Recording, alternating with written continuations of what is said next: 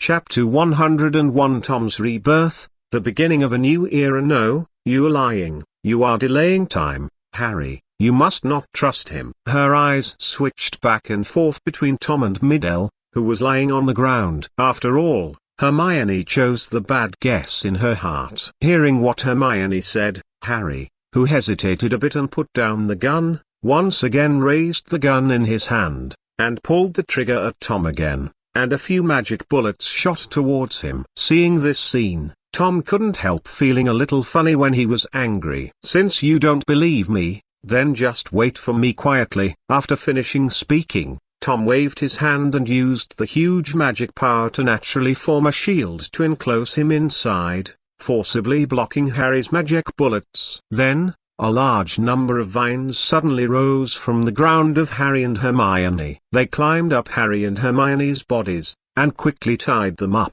Before this, it's not that the two of them did not resist, but their resistance seemed a little weak in the face of Tom, who had temporarily mastered the magic power for 1,000 years. So when Hermione picked up the wand to resist, Tom just stretched out his hand and waved it, and a magic force knocked the wand away from her hand. Casting spells without spells is something that even a powerful wizard will be involved in, but it is very rare for him to use them so delicately. Harry still pointed the gun at Tom, even though the bullets condensed with his current magic power were not enough to break through Tom's magic shield built with thousands of years of magic power. But he still held the gun. At least the gun in his hand gave him a greater sense of security than the wand. Once again, a magic bullet was fired. Still playing in the same position, countless bullets hit this position, causing a burst of ripples, and at the same time causing some cracks to appear in the shield made up of the basilisk's magic power. The sharp-eyed Tom naturally noticed this scene. He was also shocked,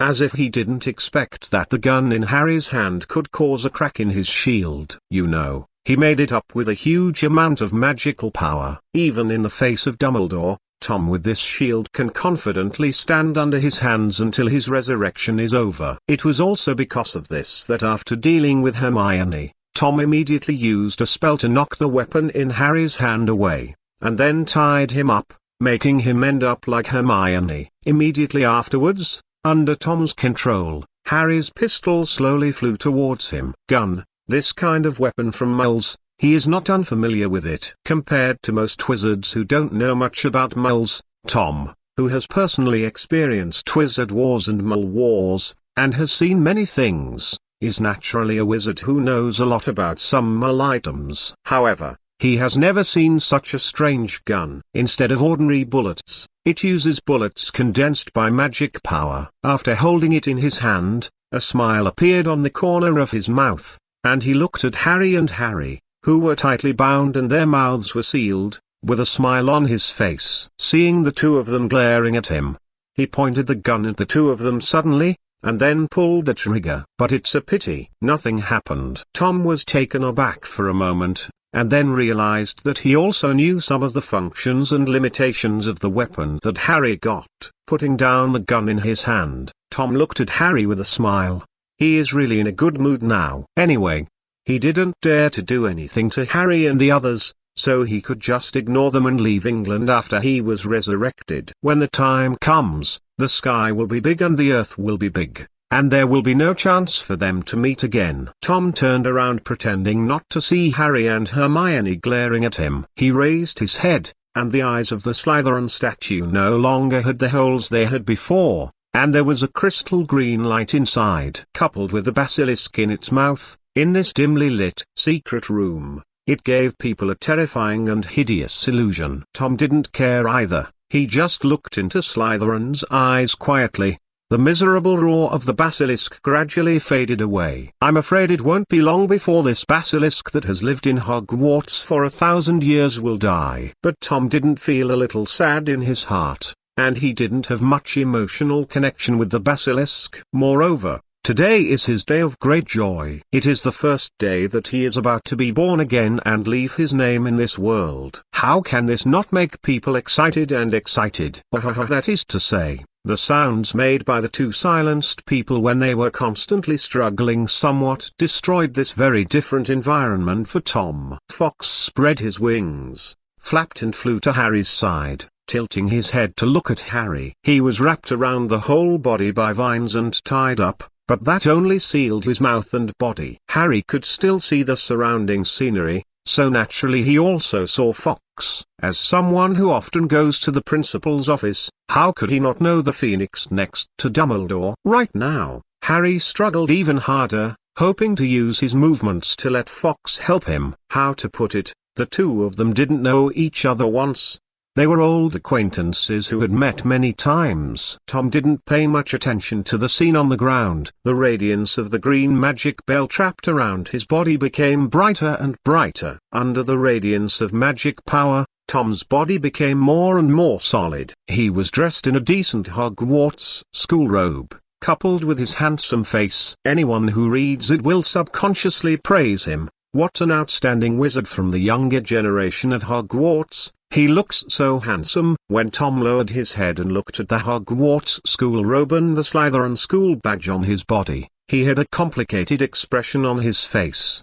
The clothes I've been wearing for more than 10 years can finally be changed. A white robe replaced the previous Hogwarts school robe, and the cloak of justice fluttered in the wind. Looking at the word justice behind him, Harry froze for a moment, as if his soul was sucked by something. Seeing that his resurrection was unstoppable, Tom removed the vines from Harry and the girl. The two of them hugged each other, looking at Tom vigilantly. To be honest, the Tom in front of them didn't remind them of Voldemort, because he is so upright and awe-inspiring. Harry even wondered if he had misunderstood him. As if aware that he was about to die, the basilisk trapped in the mouth of the Slytherin statue once again roared with all its strength. A huge roar is an inaudible moan. Tom raised his head, and a beam of light from the light source on the ceiling hit his face, making him look full of incomparable holiness. Footsteps appeared from the entrance of the secret room,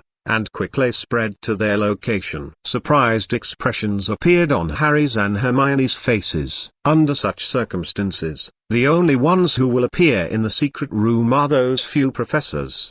Tom seemed to have not heard, and still closed his eyes tightly. At this moment, he has completed the resurrection ceremony. With a light wave of his hand, a large number of small green beads in his hand sneaked into the inner pocket of Mid's wizard robe. And after it left a little thing behind, he just turned around and walked to the ground, confronting Dumbledore and several professors who had just arrived. Chapter 102. The resurrection ceremony this time was too hasty, causing Tom to not be fully prepared. So when Dumbledore came out when he was in front of him, the former Dark Lord who had just been resurrected and was about to show his talents was embarrassing. Holding Midel's wand, Tom cast the last spell on his body again. His body floated into the top of the Slytherin statue like a gust of wind, and he looked at Professor Dumbledore and everyone on the ground indifferently. Harry and Hermione ran up to Dumbledore in great surprise and surrounded him. "Why are you two here?" Just when the two of them were about to say something in surprise, a voice that was colder than 10,000 years of ice broke in. Turning around, as Harry expected, only Snape, a gloomy old bat, could make such a cold and annoying voice. Facing Snape's cold expression, Harry felt palpitations for a moment. But what followed was an indescribably monstrous fire rising from his heart. "We don't seem to need to explain to you here, Professor." This anger came strangely, but it disappeared quickly after Harry finished speaking. Dumbledore looked up and glanced at Tom standing on the Slytherin statue. Tom on the statue nodded slightly to Dumbledore on the ground if he felt something. "Potter, do you know what this place is? This is not where you should come." Originally, it was a word with some concerns. But when it came out of Snape's mouth, it changed in a different flavor. It was so strange that it made people burn with anger. "You don't need to take care of that, Professor. That's my own business." It can be said that since what happened that day, the relationship between the two has not improved. On the contrary, it has become much worse. Hermione watched this scene from the side, a little dumbfounded. Professor Flitwick and Professor McGonagall put the statue turned Lockhart on the safer side, so as not to accidentally injure him in the ensuing battle. In that case, it would not be a good thing. So the two people who are far away from here can't hear clearly the gunpowder-filled conversation here. No one cares about you, Potter, let alone your dead father, because you have no family anymore. Shut up, Snape. Harry drew his wand and pointed it at Snape. His gun fell to the ground and he hadn't picked it up yet. Enough. When the anger between the two became more and more intense, Dumbledore, who was looking at Tom, spoke. It was the first time for Dumbledore to use such a harsh tone. He glanced at them indifferently, and after turning his head, a hint of cunning flashed in his eyes. It seemed that Dumbledore was not as angry as he appeared on the surface, but his stern voice just now had the desired effect. Snape and Harry were still looking at each other, but at least the two of them remained silent at this moment. In fact, Harry already had some regrets in his heart. He didn't know why he was so impulsive just now, so he quarreled with Snape so suddenly. Knowing that he was wrong was one thing, but his pride refused to let him bow down to Snape. Just as Snape would always protect Harry, but never bow to him. The two of them were naturally at odds, but they couldn't get to the point where they couldn't get along. However, the protagonists tonight are not the two of them. When Dumbledore waved the wand in his hand, Tom, standing on the Slytherin statue, also activated his backhand left in the secret room at the same time. Tonight is destined to be a sleepless night, and there are many things to deal with. It's not yet the point where the two of them will fight each other. Actually, this is a bit of a pity for Tom. Now, after looking squarely at his own heart, how can he not understand that he hates Dumbledore, and why doesn't he aspire to become the next Dumbledore? Farewell, Professor. Farewell, Hogwarts. Indeed, he was not fully prepared, and even his own resurrection was in a hurry, very hasty. But this doesn't mean that he didn't prepare in the secret room before. After some of his secrets were exposed in the question and answer space, he started to prepare. Even if the secret room is the deepest secret that I have hidden before, it is also my safest base camp. But who knows if Dumbledore will find this place later. So Tom made some changes to the alchemy runes on the Slytherin statue when he had a wand. As a result, there is only one last chance to use the alchemy circle that can be teleported all the time. It just so happened that when he was just resurrected, he poured the excess magic power into the alchemy rune, completing the final charge. Now, there is only one last step left. After activating these alchemy runes, he will be able to leave Hogwarts under the magic power of these alchemy runes. So, when Dumbledore waved his wand, and flames rose up and surrounded the area, Tom knew in his heart that it was time for him to leave. However, he still wanted to take another look at Dumbledore. When Dumbledore commanded his own flame and walked towards Tom amidst everyone's shock, Tom looked at the old but still tall figure, and said something to himself lightly. Time to go. The green light was fleeting, and when the flame commanded by Dumbledore surrounded the statue of Slytherin and blocked everyone's vision, Tom's figure also disappeared into the secret room, as if he had never appeared before. After the flames surrounding the statue burned, all that everyone saw was nothing but emptiness. A one-man Slytherin statue. The flame burned away the traces left by Tom, and also burned away the unknown things. Harry just thought that Dumbledore had defeated that person, and the joy was expressed on his face from the bottom of his heart, without any concealment. Snape looked at the empty Slytherin statue for a few seconds before shifting his gaze to Dumbledore, stared at him deeply. Professor Dumbledore, who noticed Snape's gaze, turned around and winked at him first. Then he turned to Harry, still with his usual amiable smile. It's like the expression that an old man will only have when facing his own children and grandchildren. It's over, Harry. At least temporarily. That person won't be coming back to Hogwarts, maybe not forever, but at least not now. The former sentence was addressed to Harry, while the latter ambiguous sentence was addressed to Snape and Hermione, who was still a little confused. This little witch had some bad guesses, but her trust in Dumbledore made her not want to speculate in this direction. Let's go. Take Gilderoy back, and you should pick up your wand and that weapon. When the time comes, when the mandrake is mature, You will need Severus to make potions for them. Please, snort. Regarding this, Snape just snorted coldly, obviously dissatisfied. Dumbledore smiled wryly. What he did just now was not secretive. Whether a smart person like Snape could guess anything is another matter. At least, tonight went smoothly.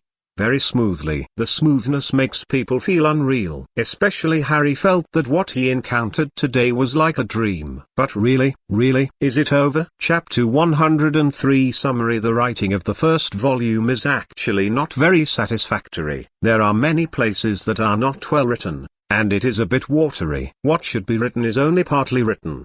The change of Tom's character is hypothetical. I want to see how big a storm this changed butterfly will create. Professor Dumbledore is among them, but since I haven't read books or watched HP movies for a long time, my portrayal of characters is really a little weak. The new book will gradually improve, and The Crow will also improve along with it. I hope everyone can give some suggestions in the second volume. After all, manpower is limited, and getting suggestions from readers may allow this book to go wider. After all, the author is not experienced enough and has not read enough. It really takes time to hate less. I hope that the next second volume can give some good stories as much as possible. Make progress slowly, seek slowly. Chapter 104 Died. Snape turned out to be. The fact that Professor Lockhart was attacked and turned into a statue spread throughout the 4 small houses of Hogwarts at a very fast speed. Many wizards ran to the school infirmary to look at the statue that could only lie on the bed. After all, from their point of view, their Professor Lockhart is not so empty-handed and has a false name. After the first round of the Q and A session ended, Professor Lockhart showed his strong side. And while carefully explaining the knowledge in the book to them, he also taught them how to use the Iron Armor Curse. You can say that the students probably don't know as much about other spells as they do about the Iron Armor Curse. Because of this, Professor Lockhart's popularity is even higher than expected. So, when everyone knew that Professor Lockhart went into the Chamber of Secrets to protect Harry and the students, and fought against the Black Hand behind the scenes that caused the students in Hogwarts to fear, and became like this, the admiration for Lockhart among the students was unavoidable, and the fame of Harry and Hermione also increased greatly. According to gossip, the reason why Professor Lockhart fought with the owner of the Chamber of Secrets that day was because Harry and Hermione found the Chamber of Secrets and informed him when they entered. In the Chamber of Secrets, relying on Harry's bravery and Hermione's wisdom, they successfully persisted until the arrival of Professor Lockhart. And Professor Lockhart, even though he is their defense against the Dark Arts Professor, even though he has a strong ability to deal with it, but when facing the Black Hand behind the scenes, he still fell short, and accidentally fell into the black magic transformation of the Black Hand behind the scenes. It became a statue. After all, it still failed to wait for the arrival of Professor Dumbledore. This is really a sad thing. So when Harry and Hermione came to the classroom, what they faced were the curious eyes of many people, as well as Ron's resentful eyes. Harry's scalp was a little numb. It's okay to go back to the dormitory last night. After all, they were dealing with things, and it was already late when they finished their work. But it's different now. Through hearsay, Ron knew many versions of what happened yesterday. From the resentful eyes, one can see what kind of mood he is in at this moment. Resisting the many mixed looks, Harry sat next to Ron, and Hermione sat next to Harry, as if nothing had happened. That's right, she doesn't look like Harry now. She is very free and easy now, and doesn't care about other people's opinions at all. Compared with other people's opinions, the basic knowledge of magic from another world is obviously more attractive to her. It is precisely because of this that Hermione has become a little obsessed with the world in the book recently. It is also because of this concentration that she ignores the eyes of others. It's not that she doesn't care, but because she has something she wants to pursue during this period of time. You can tell by the relish she is reading with the basic magic pattern. I never thought you wouldn't take me with you, Harry. I really misread you. Facing Ron's resentful eyes and gloomy tone, Harry said that he really couldn't stand it. Listen to me making one up. No, listen to my explanation. Ron, the situation at that time was not because I didn't want to call you, but because the situation at that time was really different. What happened to Hermione and I was so sudden. Just as Harry was explaining, the people around him were eavesdropping. The sound of footsteps came, briefly attracting everyone's attention, including Harry, who was covering, explaining to Ron. As for Hermione, she just glanced over there and then continued to focus on the book. Everyone looked at the door of the classroom, and they talked a lot. After all, their class is Defense Against the Dark Arts, and the professor of their class is still lying in the school infirmary. Could it be that Professor Lockhart, who turned into a statue, showed his white teeth smile, and enthusiastically asked the students to study by themselves? You don't need to think about that kind of thing. You can know that it is impossible to use your toes instead of your brain. Otherwise, who would be curious about the upcoming Defense Against the Dark Arts professor? Their Defense Against the Dark Arts class is the first class of the acting Defense Against the Dark Arts professor. Under the curious and expectant eyes of most people, a figure in a big black robe rushed into the Defense Against the Dark Arts classroom. After everyone saw who it was,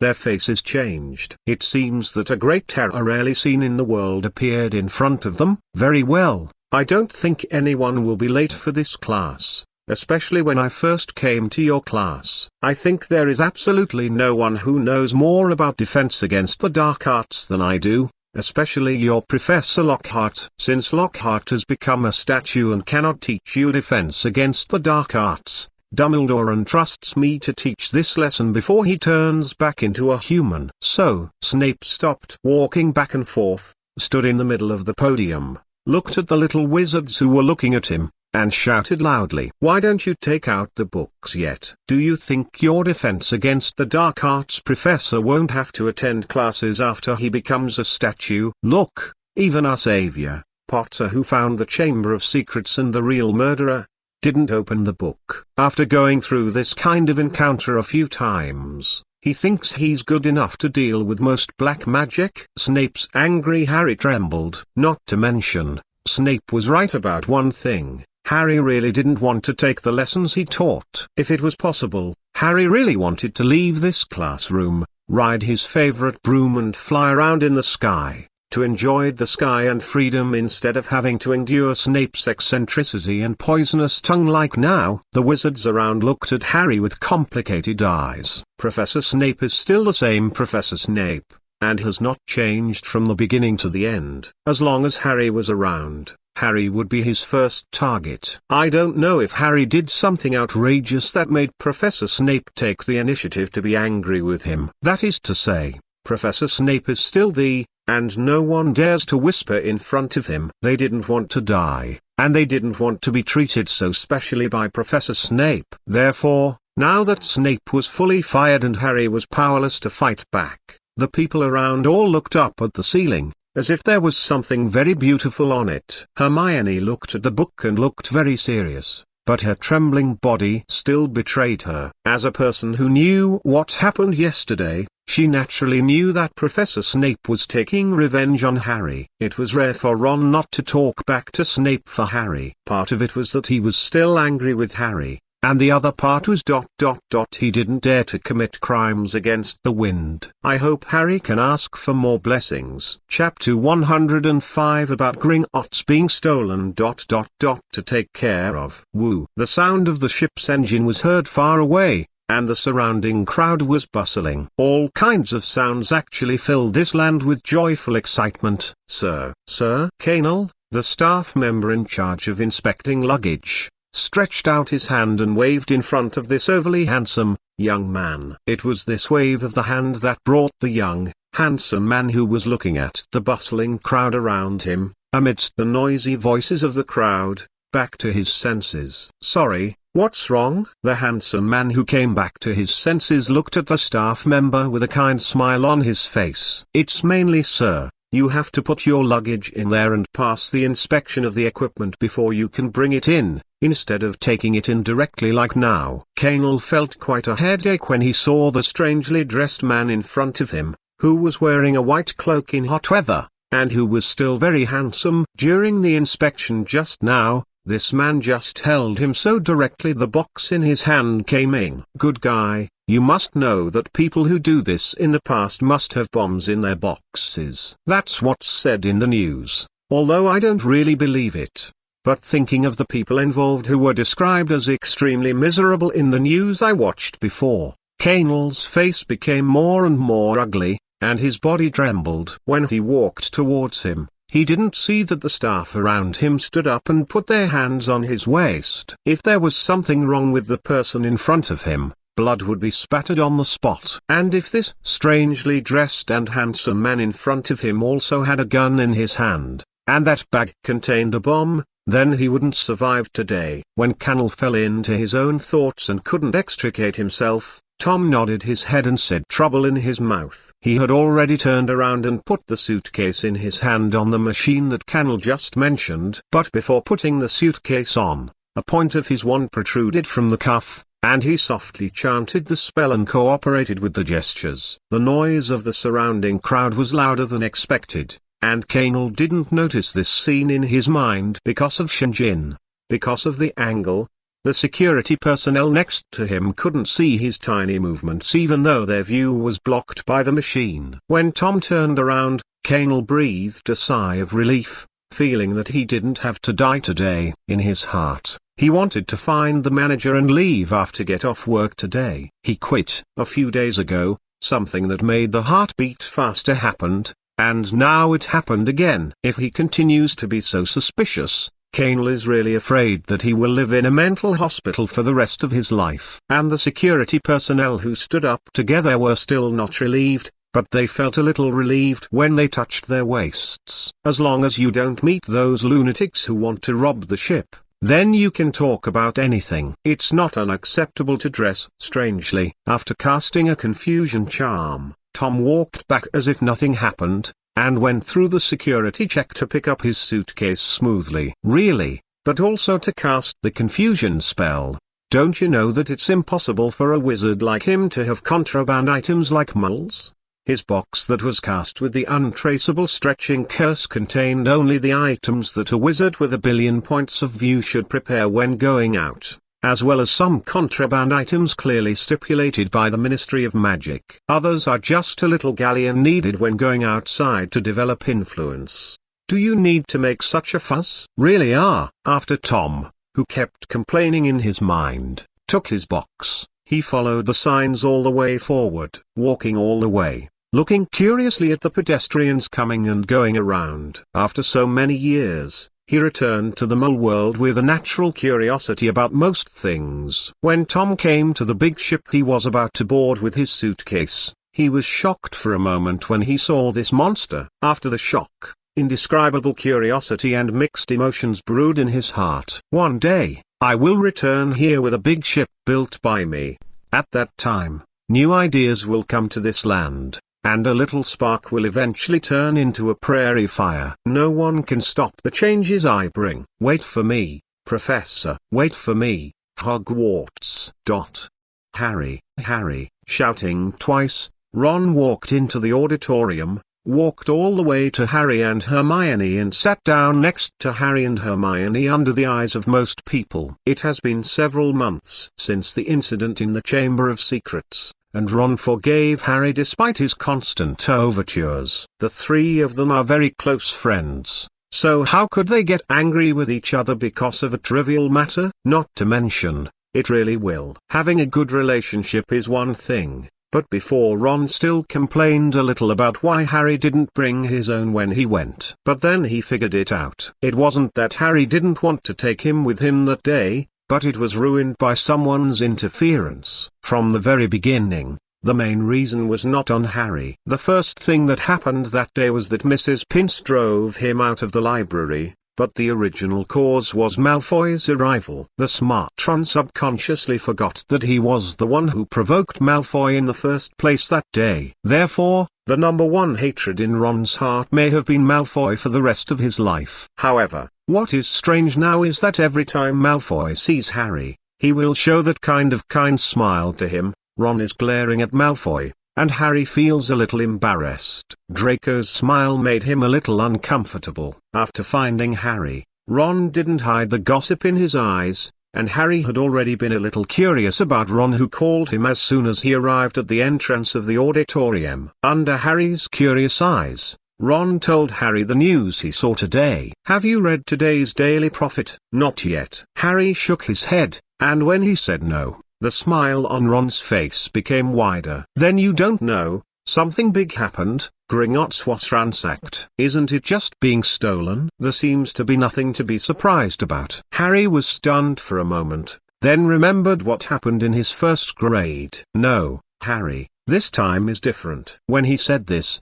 Ron's voice was much lower. He looked around and lay beside Harry like a thief. "It is said that 1/3 of the galleons were stolen from Gringotts this time. I don't know if it's true or not." As soon as these words came out, even Harry's eyes widened. Losing a precious item, or losing a bunch of galleons, which has a greater impact? Now, they don't have to guess. In a certain empty classroom, Draco looked at the numerous green beads and a piece of paper with some words written on it that were handed over to him with clear eyes. In the end, he sighed faintly. "I see." Chapter 106. The end of the school year. You would never have guessed who did what happened to me when I came to school. Walking in the corridor, Harry was in a good mood and told his two friends about what happened to him. It seems that Harry has found the murderer, but he doesn't know who the murderer is. Hermione echoed what Harry said, and the relationship between the two of them became a little strange after the last Chamber of Secrets incident. All in all,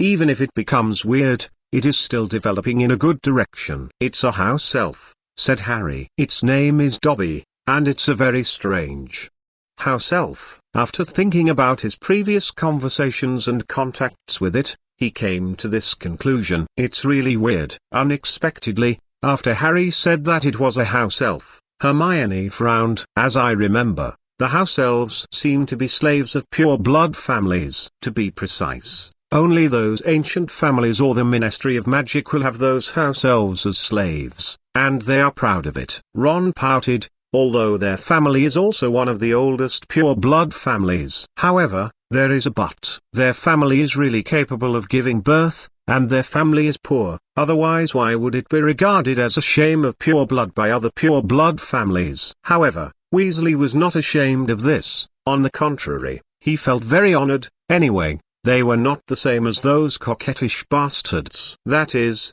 being poor makes Ron feel really embarrassed sometimes. If it wasn't because he was too poor, he wouldn't have been using the leftovers from his brothers, and he didn't even have his own books on new magic knowledge. Thinking of this, he felt some resentment towards Lockhart. Without him, books are expensive. Is that house elf a slave too? After hesitating for a moment, Hermione pursed her lips. She thought for a while, with some hesitation. "It was before, but now ... it probably isn't." After thinking about it for a while, Harry hesitated, but he remembered a certain guy's promise to him, so let's trust him just once. So, after struggling in his mind, he said this sentence with certainty. In fact, he also hoped in his heart that the poor little guy could get rid of his status as a slave and become a free house elf. "At the beginning, I knew that Dobby the house elf caused my injury in the Quidditch game. When I came to Hogwarts to take the train, I couldn't get on platform 9 3/4. When the culprit Harry was annoyed, he wished he could show him what a gun is, and what is a gun with a gun on the spot. Fortunately, he finally held back. Otherwise, he was really afraid that he would pull out his two guns and make a few holes in Dobby's body. After asking why it prevented me from returning to Hogwarts and why I forced myself to leave Hogwarts, I got a clear reason." He felt an emotion called both anger and helplessness. Facing the chief culprit who insists on thinking that he is good to you and wants to hurt you to force you to leave the happiest place in your life, the attitude towards it is undoubtedly a difficult feeling to deal with. Everyone is doing it for your own good, even if you don't like it. There are only two words to describe it: disgusting, really disgusting. Fortunately, everything has been resolved, and it is time to draw a full stop. This school year, they have experienced too much, especially Harry. At the beginning, he couldn't enter the platform. But when he came to the school by car, he was ridiculed by Snape. He was seriously injured in the Quidditch match, and learned in the question and answer space that Professor Snape had always loved his mother. Perhaps the relationship between the two of them was still bad. However, in a sense, the relationship between the two of them is a very complicated matter. The exposure of the question and answer space only makes this complexity even more complicated. It was also through this incident that Harry finally understood a doubt in his heart. Last year, Professor Quirrell said that the person who has been protecting him from the beginning to the end is Professor Snape. At that time, he didn't understand, but now he understands. Finally, and most importantly, I am afraid that he witnessed the resurrection of that person in the secret room. But I don't know why. He couldn't hate the young man in the white cloak. It was a very strange feeling of, from the very beginning, seeing that man at first glance. Harry thought he was Voldemort. But when he was resurrected, Harry began to wonder if his previous feeling was an illusion. But it's all over. With the powerful magic displayed by Professor Dumbledore, it turned into ashes. It's over, this year is over. Remember to write to me, Harry. You too, Ron. You can't just focus on playing at home, but also remember to read more. Definitely, that's for sure. What do you think, Harry? Yes, we will definitely write to you. In fact, I wrote many letters to you before, but they were all hidden by Dobby. You may be able to see them at that time. Really? Then I'll just wait and see. Amidst the voices of everyone talking, they had already walked out of the gate of Hogwarts, crossed the long cobblestone aisle and the grove, and came to the front of the Hogwarts Express train. Pile after pile of little wizards walked together in groups of twos and threes, with cheerful faces, chatting about what happened in Hogwarts recently, or some of the things that happened in other places when they were going back soon. Fun. Hi, Harry, this way. When the three of them came here, some familiar people waved to them, and the three of Harry walked over without any surprise. As they approached, a huge figure enveloped them. Hagrid. Harry was a little surprised to see the person coming. Will you also walk with us this time? No, I won't. Dumbledore asked me to visit the Forbidden Forest after a while. This time, I just want to see you off, Harry. Hagrid handed the package to Harry and told him that it was a gift for him. Harry is naturally very happy about this. However, when he opened the package and saw a lot of rock cakes inside, Harry's smile froze for a moment.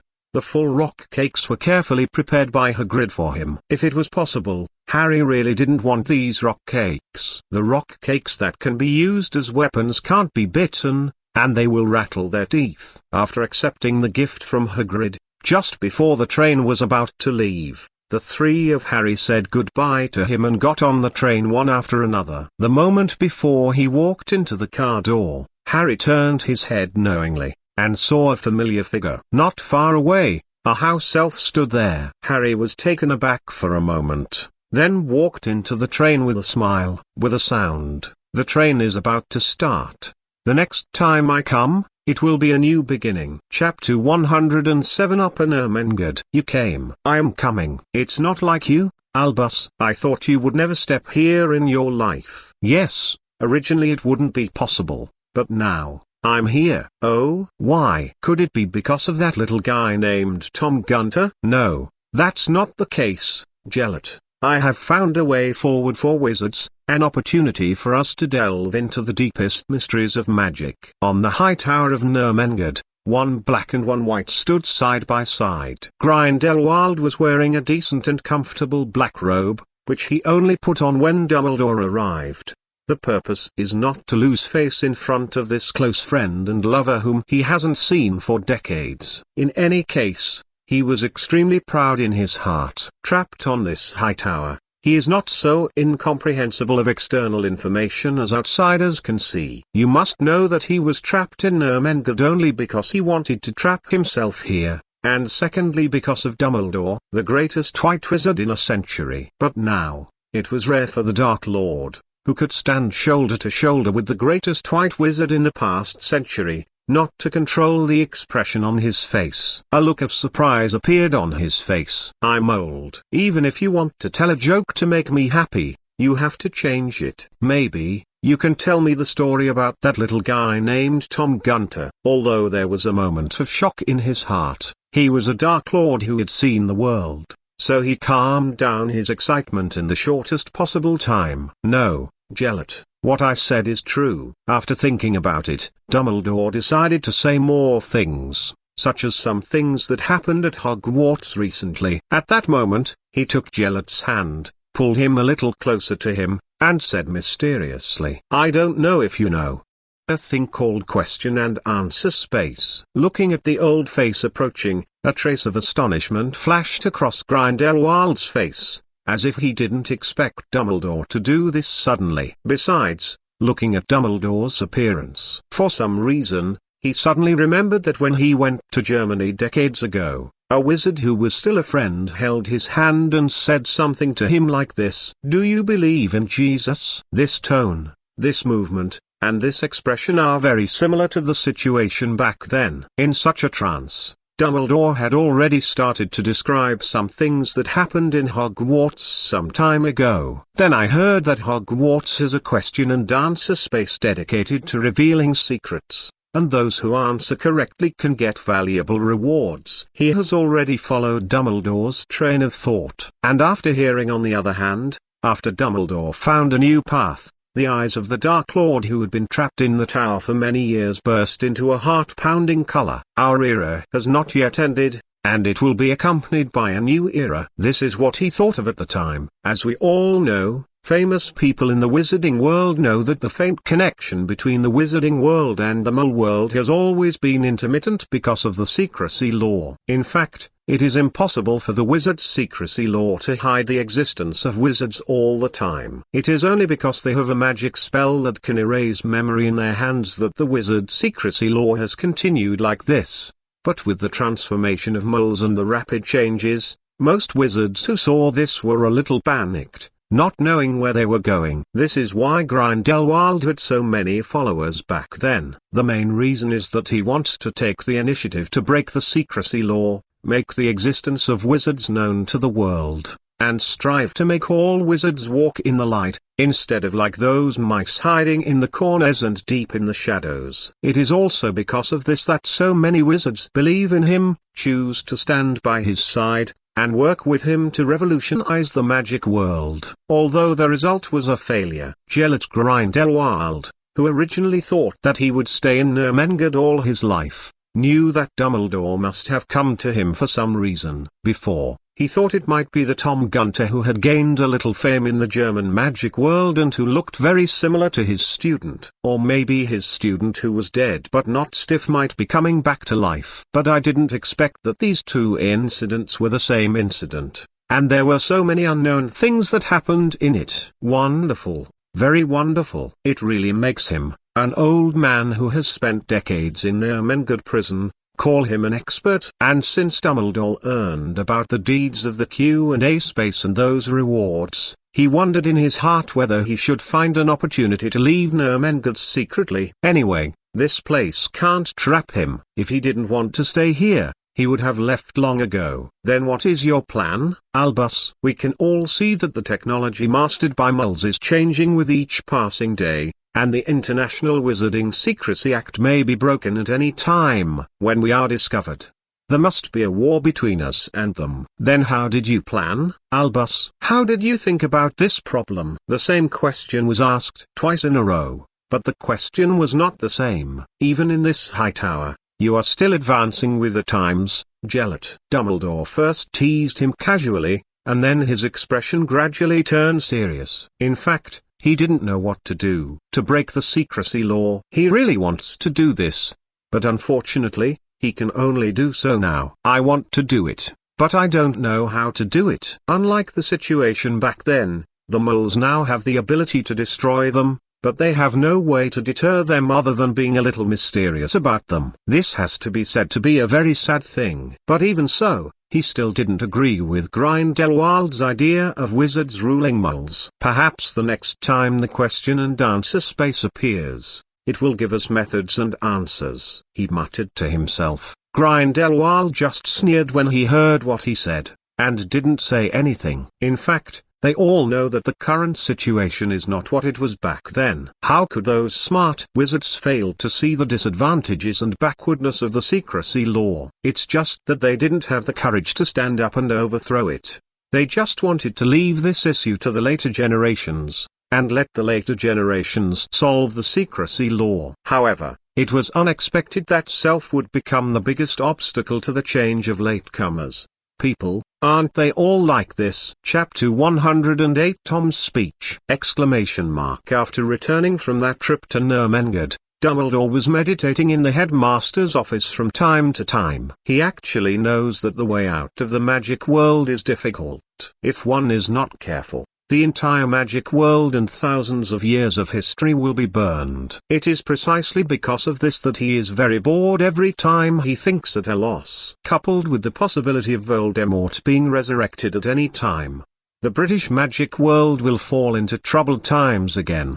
Every time he thought of this, Dumbledore felt a headache. Maybe it was undoubtedly a good choice for him not to capture Tom, but to let him leave Hogwarts freely. At that time, Dumbledore's hesitation was caused by various factors. There are also such considerations, but to be honest, what really made him let Tom go is that Tom did not hurt any student in Hogwarts, plus the few words he said to himself in the question and answer space. That was the tragedy that shook Dumbledore, coupled with the previous wrong choices. Dumbledore only tried to trust him once. Since distrust of him in the past was the reason for his subsequent wrong path, then in this crucial choice again, what will be the result of giving him trust? Dumbledore was also a little worried when he was curious. He was really afraid that Tom would use his trust to continue gathering Death Eaters, set off his dark rule, and try his best to kill muggles. That's very possible, something that can break secrecy laws and start a war at the same time. And what he wants is to abolish the Wizarding Secrecy Act, gradually let muggles come into contact with wizards, and let the two promote each other. If that's the case, the result is not bad for Dumbledore. Oh, troubled times. Thinking about recent events and upcoming events, he sighed faintly, and slowly leaned back on the chair. This old man who was approaching old age rarely closed his eyes, preparing to take a rest for a while. At this point in time, this should be one of the few rare and relaxing times. I don't know when the Q&A space will appear next time. When Dumbledore fell into a deep sleep due to many troubles, Tom, who came to the new land, was shining brilliantly. He first contacted some pure-blood families who were down in fortune, and some pure-blood families who mixed with muggles. Relying on his penetrating tongue and some wizard piece theories he adapted according to the national conditions of the German magic world, he quickly attracted a group of wizards. Standing on the high platform, Tom looked at the adoring and excited wizards below the stage, and was very excited in his heart. He felt that it was a very correct choice for him to come to the German magic world. He knew, and he also knew that he was just short of time. As long as he is given a little more time, with his mouth and some guidelines and core ideas in the peace theory of wizards, he will definitely be able to make more wizards become fellow Taoists on the same front as him. But there is no time. Those pure-blood families have already reacted. In the next few days, it will be time for them to collide with themselves. At that time, it was impossible to say that I might die in this revolution initiated by myself. But he doesn't regret it. Why does Durmstrang Academy only admit pure-blooded wizards? And to give up the vast majority of hemp-seeded wizards? Aren't they afraid that some of the little wizards' magic power will go out of control and lead to silent appearance? Why do you discriminate against these hemp-seed wizards and half-blood wizards? Could it be that they are not wizards? Just because I and others are pure-blooded, and because I feel superior to others, don't I treat them as wizards? Looking at the crowd below, Tom knew very well in his heart how disgusting the pure-blood supremacy that those pure-blood families said was. Times have changed, purer bloods. Next, I will let you understand what it means to be powerful in numbers. Dumbledore is getting old. but moles have become stronger than before. In this new era, only I can lead the wizarding world further. It's not enough to have me alone. I need more friends who share the same goals as me, and more brothers who share the same ideals. Only in this way can the world I saw in that book come to this place. Looking at the wizards in the audience who were all looking at him, Tom gradually came back to his senses. No matter how talented an ordinary wizard is, if they haven't been systematically trained, they won't have much to worry about in the face of those pure-blood families who have mastered many powerful spells and magic after systematic learning. After all, wanting a group of rabble to face eliters who have experienced many battles is undoubtedly wishful thinking. There is no idea, no magic spell, no systematic study, no experience of battles. Even if they are passionate for a while, it can't make up for the huge gap between them. But it's okay. What they didn't have before, they have now. Because I came here. He will bring his ideas, their hopes. He will bring his spells from Hogwarts for them to study systematically. He will also teach them how to deal with those errors. Even if there is not enough time, even if they are still a rabble in front of those pure-blood families. But time will change everything. Just because they are a mob now doesn't mean they will be a mob in the future. Having the same philosophy, those who dare to give and contribute their strength will eventually let those pure-blooded families know. Equality of wizards is not an empty sign. Brothers and sisters. Under the blessing of the loud voice curse, Tom's voice could be heard very clearly by everyone present. They weren't worried that moles would sneak in. Around the venue, Tom arranged a large number of mole expulsion spells and confusion spells. They raised their heads and looked at the figure on the high platform. The snow-white cloak fluttered with the wind. Even if they couldn't see the word justice behind the cloak, they could still feel the majestic power coming from the cloak. I am very pleased with your arrival, because it proves that I am not alone, and neither are you. I believe that everyone present here has their own reasons, but the bottom line is that we are all the same group of people who were persecuted by those high-sounding pure-blood families. Why do they want to be superior and treat us as inferior? Just because of blood. Just because we're not pure-blooded, are we inferior? The roaring sound made the wizards present clench their fingers. They looked at that figure, as if they were expecting something, waiting for something. His voice dropped from high to low, and he told the wizards in the audience what he wanted to say in a tone similar to telling the truth. But now it's time for us to stand up. No longer accept their oppression. No longer accept their discrimination. We should tell them loudly and use our power to let them know. Wizards are equal. Chapter 109. Trust that, Mr. Crick. Can we survive? Don't worry, those pure-blood bastards can't find us. Can we see that day? The day when we see the world that Mr. Gunter said comes. Yes, Archilter, don't worry, trust that gentleman. If it wasn't for oppressed wizards like us, how could he come here? Trust him. Suppressing tears, Crick Barnett stretched out his hands to smooth his eyes lying on the dirty ground, so that he could close them with peace of mind. More than a month has passed since that exciting speech. After Mr. Tom Gunter's speech ended, in just a few days, the entire German pure-blood family ordered Tom to be hunted down, including them. If it was in the past, when the pure-blood family wanted to kill him, then Crick must have been in a state of panic all day long, terrified of the troubles around him, because in this land, pure blood represents power, and pure blood represents superiority.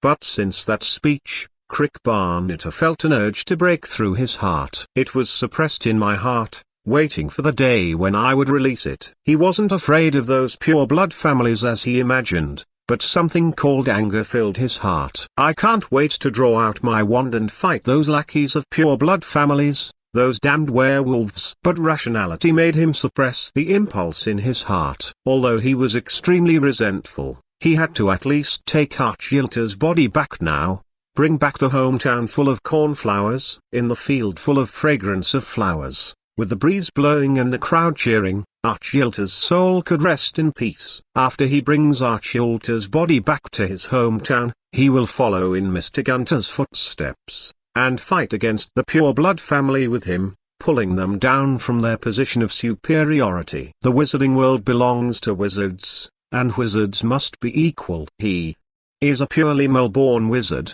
who is also a member of wizards.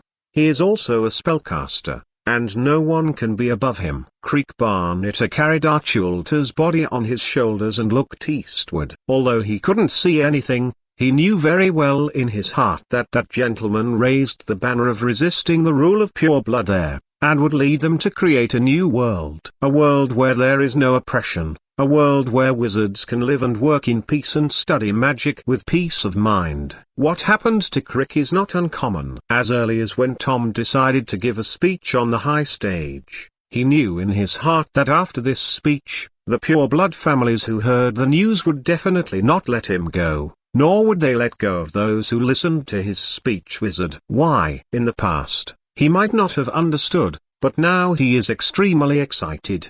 Because they were afraid that they would really lead the rabble to pull them down from their superior position. After all, this is not the British wizarding world. Hogwarts, created by the Big Four thousands of years ago, recruits talented children regardless of high or low, regardless of origin, and gives them systematic learning and dedicated training. They become the next generation of wizards. It's different here. There is nothing here. The only magic school covering this land. They also only accept pure-blood wizards as students. As for the vast majority of half-blood wizards and twin-blood wizards, they were abandoned by them. The wizards in this land are older than some pure-blood families in the English magic world. But they are a little more ignorant than wizards in the British wizarding world. But why? Tom thought for a long time before finally coming to a conclusion, whether it was thousands of years ago or now. None of them had wizards like the Big Four to stand up and speak out for the largest number of half-blood wizards and hemp-seeded wizards. It's okay, it's okay. He has come, bringing hope. Looking at the few people around him, they were one of the few wizards who followed him and did not disperse. They are the seeds of new ideas in this land, and they are also the hope for the future of this land. As for myself, after all, I still have to leave and go back to the place I should go back to. Right? Leaning against the wall, Tom looked out of the window in a daze. There was depth in his eyes, as if they were spinning a vortex, so that everyone who looked at him would inevitably sink into it. What he is thinking about now is the current situation. The most important thing right now is how to lead these people to escape the pursuit of some pure-blood families. Of course it's not a pursuit on the bright side. Which decent person would put this kind of thing on the bright side? Isn't that an excuse for others to get the Ministry of Magic involved in this matter? A wizard who wantonly attacks other wizards is a dark wizard. How could these pure-blood wizards be those evil dark wizards? They are good citizens of the Ministry of Magic. They abide by the law. How could they know the law and break the law? And because of this, it is also because of the arrogance in the hearts of those pure-blood families. Most of the wizards they sent to hunt them down were some werewolves and dark wizards who do business in secret. Only a small number of them are hidden wizards in pure-blood families. In the face of such a situation, it is not easy to say it is simple, and it is not difficult to say it is difficult. With him alone, most wizards can actually be dealt with. However, the premise is that those families do not attach great importance to it. Tom didn't want to have to face the high-level assassinations of those families for a period of time afterwards. At least, in his team, before the wizards he cultivated with new ideas grow up, they won't face too high an intensity of hunting. Now the strength is just right. Although many people will die, maybe some people think he is cruel, indifferent. But if you want to break the secrecy law and make wizards in this land equal to wizards, what kind of things can you do without bloodshed? Tom knew very well that transformation of wizards was not as simple as playing games. Sir, someone is catching up again. A wizard hurried in, and Tom was awakened by his words. Where? 10 miles north of Morley Town, there are 20 people and 5 vicious dogs. Damn pure-blood family. Damn werewolves. Someone muttered something in a low voice. The experience of being hunted down and chased by others for about a month made these wizards feel very painless. There are 4 or 5 wizards here, plus 4 or 5 wizards downstairs. Tom's eyes flashed sharply. Solve this group of pursuers first, and then talk about others. What's more, after being chased for so long to lure people to this remote place, isn't this the moment we've been waiting for? Everyone's eyes were on him, and those eager, expectant eyes undoubtedly indicated something. They believed in him, and this firmness has been proven up to now. The corner of Tom's mouth raised. He picked up his wand and stepped forward. Just let more oppressed wizards know my name here. Chapter 110. Lockhart is about to go abroad. When he returned to his home, Richard was worried for a long time. I don't know what kind of thoughts he had in mind as he dragged his suitcase and walked home. In short, I was very anxious. This trip to Hogwarts not only allowed him to receive generous prizes, but also gain the friendship of many people. But the point is, as a little butterfly, his flapping wings changed to many things. First of all, Voldemort's Horcrux and the diary. When Dumbledore announced to all the teachers and students in the auditorium that the Chamber of Secrets case was completely over, he was completely dumbfounded. And Professor Lockhart, the Lockhart at this time, is not the superficial Lockhart in the original book, who left Hogwarts and spent a few years in the outside world without knowing anything. The current Lockhart has good fighting skills, and he is still frantically making up for the knowledge he lost in Hogwarts. His teaching level is much better than that of the previous Professor Quirrell. Moreover, unlike the original book, Lockhart was fired from Hogwarts because he lost his memory because of sneak attacking Harry and Ron. And then it was discovered that he had used the amnestic charm to clear the memory of other wizards. During the last 2 months of this year, Lockhart regained consciousness after taking the potion made by Professor Snape, and resolutely handed in his resignation to Professor Dumbledore. Dumbledore also delayed him for 2 months, until the end of this school year, before agreeing to Lockhart's resignation. I heard from others that Lockhart was in a good mood the day he received an accurate reply from Dumbledore. He even asked a row of dwarves to play songs for him. It's that song. It's a little ugly. It's not something ordinary people can hear. How should I put it? Professor Lockhart did not lose his reputation like in the original book, but only encountered an attack, and then retired from the position of Professor of Defense against the Dark Arts. And the thing Richard couldn't believe the most was this. In the latest Daily Prophet, Lockhart voluntarily and tactfully stated that the stories in his book are not his personal experiences, but the experiences of others, and are products of artistic processing. Then the shocking reversal came. Those victims who were attacked by Lockhart before, the real protagonists of the book's story, stepped forward and forgave Lockhart. When Richard saw this scene, his jaw dropped in shock. In an instant, a picture appeared in his mind. Lockhart took the wand and found those people back then, and restored their memories one by one, but he didn't know if he had tampered with those memories. Thinking about it, it must have been tampered with, otherwise how could those people be so talkative? Not only did he not mean to blame Lockhart, nor did he mean to cast the Avada Kedavra curse on him with their wand, but he insisted that he and others did not want to compete for fame and fortune, so he did it when Lockhart wrote the book. Hid himself. This is really the biggest joke in the world. In short, Richard couldn't believe it at all when he saw the news. It was only after waiting for so many days that he gradually accepted this fact. Lockhart is worthy of being a master of spiritual magic. No one can match in clearing memory, adding memory, and transforming memory. Looking at it this way, Lockhart is worthy of being a student of Ravenclaw College. It's because he once used his intelligence in the wrong place. Now, Richard thought to himself, he is probably on the right track. The blue sky, the peaceful village, surrounded by a large forest. This is a small village hidden in the forest, where people have lived here for generations. Although it is located in a remote place, it does not mean that it is completely cut off from the outside world and lives an isolated life. It's out of the question. But now, an uninvited guest has come to this paradise-like place,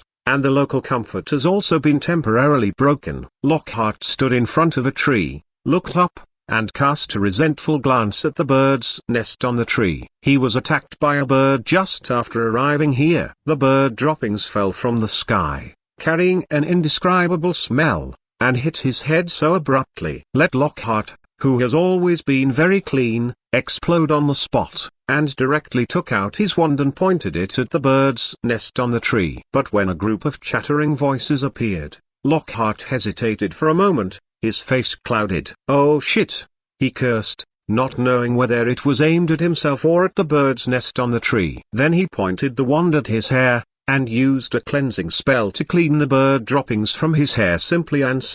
After sorting out his appearance, Lockhart slowly let out a breath and walked into the small village.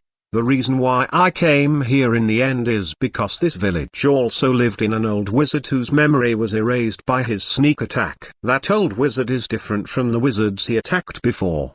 The old wizard living in this village once saved his life, but by chance, he fell under his amnesia spell and forgot some things. That's all. He didn't steal the old man's experience to compile his own story. When he was in danger, if the old man hadn't saved his life, he would have died tragically in the forest long ago. And where would there be Lockhart, who later became famous in the magic world? It's a pity that by chance, the old wizard fell under his forgetting spell and forgot many things, and he also left this cozy and small village because of guilt. This time I came back mainly to make up for my past mistakes, help the old wizard recover his memory, and then leave here by myself. God knows how happy he was on the day Dumbledore agreed to his resignation. After learning that that person really put a curse on the position of Professor of Defense against the Dark Arts, he avoided it with fear. In addition to seeing those eyes petrified by black magic that time in the secret room, Lockhart became even more frightened in his heart. Think about those defense against the dark arts professors before Hogwarts. It's either a tragic death, or it's worse than death. There are very few people who can die well. Lockhart didn't want to be among the group of people who died tragically or worse than death. So, after resigning, the first thing he did was to make up for the mistakes he had made. Return all the stories and memories of those people to them. Of course, in order to prevent himself from being beaten to death by them, Lockhart made some changes to their memories, added a little something. Slowly stepping into the village, Lockhart's scattered thoughts were gradually withdrawn by him. Oh, yes, and that letter. Exactly. After this last matter is resolved, I will go to the magic world in Germany at the invitation of that person. Chapter 111. The Careful Seed. Since Tom buried the wizards who hunted them down, the German magic world has fallen into a strange situation. The superficial calm is terrifying, but everyone knows that beneath the superficial calm lies a fierce undercurrent,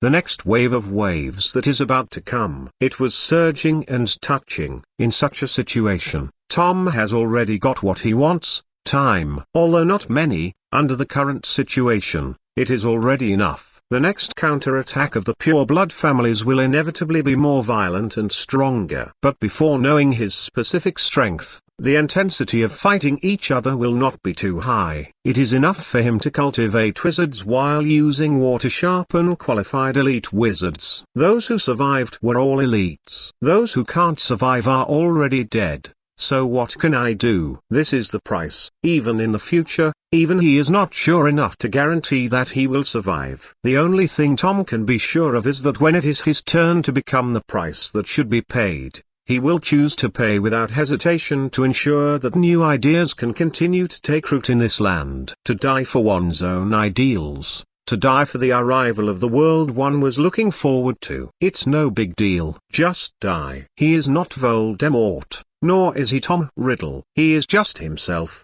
a forerunner walking on the brand new path. In the future that is about to be seen, pioneers like him will not be in the minority.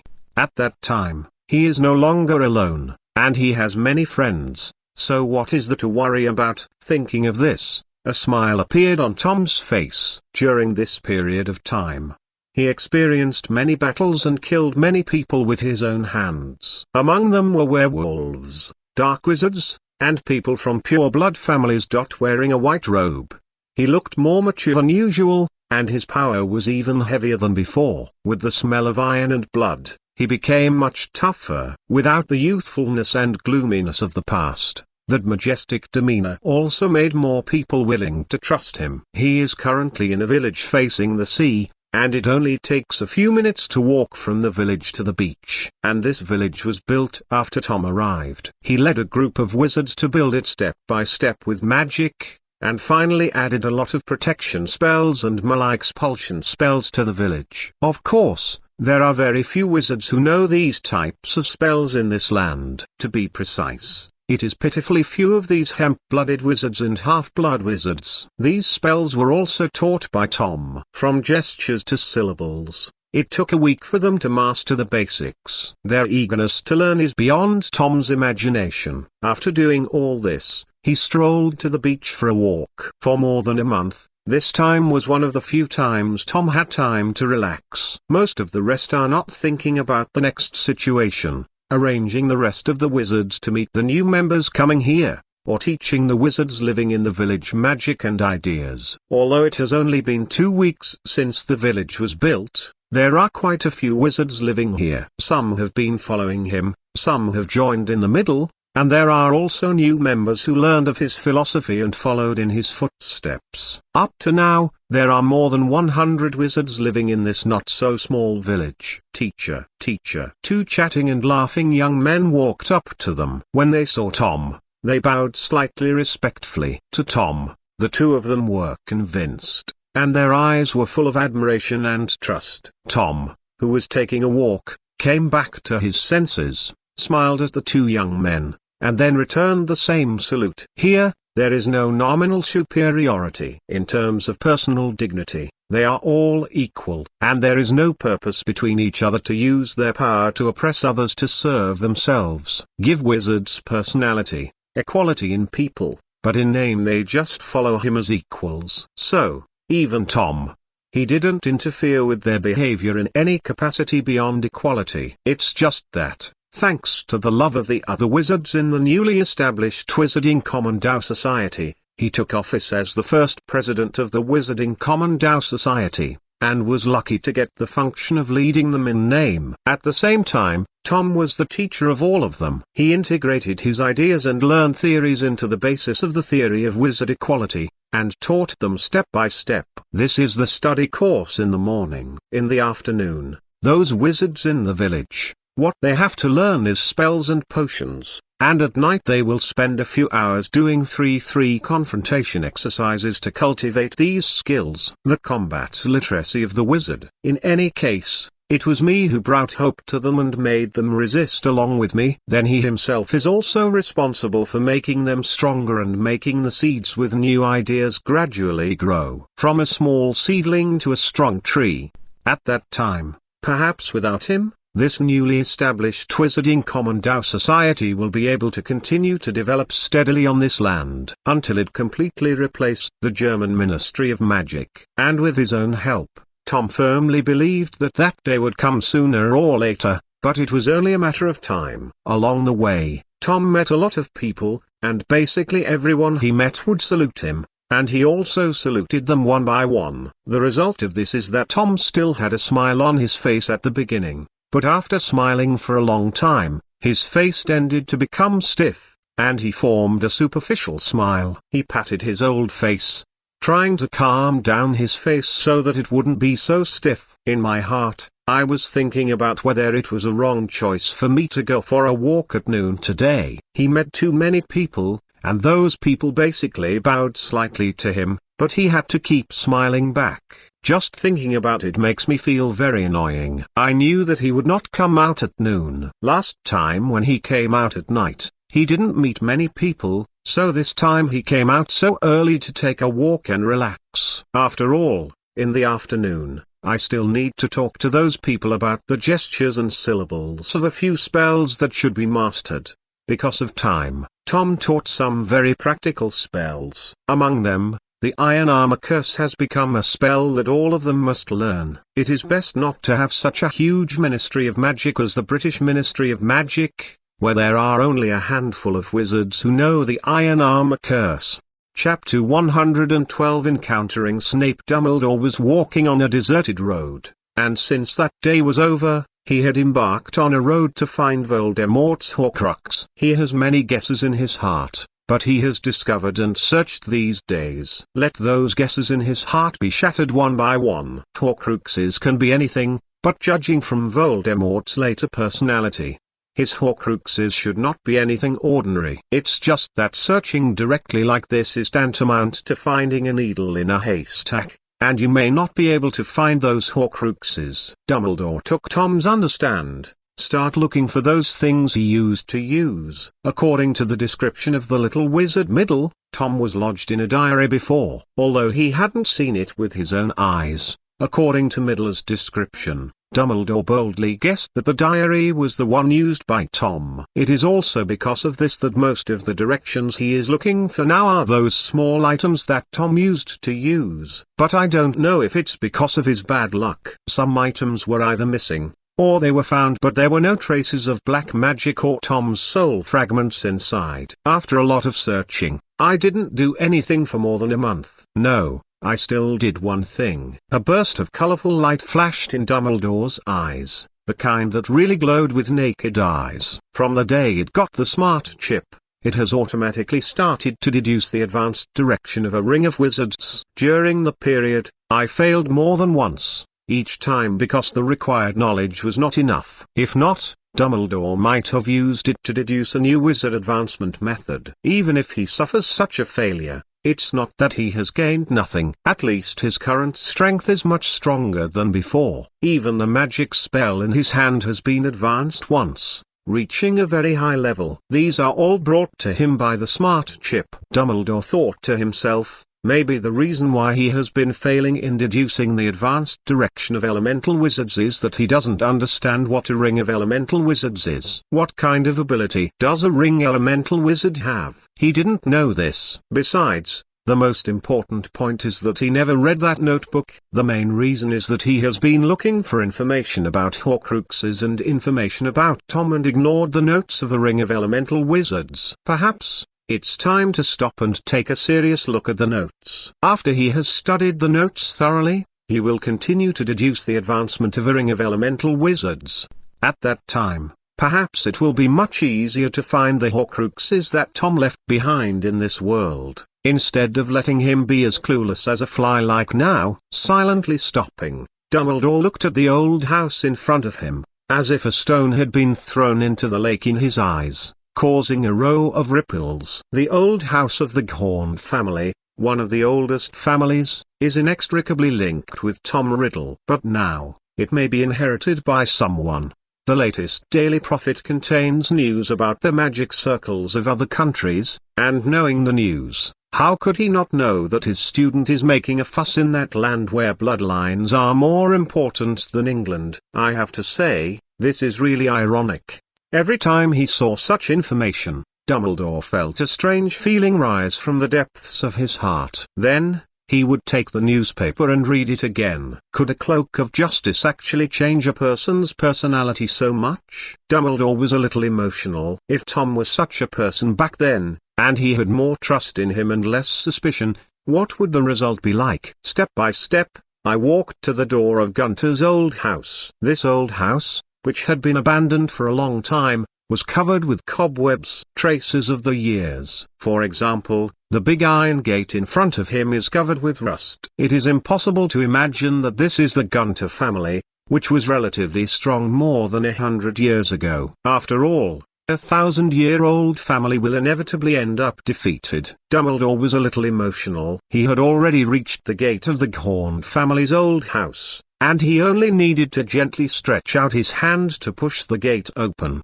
Then he would be able to know whether Voldemort had a Horcrux hidden here. Besides, Dumbledore could feel that something in this old house was attracting him. That kind of thing made my originally calm heart a little more longing. I don't know what kind of magical item can move my heart. Curiosity and fear were mixed together. He didn't know what he was afraid of.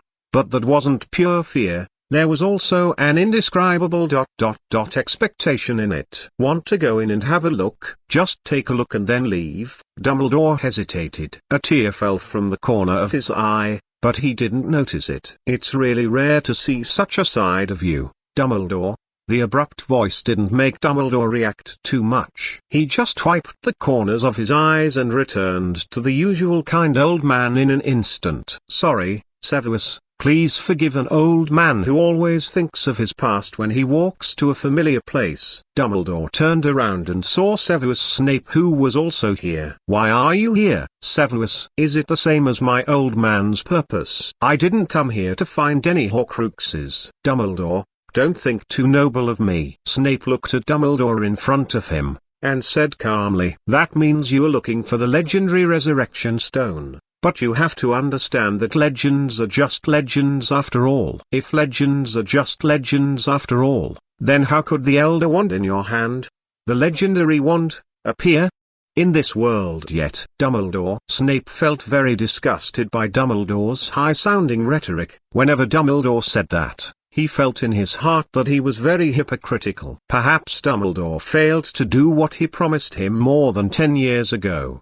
and later used Lily as an excuse to guide him. "It's really disgusting." Dumbledore opened his mouth, but he didn't say anything after all. Mere disputes are meaningless. Regarding this matter, no matter what Dumbledore said, according to Snape's personality, he would definitely try it. "Don't turn back if you don't hit the south wall." Snape's character had always been like this: persistence, firmness, stubbornness. And why isn't he like this? Chapter 113. An annoying family has another annoying person. Dumbledore did not enter the Gaunt family's old house in the end, and Snape also turned his head and left without stopping. One embarked on a journey to find the Horcrux, and the other was still searching for the places where news of the Resurrection Stones had appeared. No one knows what they missed. Perhaps fate is so wonderful. If they entered Gaunt's old house, would the ending be different? The two who have already left are unknown. Harry looked at the starry sky outside the window, and his thoughts gradually passed through the thick wall, as if returning to Hogwarts with the stars in the sky. The place he thinks about day and night. In this home. No, this is not his home. In this place. His homework can only be done secretly in this peaceful night, because he is a wizard. Wizards, on the other hand, are the group that the Dursleys hate the most, and they are also the group that cannot be mentioned the most. That disgust spread from his special status as a wizard to him. Harry didn't think it mattered. Ever since he was a child, as he experienced cold eyes, insults, and bullying. More is not much, less is not much. He is used to it. At this moment, there is still 1 month before the end of the summer vacation. As long as this month is over, he can leave this place that he hates so much. In other words, for this year's birthday, he seems to have not read even a single letter from a friend. There is no good news, but there is a lot of bad news. On his birthday, Aunt Margot will be staying here for a week. The Dursleys are preparing food downstairs, waiting for Aunt Margot to visit. Harry didn't like his nominal Aunt Margot. Every time she appeared in front of him, she would bring him many unpleasant memories. I believe that this time will be no exception. Potter, come down from your damn room, and don't read those crazy books. Aunt Margot is coming soon, come down quickly. Even though Harry has now moved to the small room on the second floor, Vernon Dursley's loud and resonant voice can still reach Harry's ears through all the barriers. Understood. Come down immediately. Harry roared loudly. He angrily slammed the book in his hand on the desk to vent his dissatisfaction. But even though he was extremely dissatisfied, he still had to listen to Uncle Vernon's words and go downstairs to meet Aunt Margot. Because this place is not his home, he doesn't have many choices. Of course, his feeling of anger may not only be due to the arrival of his most hated Aunt Marge. It is also related to the fact that he did not receive a letter from his friend on his birthday. After packing up the books again, Harry tidied up the desk and hid the magic books before getting up and opening the door to go downstairs. Downstairs is the living room that has undergone various decorations and is surrounded by many colored ribbons. Darley sat on a chair and watched TV, still watching the same program he often watched. Aunt Petunia is packing up all kinds of furniture. What kind of woman is she? Harry couldn't make a comment. They were all people who treated him badly anyway, so what was there to comment on? When he went downstairs, the first thing he had to face was Uncle Vernon's stinky face and the vicious words in his very exaggerated loud voice. "Potter, your Aunt Margot is coming soon, so hurry up and get ready." Vernon Dursley stuck out his fat belly, and when he said this, the flesh on his face twitched, and he didn't look like a good person. I know everything." The impatient Harry didn't want to see his stinky face at all right now, nor did he want to see Aunt Marge, who was coming. God knows if her life will be worse after she arrives. Vernon Dursley seemed a little worried. After taking 2 steps towards the living room, he suddenly turned around and said viciously to Harry, "Potter, I don't want any weird things to happen after Aunt Margot comes to this house. You understand it?" Vernon, who deliberately pretended to be ferocious, stared at Harry. This vicious look was probably 80% real, not completely fake. He himself hated Harry and everything related to abnormality. Harry nodded. He was not the kind of troublemaker in the first place. How could he take the initiative to cast a spell on other people? Besides, the Hogwarts school rules plus the Ministry of Magic regulations clearly stipulate that wizards under the age of 18 are legal outside the school. Wands are not allowed. Clearly stipulated. Even if Harry wanted to use a wand, there was nothing he could do. He didn't want to be expelled from Hogwarts, becoming the first student to be expelled from Hogwarts in the past 10 years. Vernon nodded, and just as he was about to leave, he said something viciously again. "We must remember that when Aunt Margot comes to our house, no strange things will happen. If it appears." A playful look appeared on his face. "If anything weird happens, I'll drive you out of my house immediately. I promise to do it." After finishing his last sentence, Vernon walked into the living room without looking back to help Aunt Petunia deal with hygiene issues. After all, how could Petunia clean up the whole house by herself? Of course he will help her. Harry stood where he was, not knowing what to do for a while. He is out of tune with his family, no matter what aspect it is. To be honest, he is actually very envious of Ron and the others, because their family is still there.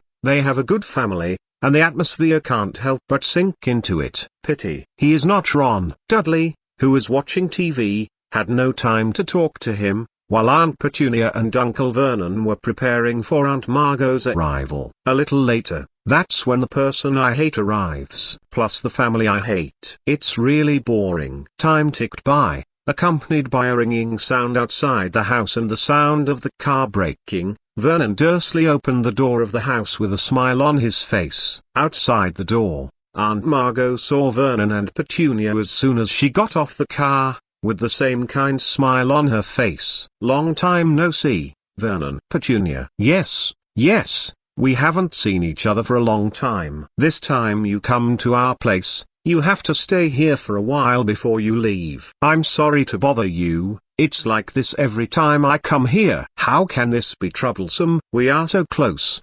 The three of them were chatting with each other, talking and laughing, and seemed to be having a good time. But the moment Margot saw Harry, the smile on her face disappeared. Harry's heart skipped a beat. Oh, it's about to start again. Chapter 114. Harry, Sirius is going to kill me. In fact, he should have known it a long time ago, and he should also know what will happen after Aunt Margot comes to their house. Dragging his suitcase, he walked aimlessly on the street, recalling Aunt Margot's ugly face before. Harry's teeth itch with anger. If it's just about him, then it's no big deal. Over the years, he has been insulted, looked down upon, and ridiculed a lot. Facing the words that insulted him, he was confident that he could let those words go in one ear and out the other. After listening to it, go to sleep at night, and the next day you can act as if nothing happened. But the only people who could be regarded as Harry's backlashes were his friends and dead parents. Margot was wrong in that she shouldn't have insulted his parents. It's all right now.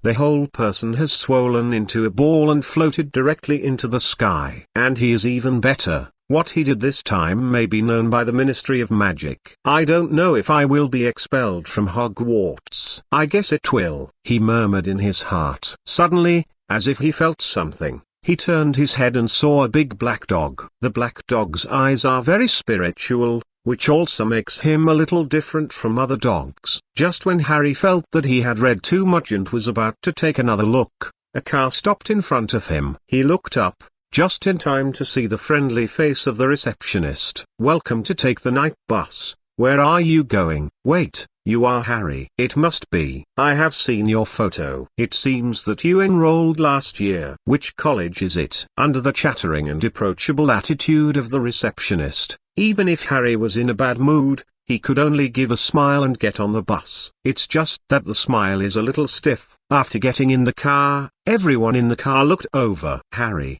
who had never experienced such a thing, felt his scalp tingle, but his psychological quality was not bad. He calmed down secretly, and sat next to the driver. The receptionist was still chattering. "I don't know what he is talking about." Harry listened for a while, and seemed to be talking about his glory days in school, but it sounded like he was making up stories. "I really hope that time will pass quickly." In the last few days before the start of school, unexpectedly, Harry did not receive the punishment he imagined, but instead saw Fudge's gentle side. His chubby belly made him look chubby, and with his hat, he looked a little funny. But that's also the case. His kind attitude made Harry feel weird. "However, as long as I don't get expelled from Hogwarts, that's fine. As for the others, it doesn't matter." It seemed to be a very important thing to come to see myself and confirm that I was fine, which led to Fudge, the Minister of Magic, the next day after receiving his news. He had already left yesterday. Through the latest issue of the Daily Prophet, Harry saw today's headlines. "The vicious Sirius, Voldemort's most loyal lackey, escaped from Azkaban." The eras of the Ministry of Magic are investigating, but judging from the last words left by Sirius, his target is very likely Harry Potter. Harry stared wide-eyed, seeing the ferocious appearance of the man in the photo in the newspaper, and said hysterically as if he had gone crazy, "He's there!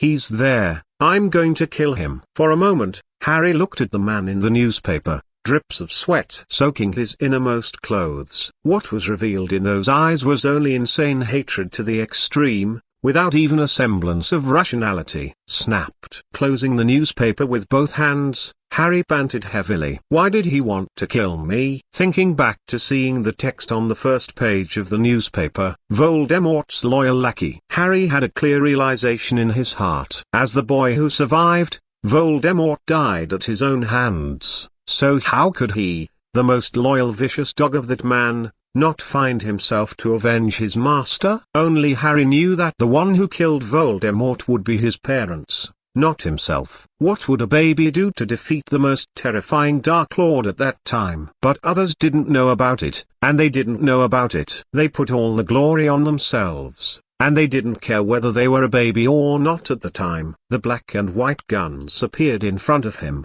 lying quietly on the table. Can these two guns kill Sirius? Harry thought. Or stop him? The mysterious question and answer space in Hogwarts has long been revealed as the little wizards told their parents. But the vast majority of people think it's just a scam, just for fun. A few people felt that it was done by Dumbledore in order to convey some unusual information through the so-called question and answer space. If people on both sides are added together, it can be said that except for a few people in the current magic world, basically all wizards do not believe that there is a question and answer space in Hogwarts that can reveal secrets. If it really exists, why didn't they see it? But that's good too. No one thinks that what those little wizards get is real. I don't think those secrets are true either. Harry looked at the pair of guns placed in front of him, and narrowed his eyes. In 3 days, he will go to Hogwarts. Will the Sirius mentioned in the newspaper appear on the Hogwarts Express? After thinking for a long time, Harry couldn't escape the drowsiness, closed his eyes and fell into a deep sleep. The black and white guns were just placed on the table by him, shining a little bit of brilliance in this night. It is estimated that no one will steal it. Just outside the window, there seems to be a pair of eyes looming, as if someone is peeping at Harry. On this peaceful night, Harry slept very peacefully and was not affected by any movement outside. When he woke up the next day, he found that the tavern was surrounded by rows of arrows. Through the communication of the wizards around him, he knew that Sirius Black appeared in Diagon Alley last night, followed by the arrows immediately knew that Sirius Black's target in Diagon Alley was Harry Potter, and they rushed to the place where Harry lived before they even had time to rest. In order to prevent Sirius Black from looking for opportunities to kill Harry during this period of time, their protection for Harry can be described as 3 layers inside and outside. It wasn't until the last day that they released these protections and continued to track down the trail of Sirius. Harry, who had just walked downstairs, saw his good friends arguing with each other, but he was happy to see his friends appearing. He just shouted loudly, "Ron, Hermione." Chapter 115. Back to Hogwarts. What happened 2 months ago seemed to be right in front of his eyes, but when the train started, Harry realized that time had passed. A new school year is about to begin, and there's no need to go back to that home that he hates, and even if he does, he'll have to wait until next summer vacation. So good. No Uncle Vernon, no Aunt Petunia, no that bastard Dudley. Not to mention the disgusting woman Aunt Margot. Sitting on the chair, Harry looked out the window. Because they came too late, when the 3 of them walked into this carriage, there was already a middle-aged man who was dressed in dilapidated railings but had been repaired in good condition. Guess who he is? After just sitting for a while, Ron couldn't sit still anymore. Fortunately, Hermione hugged her cat tightly and didn't let it touch Ron's scabbers, so that when the cat and mouse battle ended, it would be the turn of the 2 owners to quarrel. When Ron showed his desire to express himself, Hermione glanced at a certain suitcase and remained silent. Harry just quietly looked at the somewhat gloomy scenery outside the car window. The weather has started to turn cold, and it is foggy outside the window, and there may be heavy rain at any time. I do not know how it is. Today's train is colder than the previous train. Is it because of the weather?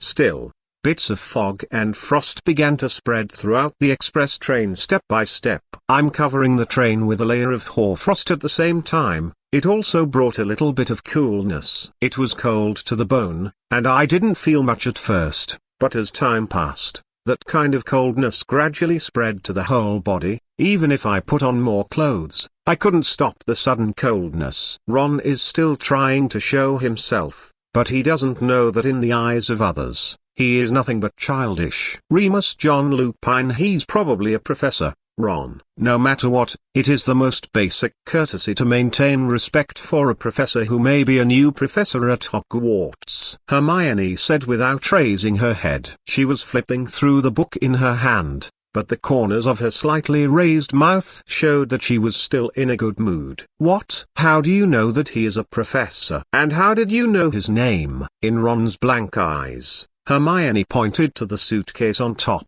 on which was a small sign with the middle-aged man's name written on it. Remus John Lupin. For a moment, under Hermione's proud face and Ron's bewildered face, Harry laughed unkindly. Do you think that mysterious question and answer space will appear again this year? Seeing Ron's embarrassed appearance, Hermione felt too embarrassed to continue to make things difficult for him. Now that you have made things difficult and vented your anger on your cat, let him go. It also seemed that he was generous enough. But Hermione's question still aroused Ron's interest. Even Harry's was no exception. Didn't you see that Harry's eyes turned back from the window? Actually, it wasn't just the 3 of them who were curious. Lupin, who was pretending to be asleep, was also very curious. Before coming to Hogwarts, he had received a letter from Dumbledore. In the letter, Dumbledore emphatically mentioned the Q and A space that appeared in Hogwarts last school year. Lupin, who has always trusted Dumbledore very much, naturally will not let go of the news from Hogwarts. The more he looked, the more frightened he became. Some news is someone else's secret, like Snape's. If someone who didn't know Snape's real side watched it, he would probably sneer, thinking how it was possible. With Snape's paralyzed face and cold appearance, how could he love someone for so long and still be so affectionate? But as a person who experienced it personally at that time, Lupin, who was still hostile to Snape in the same period, naturally knew that those were all true. Is real. Because of this, Lupin was deeply curious about the question and answer space that suddenly appeared. After all, who doesn't have a few things they want to know? Of course he is no exception. As for eavesdropping on a few young wizards, he didn't feel ashamed or anything like that. He is sleeping now. Where did he eavesdrop? Isn't this slanderous? Lupin eavesdropped on the speeches of the three of Harry with peace of mind. Anyway, as long as he kept pretending to be asleep, they would not know that he was awake. It should be. Ron hesitated for a moment. He didn't know whether the appearance of the question and answer space was good or bad. Both he and Malfoy were humiliated by the punishment of the question and answer space before. He's fine. As for that guy Malfoy's embarrassment, Colin took a picture of him with a camera. It is said that the photo was passed on to many people.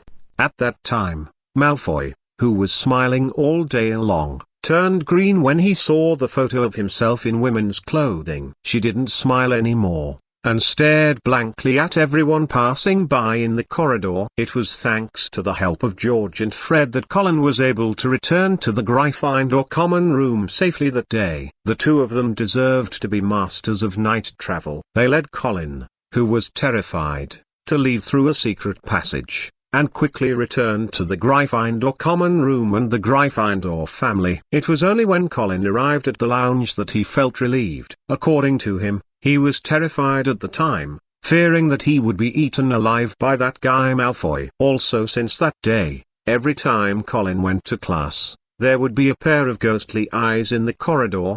There was a huge resentment in those eyes. Colin Creevy's scalp tingled as he watched. If he did it again, would he still take pictures of Malfoy's women's clothing?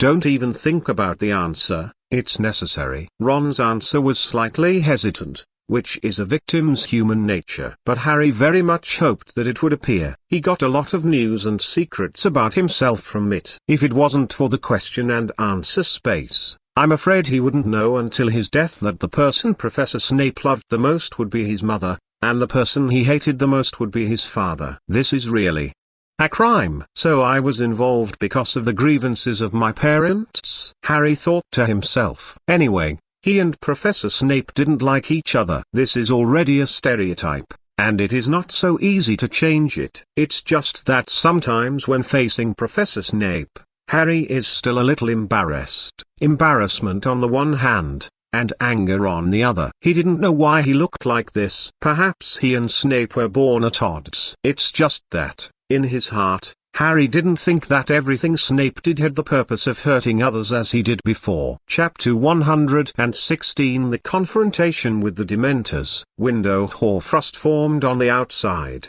and Richard silently picked up his wand. Cedric was reading a book quietly.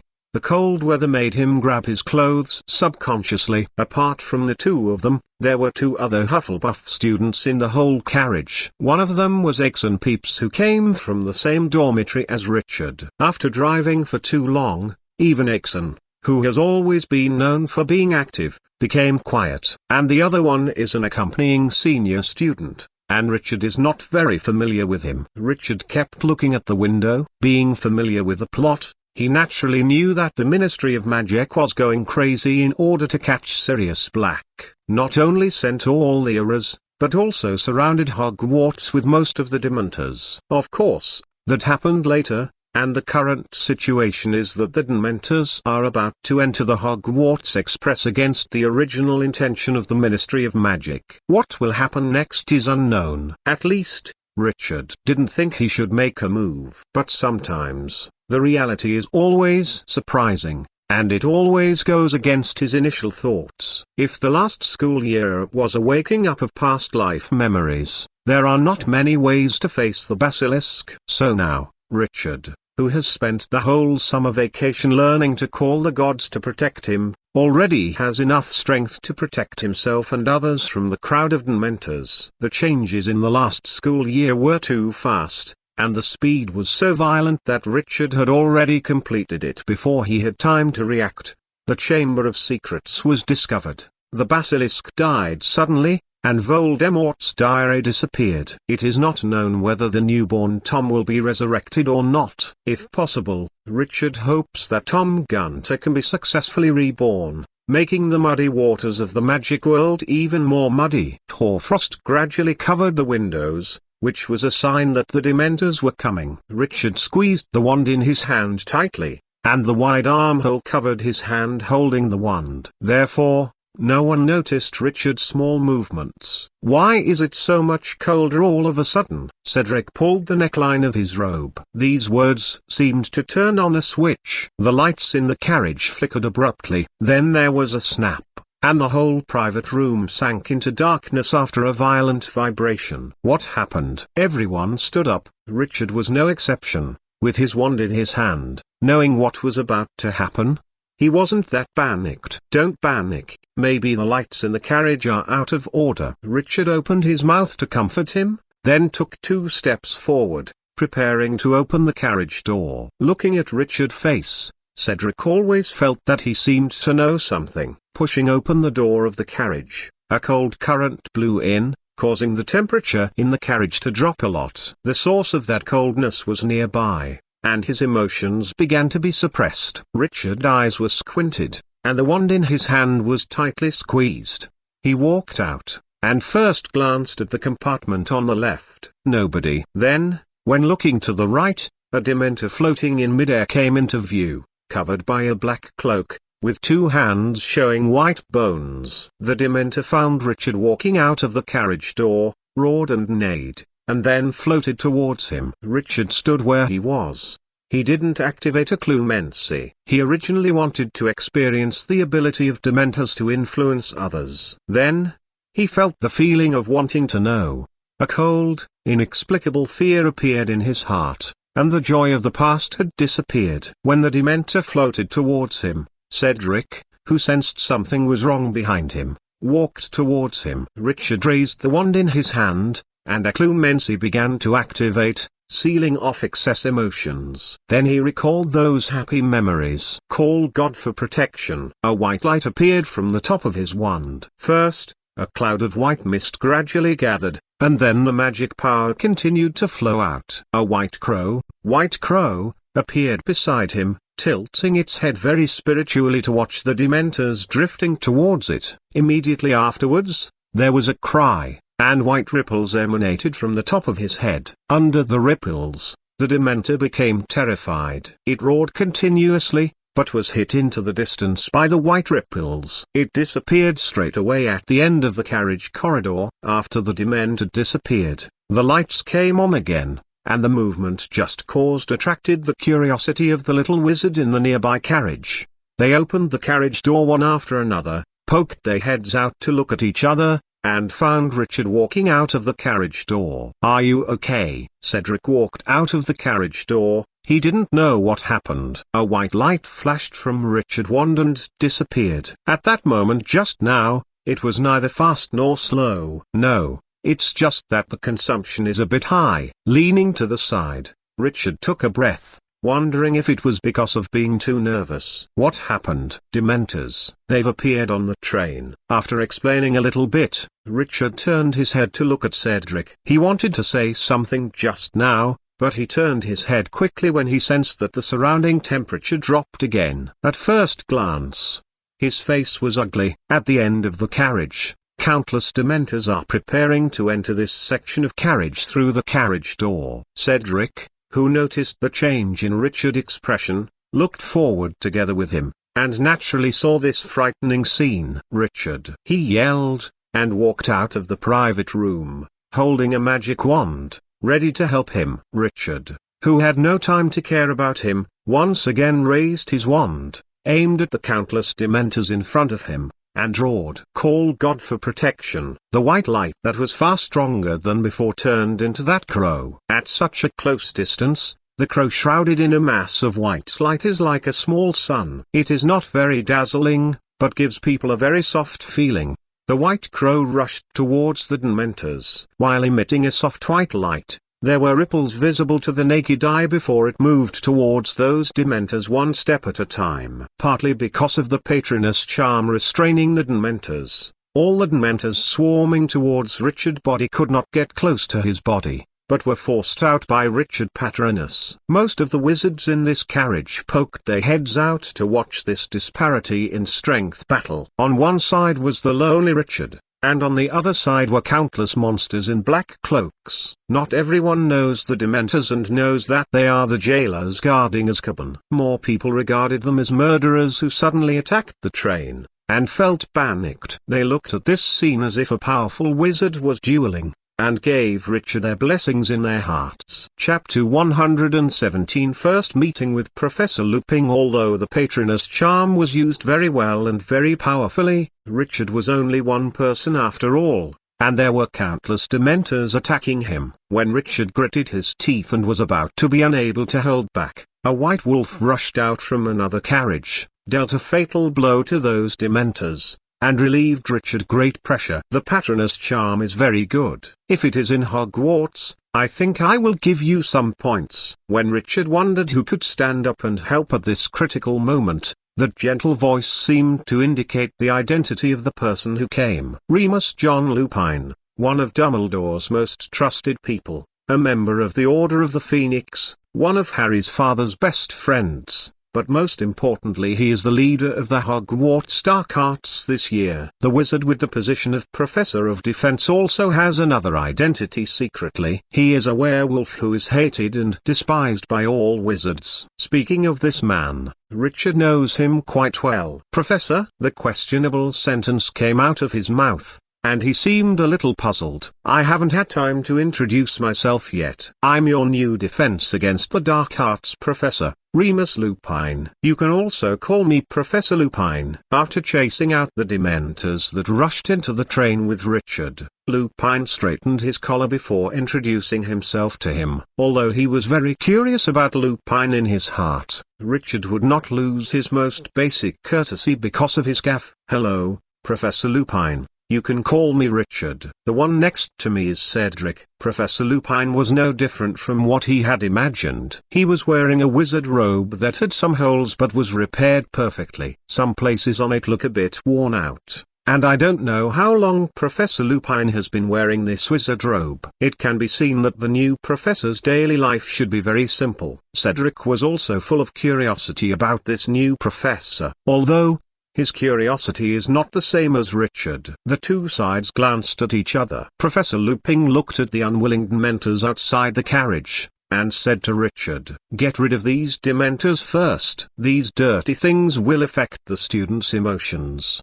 The coldness of facing the soul is not so pleasant." "Good," Richard replied, without too many words. The first move was to call on the gods for protection, and Cedric also joined in. 3 different white light animals swept over the Dementors, because of natural restraint and strong magic power. In just a short while, those Dementors were completely driven out of the train by the 3 of them. The Hogwarts Express once again returned to its previous appearance. The lights in the private rooms of each carriage were turned on again, and the students in this carriage who witnessed the 3 of them using the Patronus charm to drive out the Dementors also cheered. The cheers spread to other compartments, making the students in other compartments a little confused. "Are you Hufflepuff students?" After doing all this, Lupin had time to have a good chat with them. He saw the Hufflepuff badge on Cedric's school robe and said with a smile, "Of course. Cedric and I are both students of Hufflepuff College. It's a pity. I thought that you, who are so courageous, should be students of Gryffindor." A look of pity appeared in his eyes, and it seemed that Lupin really thought so. "It doesn't matter whether it's Gryffindor College or not. The college can't determine a person's development and character. It can only be determined by personal choice," Richard said with a smile. Professor Lupin naturally has an approachable temperament. When communicating with him, he always makes people feel calm. "That's very good. Very good. Now I hope more and more that you can be a student of Gryffindor." "But as you said, it doesn't matter whether it's Gryffindor or not," Lupin said half jokingly and half seriously. He turned his head to look outside the carriage. The foggy weather that had been suppressed for a long time suddenly broke out at this moment. The heavy rain poured down, bringing not only humidity, but also a slight chill. It was already cold inside the carriage, and the weather made it even colder. After finishing these things, Professor Lupin bid them farewell and left. When he came, Harry had just woken up, and he had to go back and take another look. Richard, who sat back in the private room, was facing 3 straight gazes. His scalp was numb from those staring eyes, which made him feel uncomfortable all over. "Don't read it like this," said Rick Aikson. "It's weird.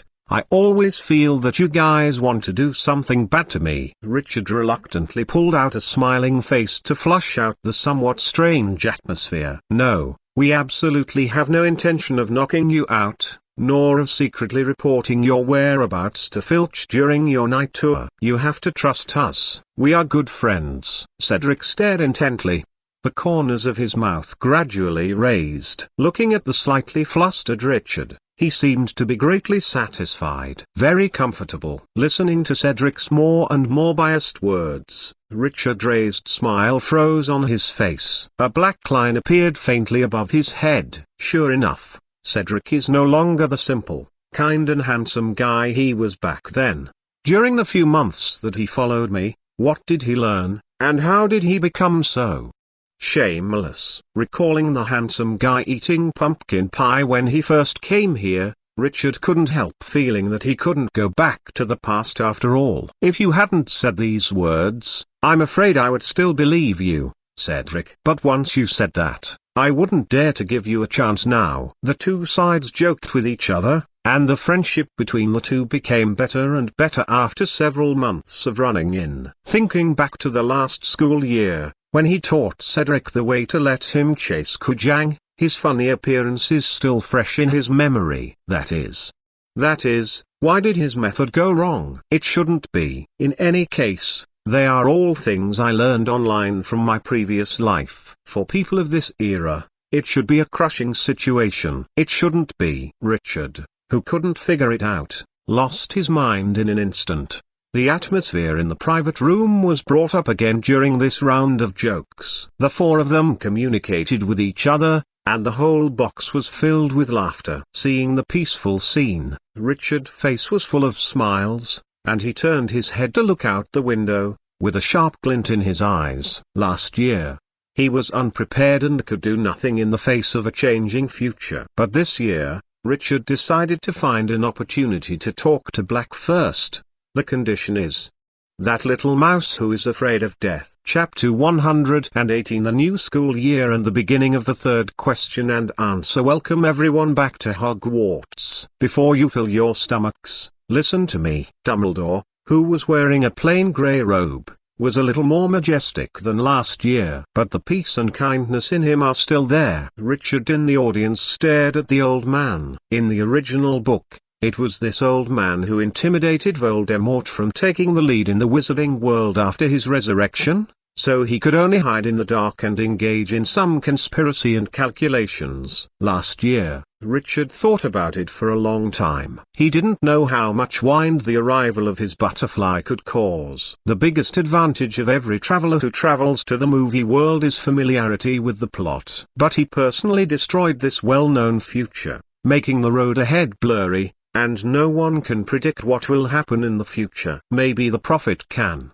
but he can't. So does he still need to expand this kind of destruction, this kind of change? He thought about it for many days, and he also thought about it for a long time when he returned to his original family. In the end, Richard made a decision. Since he is a butterfly who came to this world, no matter what choice he makes, he will make certain changes to the future. Then let's make this change even bigger. In order to protect himself in the future when Voldemort will return to the magic world, it is also for his own future. Anyway, the original future has already begun to change, so let him make this change more violent like a torrential rain. The one next to me is your new defense against the dark arts professor, B.J. Lupin. Perhaps you will be wondering why Professor Lockhart is no longer here. I can only answer you here. Due to personal reasons of your Professor Lockhart, he voluntarily gave up his defense against the dark arts position and continued to start his new adventure. There were boos all over the place,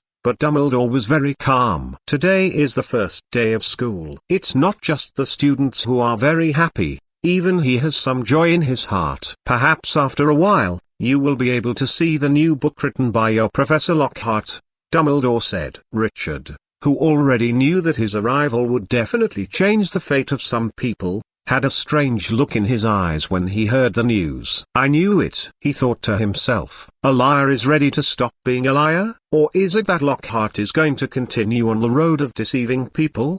Going further and further away? Thinking about it, Richard laughed dumbfounded. No matter what Lockhart's next fate is, as far as it is concerned, it has nothing to do with him at all. I'm sorry, Professor, I'm going to start disrupting the entrance ceremony of the freshmen tonight, and I'm going to make the storm a little bit more violent. Richard smiled happily. He opened his system panel and checked his personal information.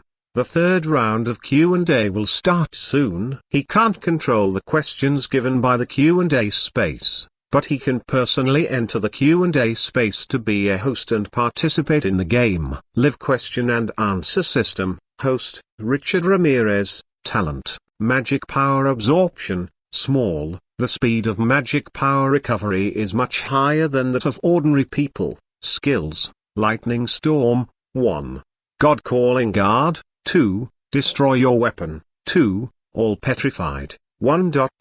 etc. Equipment, wand, 12 inches, alder wood, unicorn hair, fit 80%, sacred crown, theory of knowledge, charms, 2. Potions, 1. Transfiguration, 1. Defense against the dark arts, 0. Available items, system update, cannot be upgraded. After the second question and answer session, Richard only received 2 rewards. One of them is magic from another world, a very powerful natural magic. Based on his current level, it is estimated that just after releasing the lightning storm, the whole person will be paralyzed. Lightning storm, summon a large piece of lightning to attack the enemy. It is a group damage skill. The greater the magic power, the stronger the power. The second reward he got was an item, a crown with powerful divine power. After knowing the function of this sacred crown, Richard's heart was filled with joy. Holy Crown.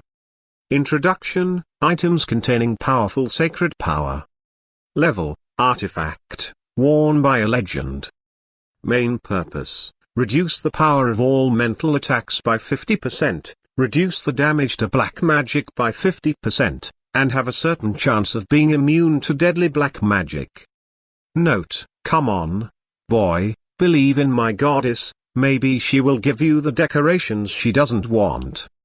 A powerful magic, the same powerful magic equipment. These 2 rewards directly gave Richard some confidence, especially the sacred crown. Its powerful effect is enough to drive any wizard who knows its ability crazy. After closing the system panel, Richard raised his head and looked at Dumbledore, who had just finished speaking about the precautions for this semester, murmuring softly in his heart, the third question and answer. Let's start. Just when Dumbledore was about to return to his chair, he felt that familiar feeling, and his expression changed. Without too much resistance, Dumbledore once again disappeared into a ball of white light in front of everyone. Professor Dumbledore is gone again. Hey, why did I say again? The students below were chattering, and their curious eyes were looking around, wanting to see who would disappear this time. Then, look, Harry, Hermione and Ron are gone again. There's also Professor Lupin just now, he's gone too. Professor Snape is also gone. Maybe some secret will be revealed this time. Hee hee. The black history of the past. Not only a few of them, but Draco also disappeared. The conversation stopped here. On the long table in Slytherin, many students looked at each other. Their eyes were very strange. Thinking of Draco's previous answer, and the legend circulating in the academy. Draco has always liked Harry Potter. Then, without knowing who it was, Weasley took out a photo of Draco in women's clothing. Everyone's eyes were focused on him, making him like a chicken caught by the neck, not daring to make unnecessary movements all at once. He could only reply weakly, I think Draco probably won't be able to wear women's clothes like last time. When he said this, he laughed a few times.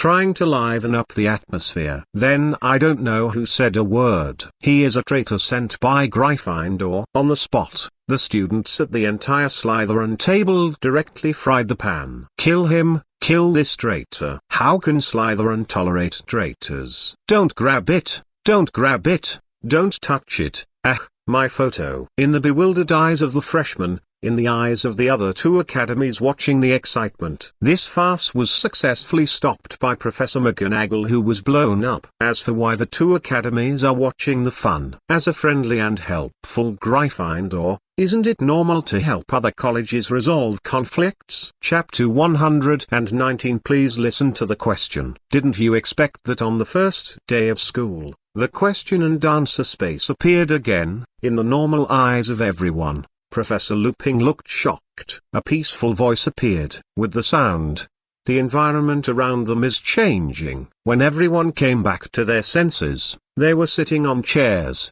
and in front of them was a table with two buttons on it. One red and one green. The familiar smell came immediately. Then everyone saw the white tray humanoid creature that they hadn't seen for a long time sitting in front of them with their legs crossed and watching them. A huge transparent three-dimensional screen appeared above the auditorium, and the pictures inside could make people know it clearly. That is the live broadcast of the Q and A space. Although she really wanted to drive these students back to the lounge of her own college, Minerva McGonagall still didn't do it. She raised her head and looked at the transparent video screen in midair. In the picture, the faces of the professors and students are the same as before. Among them, Dumbledore is at the front, with a kind smile on his face. Surrounding them was a vast expanse of whiteness, and there were snowflakes falling in the sky, but the snowflakes were not cold. On the contrary, the surrounding temperature is normal temperature.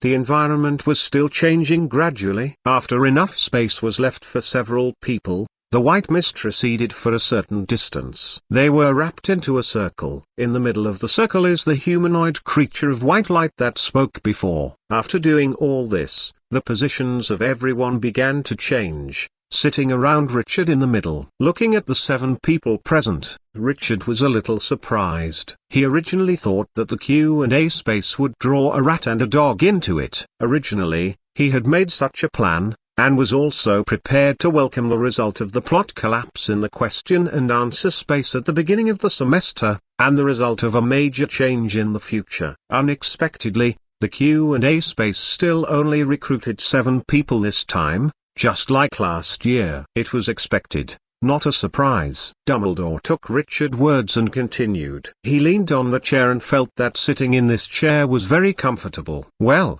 it might be a psychological effect. Don't worry, don't panic. This is just another question and answer. Do you think I'm right, gentlemen? Yes. With a little knowledge and experience of Hogwarts' first live question and answer experiment last school year, you should know what this is all about. The two were communicating with each other, and Snape looked at someone who was silent, with a gloomy and terrifying expression on his face.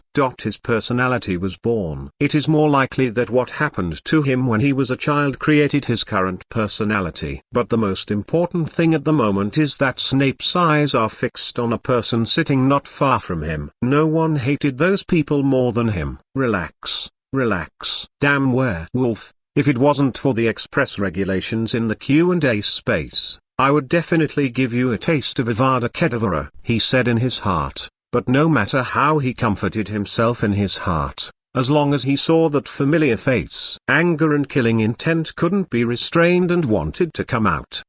I really want to take out my wand. I didn't expect that a newcomer would come to this Q and A live broadcast. This is really a surprise. I'm also surprised, but feel very normal. Oh, why? Richard, who was talking casually, looked at Dumbledore curiously. It can be seen from Danlian that he really just said it casually, and he wasn't very curious or surprised at all. Who would know what Dumbledore was imagining in his mind?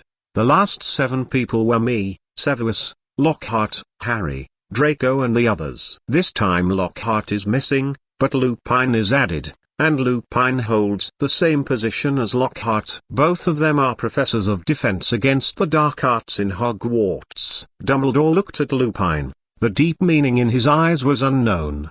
That's right, it's very reasonable, Mr. Dumbledore. Richard nodded pretendingly, but he didn't realize this. After all, this Q&A live broadcast has just started. It was only after he came in that he realized that Lupin had also come in, and then his thoughts drifted to the mouse and dog. I haven't thought of what Professor Lupin and Lockhart have in common. Both are professors of defense against the dark arts. It was also because of this that Dumbledore woke up Richard thinking carefully. Since there are only 2 examples, nothing can be explained yet. However, it's really strange that this time there were still only 7 people facing all the teachers and students of Hogwarts. Is it because these 7 people are very important characters in the original play? Richard was a little uncertain. If they are really important, there are still 2 people who haven't come in yet. In this year, Black and Peter Pettigrew are the key. It's one thing to think in your heart,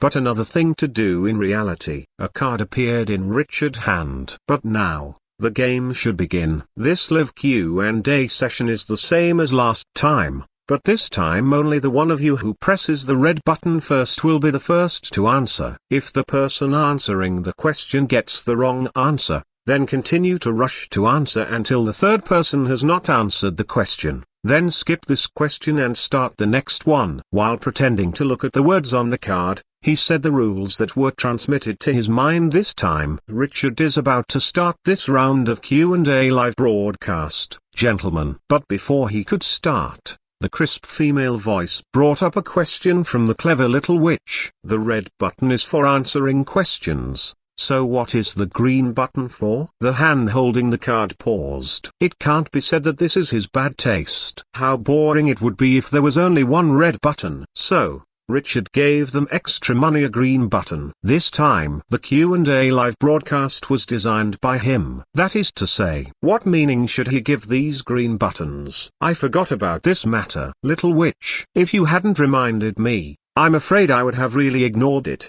The green button gives you a chance to choose to give up when you grab a question. While giving up, you will not receive any punishment. Pretending to be emotional, Richard raised the card in his hand, and without waiting for them to say anything, he quickly finished what he wanted to say before. Next, let's start the first question of this Q&A live broadcast. Everyone, please listen to the question. Chapter 120. The courageous Ron Lupin, who participated in the Q&A live broadcast for the first time, was very curious about this mysterious Q&A space. He stared at the card in Richard's hand. Those powerful eyes seemed to want to see through and see the text on the card directly. Unexpected, his sight was interrupted, and a line of golden text appeared in midair in front of him. Please listen to the question. In which battle did Remus Lupin, a powerful wizard and one of Dumbledore's trusted people, die? A. The Second Wizarding War. B. The Ministry of Magic Rescue Battle. C. The Battle of Hogwarts. D. Dumbledore's battle to the death. Just when Lupin was complaining in his heart that he had promised to listen to the questions, but in the end he asked them to read the questions, he saw the title of the first question. His body froze on the spot. What am I looking at? I am dead? No. Am I still alive and well? When Lupin, who was a little confused, was just about to organize his thoughts, he was rethinking the meaning of the above questions.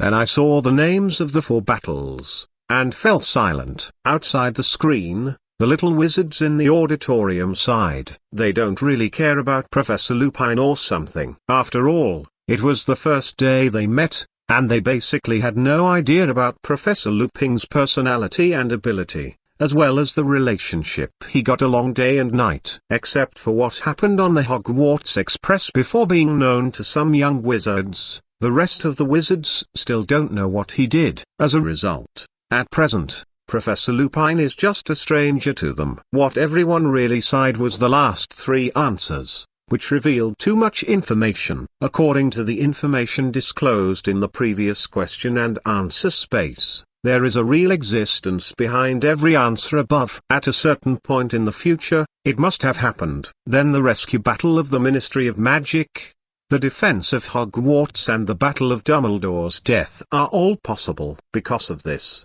some of them looked very astonished. Looking at the 4 options above, Dumbledore's expression remained unchanged. If these things really happened in the future, then when they happen, it means that the future is no longer the future. Beep very fast. A certain young man's hand speed is very fast. He pressed the button all at once, taking the first step while others were thinking deeply. Directly crushed the others. Brush, brush, brush. A row of eyes looked directly over. Draco kept a smile on his face, as he had always done since the end of last school year. According to reliable sources from George and Fred, Draco recruited a group of half-blood wizards last school year to secretly find an empty classroom at night to spread his theories. Conspirator Ron felt that Draco must want to emulate that person and become the next Dark Lord. However, the focus now is not on Draco, but on Ron. Draco's eyes are also looking at Ron along with everyone. When he accidentally saw Harry,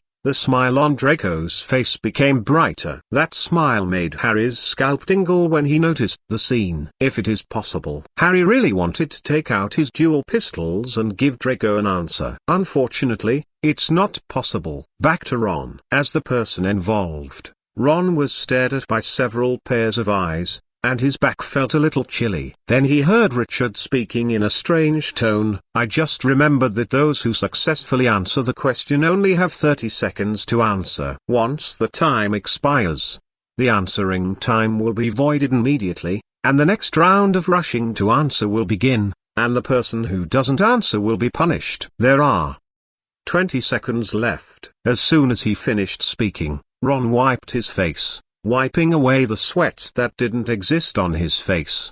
His eyes were fixed on the golden text in the air in front of him. What should I choose? Which of the 4 answers should you choose?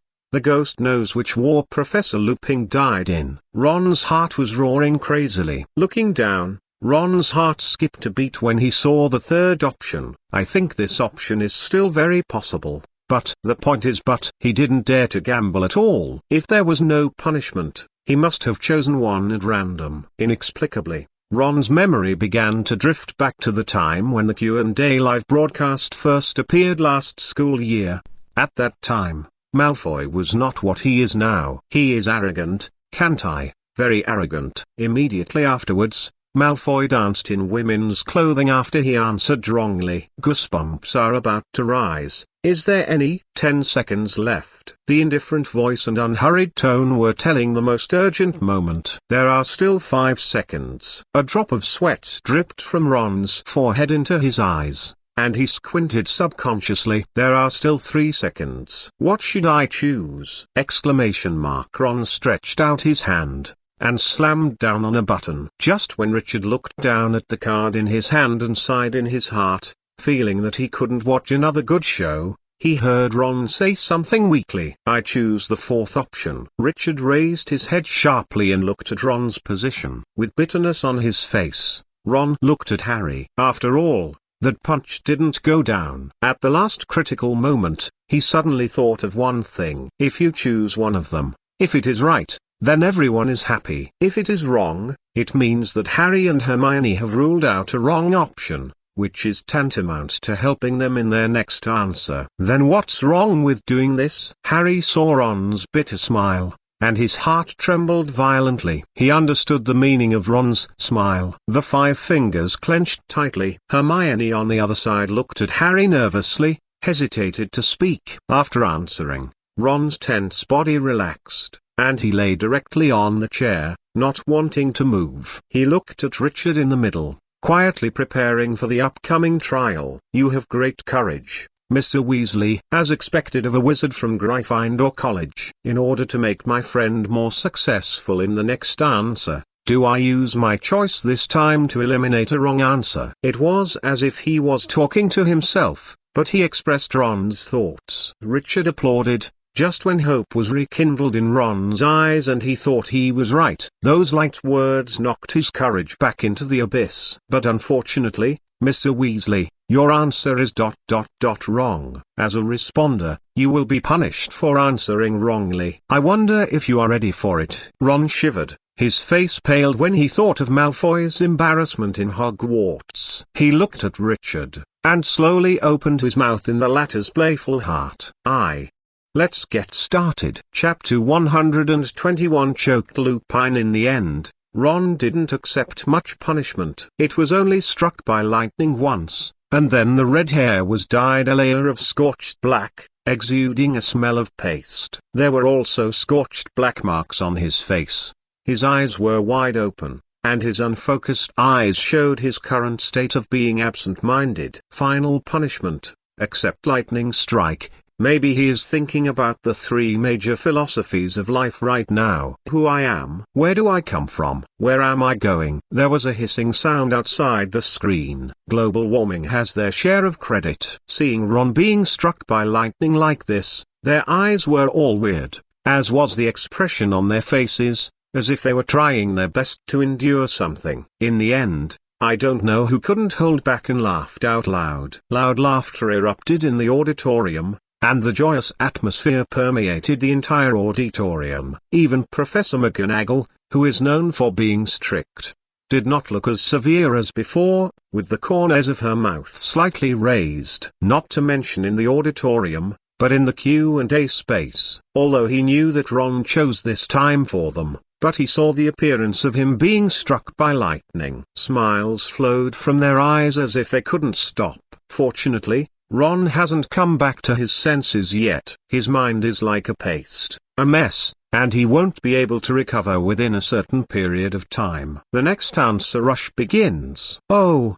by the way, the time to answer is only 30 seconds. If there is no one to answer after the time limit, it will be fast-forwarded to the next question, and this question will be invalidated immediately, as if just remembering it. Richard surprised them as soon as he opened his mouth. Everyone thought it was intentional by the white ray humanoid creature in the middle, just to satisfy his boring taste. Although, an innocent person doesn't think so. He just simply forgot.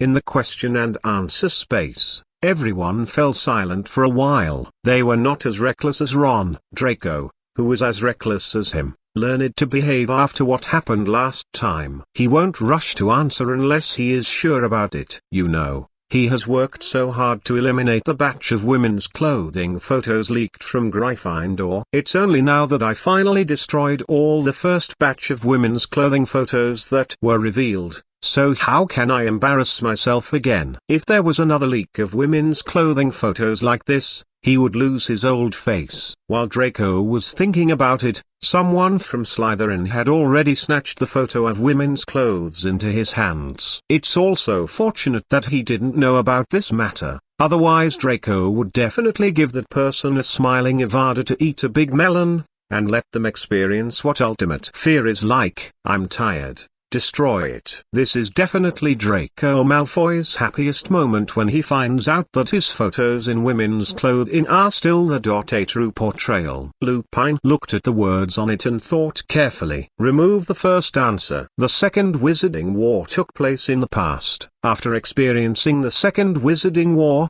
the fact that he is still standing here shows that it was a wrong choice. And among the next three options, each one is possible. It's just. Lupin felt that the second option could still be ruled out. If there really was a day when Voldemort came back and ruled the wizarding world, then he should still be alive during the Ministry of Magic's rescue battle. First of all, we need to understand the sequence of these three wars. Assuming that Dumbledore was still alive at that time, and that person was raiding the Ministry of Magic, then Dumbledore would definitely take them to the Ministry of Magic. Only in this way, the battle at the Ministry of Magic will be a rescue battle, because on their side, only Dumbledore can fight against that person, or even suppress that person. Lupin thought in his heart, but he didn't rule out that he would die in that war. Fate is full of drama, and no one is sure that he will survive the war. Even if that person is Dumbledore. Of course, in this case,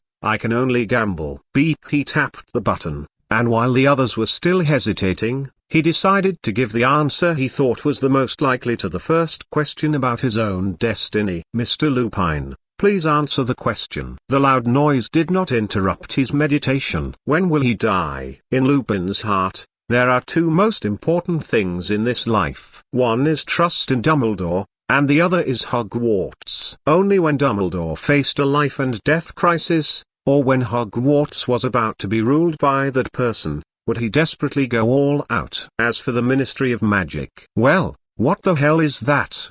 Dumbledore looked at Lupin calmly. Facing this question about Lupin's future fate, he didn't know how to proceed. It can be said that other than the first option, other options are possible. And he didn't dare to make such a conclusion. Then, it depends on the choice of the parties. Facing the gazes of everyone either expecting, disgusting, or plain, he didn't feel those eyes with different meanings. At this moment, all his mind is absorbed in the last two options. Which one will it be? Looking at these two options, some different pictures automatically appeared in his mind. There are still 20 seconds. It was exactly the same as Ron's voice when facing him before. This time it seemed to be a little cold, and the purpose was to make them anxious. To urge them.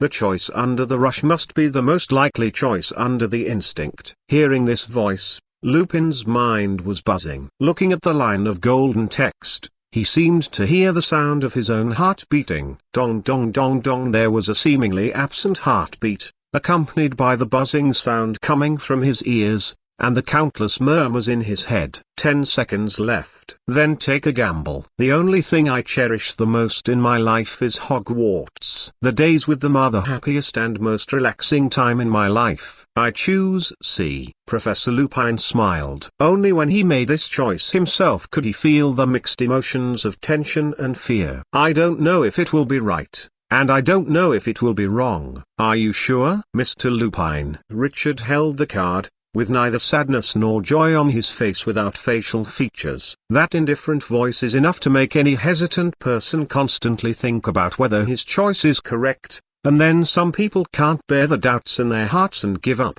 But Remus Lupin, he is very firm in his heart. He is not the kind of person who will easily question his choice. I am sure. Richard stared into his eyes for 2 or 3 seconds before calmly making a sound. Congratulations, Mr. Lupin. Your answer is correct. Chapter 123. Future. Future. That kind of mood is very delicate. The moment he knew that his choice was correct, the tight string suddenly softened, accompanied by the joy that followed. Do you want to check the analysis, Mr. Lupin? When I listened to the cold voice before, I felt that it was not what I heard before. It's not that cold, but a little more human. Remus Lupin turned his head and met Dumbledore's smiling and gratified eyes. He nodded slightly to him, as if to encourage him to make his own decision. Lupin, who has learned some information, knows that by looking at the analysis, he can know more about the future and some things about him. Then, what reason does he have to refuse? Yes, check the analysis. Hearing this, Richard nodded his head and waved his hand. The line of golden text in front of the 7 people began to disappear, replaced by new text painted in red. Question: in which battle did Remus Lupin, a powerful wizard and one of Dumbledore's trusted people, die? Option A, the Second Wizarding War. More than a decade has passed since the Second Wizarding War, and Remus Lupin is one of the survivors of that war, so option A is wrong. Option B, Ministry of Magic Rescue Battle. The second battle of Voldemort's return. In this battle, Voldemort used illusions to lure Harry to the Ministry of Magic. In this battle, Remus Lupin followed Dumbledore to the Ministry of Magic, and did not suffer too much. Great danger, so option B is wrong. Option C, the defense of Hogwarts. The fateful battle between Voldemort and Harry Potter. Harry, who had been away from school for nearly a year, returned here again, and led most wizards to a decisive battle with Voldemort and his dark army. In this decisive battle, Remus Lupin died unfortunately, so option C is correct. Option D, Dumbledore's death battle. This battle happened suddenly, and Albus Dumbledore wanted to die by himself, and did not resist, and Remus Lupin was not at Hogwarts at that time, so he did not participate in and witness Dumbledore's death. Ledo's death, so option D is wrong. After reading this analysis, everyone's eyes were only on the 2 of them. One is Harry, and the other is Dumbledore, especially Snape. He looked at Dumbledore very strangely. Some are inconceivable, unexpected, but also a little dignified. Hermione looked at Harry thoughtfully. There was an uproar outside the screen. How is it possible? How could Professor Dumbledore die? The main reason is that the defense of Hogwarts turned out to be a decisive battle between Harry and that man. Didn't you all notice that Harry returned to Hogwarts after leaving school for a year before starting the decisive battle with that man? The wizards of the 4 academies were discussing, but Minerva McGonagall looked at Dumbledore in the picture, with a little shock, sadness, and disbelief. As one of the parties involved, Harry now only feels that his brain is not enough. Will Professor Dumbledore die? Will he lead everyone to a decisive battle with Voldemort? Immediately, a question aroused his curiosity. Who's winning? In that decisive battle, who is the final victor? Harry. The sudden voice interrupted his shocked mind, and he turned his head stiffly to look at Hermione, who was not far away from him. I will always be with you. He froze for a moment, as if he didn't expect Hermione to say that to him. Thank you. With complicated eyes and a little joy, Harry murmured. Dumbledore looked down at the Elder Wand in his hand. He already knew that he would die. Died at the hands of Severus, and the information obtained this time was obtained before adding it. Dumbledore deduced that, suffering a heavy death, did I, who was about to die, choose to die at Snape's hands, so that he could gain more trust from Voldemort. Perhaps there are other reasons. Dumbledore's gaze shifted to the wand tightly held in his hand at some point. The Elder Wand, one of the legendary 3 Hallows of the Dead. Perhaps there is also a reason for this magic wand. Withdrawing his thoughts, he looked at Lupin. At this time, it is time to reach the next link after the end of the first question. Mr. Lupin, the analysis is over, and the rewards are being distributed now. You can check the information about the rewards you got through the text above. Lupin nodded. He was very curious about the reward he was about to get. This was his first time. Mutated werewolf blood potion. Introduction, a new type of potion transformed through the study of werewolf blood. The quantity is rare.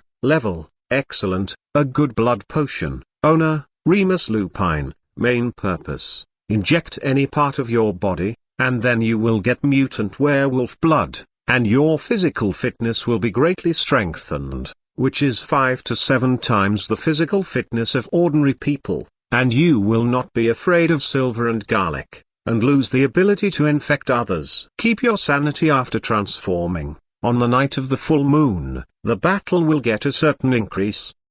Note, if the owner has werewolf blood, there is a certain chance that another benign mutation will occur, and the night of the full moon can still transform freely. Seeing the news that he got the prize, Lupin's eyes turned red. At the beginning, when he saw the mutated werewolf blood potion, he was very disappointed. He was a werewolf himself, but he didn't want to be a werewolf. However, after seeing the loss of the ability to infect others and transformation, he still maintained his sanity. He was silent at first, and then his body trembled a little. How many years? Because I am a werewolf, I have uncontrollable transformation, and the sequelae of losing my mind will also cause other wizards to become werewolves. Because of this incident, he has been discriminated against over the years, rejected when looking for a job, and has to find a place where there are no people on every full moon night. He was afraid that he would hurt others, turn them into werewolves like him, and bring misfortune to others. Except for that time at Hogwarts, the rest of the time he was unlucky. It's very simple, because he is a werewolf, an uncontrollable, irrational werewolf on a full moon night. For this reason, most wizards looked at him with fear and disgust in their eyes, and that kind of deep discrimination followed. But now he saw something. Hope. A hope to get rid of the original fate. Drops of tears fell down. Lupin opened his mouth speechlessly, looking at the bottle of red in his hand. Vials of bright colors with a syringe on them. Thanks, he murmured. Thanks. He hugged his head and whimpered. The 6 people present were silent, and the chattering outside also stopped. Everyone looked at him, watching the new defense against the dark arts professor cry bitterly. I'm afraid that not many people present here understand his past and clearly know what he has carried. Silence is the main theme at this moment. Chapter 124. Lupin, who escaped his tragic fate. Even Richard was unspeakably silent, and he left the moment for this man who was crying bitterly. The more you know about Professor Lupin's past, the more you understand the pain in this man's heart. Harry watched the man who helped him on the train cry bitterly, and really wanted to reach out and give him a hug. But sitting here, he couldn't give Professor Lupin a hug. Not long after weeping, Lupin fell silent and got up to wipe away his tears. I'm very sorry, I lost my composure, he laughed. But his eyes were red and there were tears on them. Anyone who saw his appearance would know how intensely he cried just now. But Lupin's crying was more about relief and joy. It's all right, Mr. Lupin. I understand very well how much joy and relief it is for a person to suddenly get something that can change his destiny when he has been suffering all the time. Thank you, sir, for giving me this reward. No. You should be the one to thank. This is the prize you got for answering the questions correctly. How can you say it's my credit? He looked at Dumbledore. Dumbledore smiled and nodded at him. Congratulations, Remus. His eyes swept over Snape. Don't need to look at that stinky face that looks like you ate a fly. When most people were still ignorant and didn't know what was going on, Hermione subconsciously looked at the line of golden text, and she focused on the word werewolf. Surprised, Lupin tremblingly picked up the small red medicine bottle on the table, tremblingly pointed the end of the syringe towards his arm, and stabbed it down violently. The cold liquid was injected into his body, starting from his arm, all the way down his arm, passing through his heart, and flowing to his lower limbs. The coldness spread from his heart to his brain. The process of changing his body is a very painful feeling, and the medicine is enough to keep him rational at this critical time. But precisely because he was sober, Lupin could more clearly feel the extreme pain emerging from his body. Ah! He screamed, covered his face with his hands, and some unnatural changes began to appear in his body. The muscles become bigger, the hair grows, and the head deforms. Soon, a thin werewolf 3 meters long appeared in front of everyone. The little wizards outside the screen took an unnatural step back, and a look of panic appeared on their faces. Any little wizard who has lived in the magic world for a period of time knows the horror of creatures like werewolves. Basically, they all listened to their elders telling them scary stories, and the worst of them were those wizards who turned into werewolves. Losing their minds and attacking their family members caused tragedy, and uncontrolled infections hurt friends. In the end, I was alone and could only live in the wilderness until I died. Although they knew that the werewolf that Professor Lupin turned into was in the question and answer space,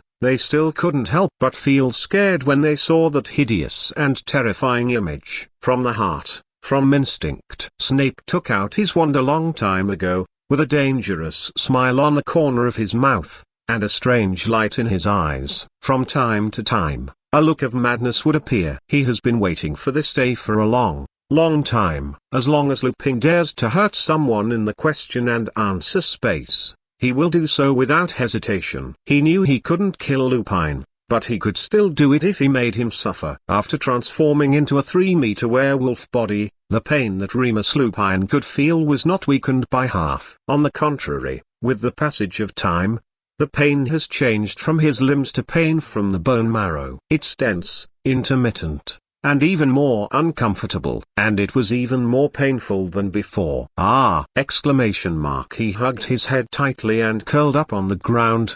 He curled his body into a ball as much as possible. The coldness of the ground made his body feel better.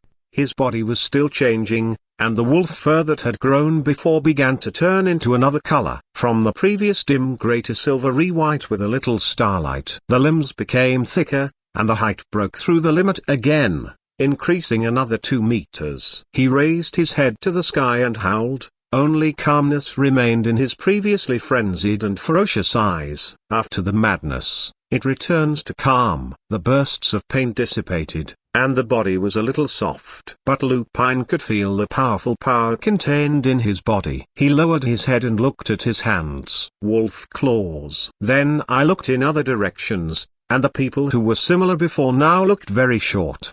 He was able to maintain his sanity. Unlike in the past when he was somewhat affected by emotions after transformation, he now feels that his mind is very clear. The perverted smile on Snape's face gradually disappeared as if it had never been there. With a cold snort emphatically, he retracted his wand, and the clenched 5 fingers showed that he was very restless. Professor Lupin looked at Dumbledore, his eyes full of expectation. "Professor," he said softly. Dumbledore immediately understood what he meant, and after a little hesitation, he took out his wand and pointed at the sky. Suddenly, dark clouds appeared in midair. Then, layers of dark clouds spread out to both sides, and a large round moon disk appeared from it, emitting its faint brilliance. Lupin stared wide-eyed at the artificial moon. After looking at it for a long time, I lowered my head and looked at my hands. "Well, that's right, I am a werewolf now." Then he raised his head again and looked at the moon in the sky. "There's nothing wrong with that, it's a man-made full moon." Looking at the silvery moon, Lupin felt as if he was about to cry again. "It's been so many years. Really. All of them have come here. Accepting Dumbledore to teach at Hogwarts this year is the luckiest decision he has ever made in his life, bar none." He took 2 steps forward, stretched out his hand, and wanted to touch the full moon. Everyone held their breaths to witness this scene that was enough to be recorded in the history of magic. The first werewolf in the wizarding world who didn't need to use Wolfbane potion, wouldn't lose his mind on a full moon night, and wouldn't have the ability to infect others was born. "Congratulations, Remus." When Dumbledore said this sentence again, he was quite emotional. "Thank you, Professor," Lupin said, his voice hoarse. His body began to fall, and the torn clothes followed, and he waved his wand at himself. The originally broken clothes began to be repaired. After he fully turned into a human being, the wizard robe he was originally wearing also changed back to its original form. It won't be possible for him to be seen by everyone in a fair manner. Chapter 125 Snape's Hate. So the professor was a werewolf before? Seeing this scene, how could anyone not know that Professor Lupin was a werewolf before? It's just that now, this dangerous werewolf is no longer in danger. Probably, yes. It's just that the new Professor Lupin should no longer have the ability to infect others. And it has become very powerful. If nothing else happens, Professor Lupin should be the first. As the little wizards talked, their eyes became strange again, because they have an extra werewolf wizard as a professor, a harmless werewolf wizard, possessing the ability of free control, even on a full moon night, a werewolf who can maintain his sanity and control his transformation ability at will. Thinking about it, it feels weird. Although, there were not a few strange things that happened to Defense Against the Dark Arts professors in the past. It was only when Lupin walked back to his seat and sat down that Richard solemnly picked up the card in his hand. I believe that after the first question, everyone should be very interested in the following questions. It delayed everyone's time. Now let's quickly start the second question. Richard smiled, casually threw away the card in his hand, and then took out a second card from somewhere. The corners of the eyes of those who saw this scene twitched. Did you pick up this card so solemnly just to throw it away? Then, why take it? Everyone just wants to complain about him now. But Richard didn't give them a chance, and the second question appeared in front of everyone. Please listen to the question. Sirius Black said a sentence to Harry Potter that he will remember all his life. Which of the following is this sentence? A. Hey, Potter, you are just like your father, lazy, arrogant, weak. Not as good as a pig or a dog.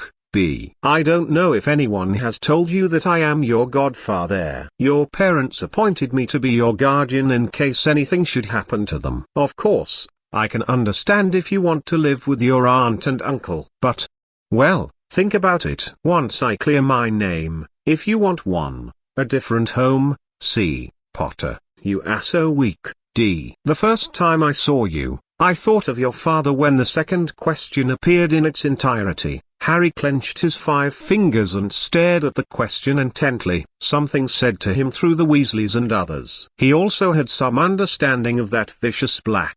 His father's former friend betrayed his father at the last critical moment, causing his parents to be killed by Voldemort, and he was also imprisoned in Azkaban and endured a lifetime of torture. This time, Sirius was released from prison, and the target was directed at him. Secretly, Harry is also ready, but he is still not sure what attitude he should take to face this former friend and current enemy of his parents. Undoubtedly, he wanted to kill him with his own hands. When Hermione, Ron and Draco looked at Harry, the other 3 professors frowned and fell into deep thought, especially Dumbledore and Lupin, as the 2 people who knew Black best at the time. After seeing this question, their eyes shifted to the second option and the following options. As for the first sentence, it was like Snape's style, and Snape, in his eyes the deepest hatred, killing intent mixed with hatred. He was no longer expressionless. Regret, love, and guilt towards Lily have haunted him for many years. Every night in the dead of night, he would wake up with a start and recall that night she died in her own home, the safest place. The surroundings have become broken bricks and tiles, with nothing left intact. When he heard the news and rushed there, it was already too late. Too late. It's too late. She was buried with her lover, leaving him with him in the world. The remorse and guilt in his heart were intertwined, and the mudblood sound when he was young caused the 2 of them to drift apart. But his love for her was always hidden in his heart. Even if the person who married her is one of the people I hate the most, the one I hate the most in my life. But Severus Snape still wished her sincerely and hoped that he would take good care of her. Now, the dream is broken. Black. Sirius Black.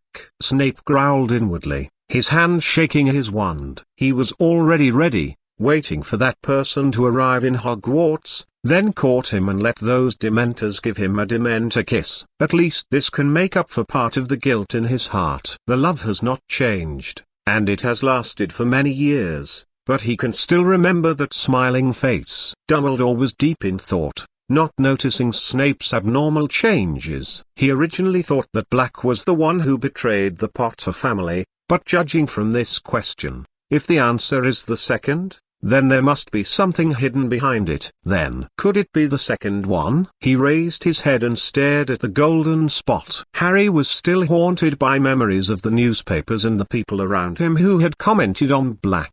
Ron's father said that he was a vicious person and told him to be careful in Hogwarts. Black's target is him. As Voldemort's most loyal lackey, he is likely to want his own life.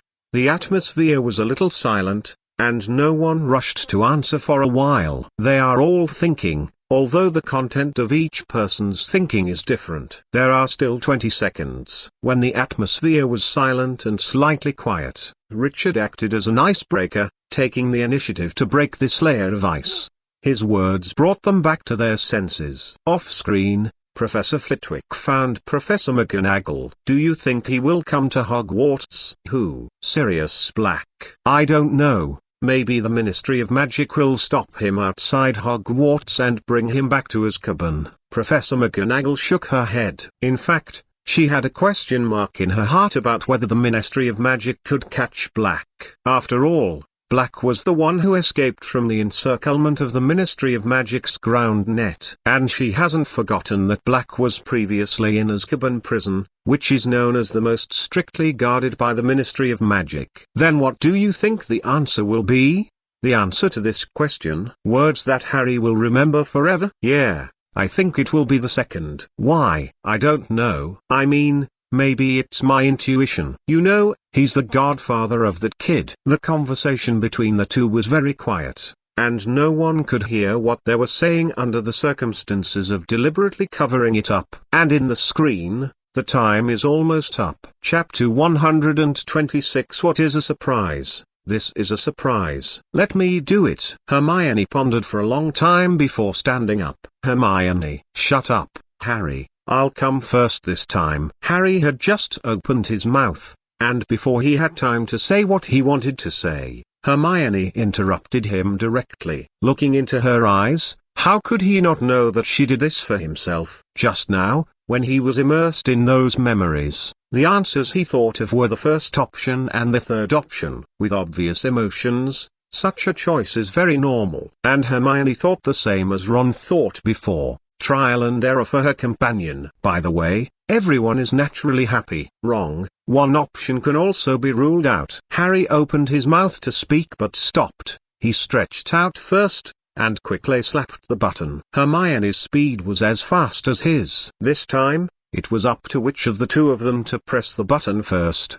There was a beep. The two looked at each other, wondering who was the one who pressed the button first. Looking at this scene, Richard's eyes were very strange. Congratulations, Mr. Malfoy. This time you will answer the question first. As soon as the words were finished, Harry and Hermione shifted their gazes to Draco. But Draco looked at Harry and smiled shyly. This smile made all the irritability in Harry's heart disappear, replaced by goosebumps. The question from last year unnaturally appeared in his mind. From love to hate, Draco likes Harry. And so on. I can't think about it anymore. If I continue to think about it, Harry feels that one day, he will really think that Draco likes him. That's really. Draco looked at the questions and options above, and didn't answer right away. Regarding Sirius Black's escape from Azkaban, the Daily Prophet has spread the news everywhere. Because of this, he also specially went to find out the relationship between Sirius Black and Harry. Looking at the four options above, as he knows Harry best, he first ruled out the third and second options. If Sirius is not that person's lackey, then the second option is very possible. But now, he had to rule out the second option first. As for the third one, anyone with the discerning eye can tell that this is a wrong answer. Thinking of him, Draco Malfoy, Harry's opponent and enemy in the past, he didn't even leave a deep impression on him even though he tried his best to ridicule him. So how could such a sentence be remembered by Harry for the rest of his life? There is no clock turning, and no one is urging. He felt that there was still a sense of urgency in his heart. Then choose one between the first and the fourth. He thought to himself, I choose A. If I guess correctly, Sirius, who wants to kill Harry the most, will definitely say such vicious things to Harry. And Harry will still remember this sentence when he retorts. After finishing speaking, Draco smiled confidently, and there was a shadow of Lockhart in that smile. Off-screen, the young wizards of the four colleges also believed that Draco's choice was correct. Just like the previous sentence, the Daily Prophet has already spread the news about Black, especially the last sentence of Black. He's over there. I'm going to kill him. Didn't you see that in order to protect Harry, there are Aurors and Dementors outside Hogwarts? So, when everyone in Slytherin House breathed a sigh of relief, they felt for the first time that Draco was finally not as irrational as before, and was smarter for a while. There was a weird smile in Richard's eyes. The surrounding whiteness cannot be concealed. Are you sure, Mr. Malfoy? Very sure. My choice is A. Very decisive, Mr. Malfoy, but unfortunately, your answer is wrong. The smile froze on his face, and the person involved was lost in thought, and was also ready to face the next punishment. So, if you make a wrong choice, you will also be punished by the game. Final punishment, thrilling roller coaster experience. After the punishment was decided, the surrounding environment suddenly changed. Under everyone's slightly strange eyes, a huge amusement park turned into a huge amusement park in front of them, and then other changes began. The blue sky above his head was no longer a vast expanse of white around him. Draco sat on the chair, and just as he realized it, his surroundings changed, and he was sitting on a car as long as a train. He was the only one. He lowered his head and glanced down. The white mist fluttered, bottomless. For a moment, Draco's body was a little stiff. He was silent and wanted to speak. But the roller coaster will not give him this chance. It has already driven downwards at a very fast speed. It's like falling all the way from a high altitude, and there are no protective equipment or things that can stop the car from falling around. Draco took a deep breath and grinned. Don't panic at this time. Let's first take out the wand from our pockets and cast a Richard Tashin spell on our body to ensure that our body will not fall. Use other spells to protect your own safety. As he spoke, he put his hand into the pocket of his robe, ready to take out his wand to release the spell, and use magic to ensure his safety. But who would have thought? Draco just took out his wand, and the smile on his face hadn't disappeared yet. Richard waved his hand lightly at him. In an instant, the wand in Draco's hand turned into a woman's head bleeding from all 7 orifices, with a ferocious face and long fluttering hair. The head was rotated 360 degrees, one had no eyes with a dark eye socket, the other was bloodshot, the face was blurred. The mouth was scratched a few times, dripping blood. Smiling, then he said something to Draco, a big surprise. This time, Draco no longer maintained his grace and demeanor, screaming and wanting to throw away what was on his hands. After easily dropping the head in his hand, Draco just breathed a sigh of relief when he saw that the roller coaster had already fallen to the ground. Very steady. Just when he thought it was over, the roller coaster had already driven into the tunnel. He raised his head subconsciously, and immediately froze. The densely packed big eyes stared at him. Each eye is as big as a toad. There are blood streaks on it. It seemed that they sensed the arrival of the uninvited guest, and the eyes of the entire tunnel were looking at Draco. What kind of experience is it to be looked at by rows of big bloodshot eyes? Draco felt that no one knew better than himself. That straightforward, malicious look made him tense up, and he didn't dare to move. The car was still driving down, and there was darkness ahead, and the unknown was hidden in the darkness. Chapter 127. Trust me, Harry. When the punishment was over, Draco sat in his original position with a stiff expression. His eyes were dull and his face was silent. And the other people outside the screen also looked terrified. As bystanders, they experienced a thrilling roller coaster with Draco. This time, absolutely no one will laugh at Draco. After all, everyone is a victim. I didn't expect that. Nothing. The question and answer space with thick eyebrows and big eyes will be so wicked. Okay, the next rush to answer begins. Ron had already come to his senses, and looked at Draco gloatingly. He actually wanted to say hello, but he had no choice but to continue the question and answer. He could only keep his mouth shut quietly, but he couldn't hide his gloating expression. The question once again returned to the original place. What would the words that Black said could make Harry remember his whole life? A trace of complexity flashed in Lupin's eyes. He is also the one who knows best how complicated the relationship between Black and Harry is. If it was really what he thought, then there might be something else behind Black's betrayal of the James family. Beep. This time, Harry didn't give anyone else a chance. He acted very quickly, and pressed the button the moment Richard's voice fell. Harry. When he was about to speak, Lupin, who had been paying attention to him, yelled loudly, "Professor, do you believe me?" Harry was stunned for a moment, as if he didn't expect Professor Lupin to say that. Choose the second one, Harry. He closed his eyes. Choose the second one. They looked at him with strange eyes, especially those people outside the screen. Their eyes are particularly strange. Isn't Black loyal to that person? The reason for escaping this time is to kill Harry? That's right. That's right. Then why? The same question was raised in groups of familiar circles. I knew it. I always knew that you must have a connection with that damned vicious dog. Oh, I suddenly forgot your identity, but you are just like that vicious dog. There is an unpleasant stench all over my body, no matter how long it has been. It is exactly the same as the smell coming from the underground sewer. Such venomous words must belong to Snape. He pulled out his wand and pointed it at Lupin. His eyes were filled with madness and indescribable ferocity. Lupin didn't even look at him. He looked into Harry's eyes, and with his puzzled expression, he just said 3 words. Believe me. Is Harry willing to trust Lupin? The most attractive thing about Lupin, who has turned back into a human form, is his eyes. although he doesn't think so himself. But Harry looked different when he saw those eyes. From those eyes, he saw encouragement, nervousness, anticipation, and fear at that moment. "Why should you be afraid?" Puzzled, he turned around and looked at the several options on the question and answer question. I hesitated for a while.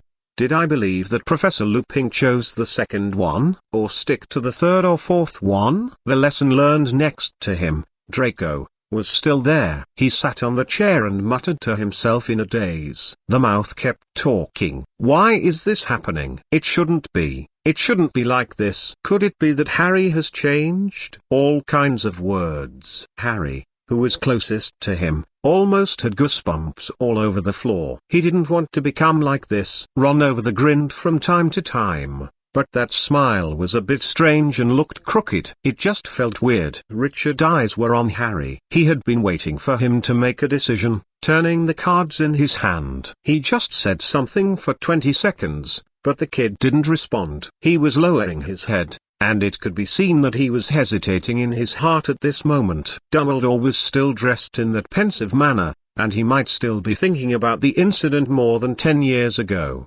That's right. The accident happened too suddenly. The James family was killed by Voldemort, and Voldemort disappeared without a trace. Mole Street was blown up, but only Black sat on the ground in a daze. I still remember that he looked at Black in disappointment, didn't ask why, and didn't say anything. Even Black himself didn't say anything. He just sat on the ground and muttered to himself. His eyes glazed over. But now it seems that there is another possibility. The James family temporarily changed someone to protect the existence of their own family. The more he thought about it, the more likely Dumbledore felt. But there is one more suspicious point. If the James family really changed to a secret keeper, it must be Peter Pettigrew. But where is he? 10-7. Harry still didn't answer, even though the time had already started to count down. His thoughts were too confused. Do I believe in my instinctive kindness to Lupin, this professor whom I only met a few times, or... He let out a deep breath, and raised his head. 3. I choose B. Sure? The countdown stopped abruptly. Richard stared at Harry and was silent for 2 seconds. I'm sure, sir. He pretended to pick up the card in his hand, and pretended to read the words on the card. Mr. Potter, he said. Harry could feel his heart beating one after another. Very nervous, very urgent. Congratulations, you answered correctly. Another second later, Richard didn't speak until Harry was uneasy and everyone else's attention was on him. As soon as the words fell, Harry was taken aback. Answering correctly means that Sirius will say this sentence to him in the future. But now, there is a huge problem in front of him. Everyone told him to be careful of Sirius Black, because he was loyal to that person, and escaped from Azkaban specifically to kill him. But now, if that sentence was really said by Sirius Black, he raised his head, his eyes were firm, and he said before Richard could speak, "Sir, I want to check the analysis." Harry's voice stunned Richard, who was about to say this. He complained in his heart, "Does this count as stealing my lines?" But he didn't care. He just looked into Harry's eyes and said something. "As you wish, Mr. Potter." Outside the screen, whether it is the students of several colleges or the professors, they are all looking forward to the next analysis, especially the professors. Some of them have experienced those years, and they are well aware of the results of the Ministry of Magic's trial. If you really look at the answers given by the Q and A space, Sirius Black probably didn't escape from Azkaban to kill Harry. Then, what is his purpose? Chapter 128: The Hidden Story of the Year and the Resurrection Coin. They stared wide-eyed, waiting for the analysis to arrive. Perhaps from the analysis of the options, they could get the answer they wanted. Didn't you see that Dumbledore raised his head from his contemplative state, staring at the golden text in midair? Snape also woke up from his previous madness, and watched this scene in silence. Lupin could even feel his heart beating crazily. He only put forward his own opinion, and it was also because he had always had doubts about the incident more than 10 years ago in his heart. No one knows Sirius better than him and James. If there is anyone who would betray the James family, then it is basically unnecessary to consider that the person who betrayed the James family would be Sirius Black. But it was precisely because of this recognition that when they finally learned that the person who betrayed the James family was Sirius, everyone was so shocked, they couldn't even believe it. Will there be a secret? Could it be because of other people? But at the Wizengamot verdict, facing everyone's uncertain hearts and vague expectations that he could tell other news to get rid of his suspicions. But Sirius didn't say anything, just silently confirmed the Wizengamot's trial. He stayed in Azkaban for more than 10 years. As for his motive for escaping from Azkaban, Lupin also thought at the beginning that he came for Harry, as the Ministry of Magic said. But up to now, he couldn't help but feel a glimmer of expectation in his heart. It seems that the secret of that year is about to be revealed in front of him. Whether or not Sirius Black betrayed the James family can also get part of the information immediately. Question: Sirius Black said something to Harry Potter that he will remember forever. Which of the following options is correct? Option A: this passage comes from the conversation that Severus Snape had when he was teaching Harry Potter, and the two had a dispute. Because this is not what Sirius Black said, so option A is wrong. Option B: in the dead of night, Sirius looked at Harry with a little choked up. He seemed to see the James family. Because of the fear and worry in his heart, he was nervous when he said this to Harry, uneasy, because Sirius told Harry himself, so option B is correct.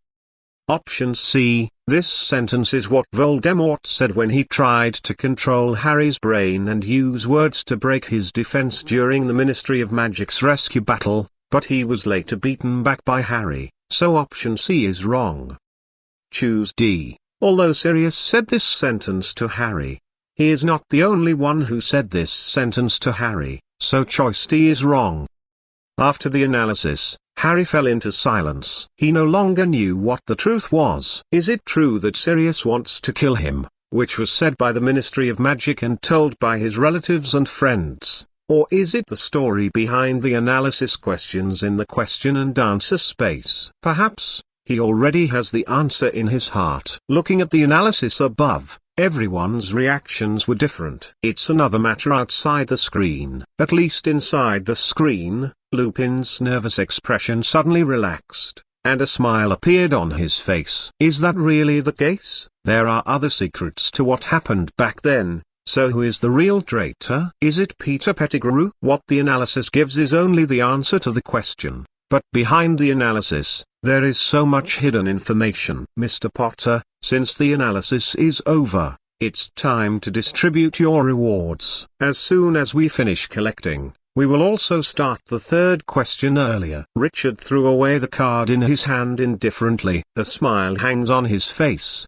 but in the question and answer space, in the eyes of everyone, he is just a humanoid creature with white light without a face. But no one knows what his expression will be like. At this moment, Harry, whose mind was in a mess, didn't speak. He just nodded and took his prize. Holy Cross Badge. Introduction: a badge that can bring people back from the dead, but it is only valid when they have just died, unless the holder voluntarily transfer the badge to others, otherwise no matter who grabs it, it will be an invalid item. Level: powerful. May the holy light be with you. Owner: Harry Potter.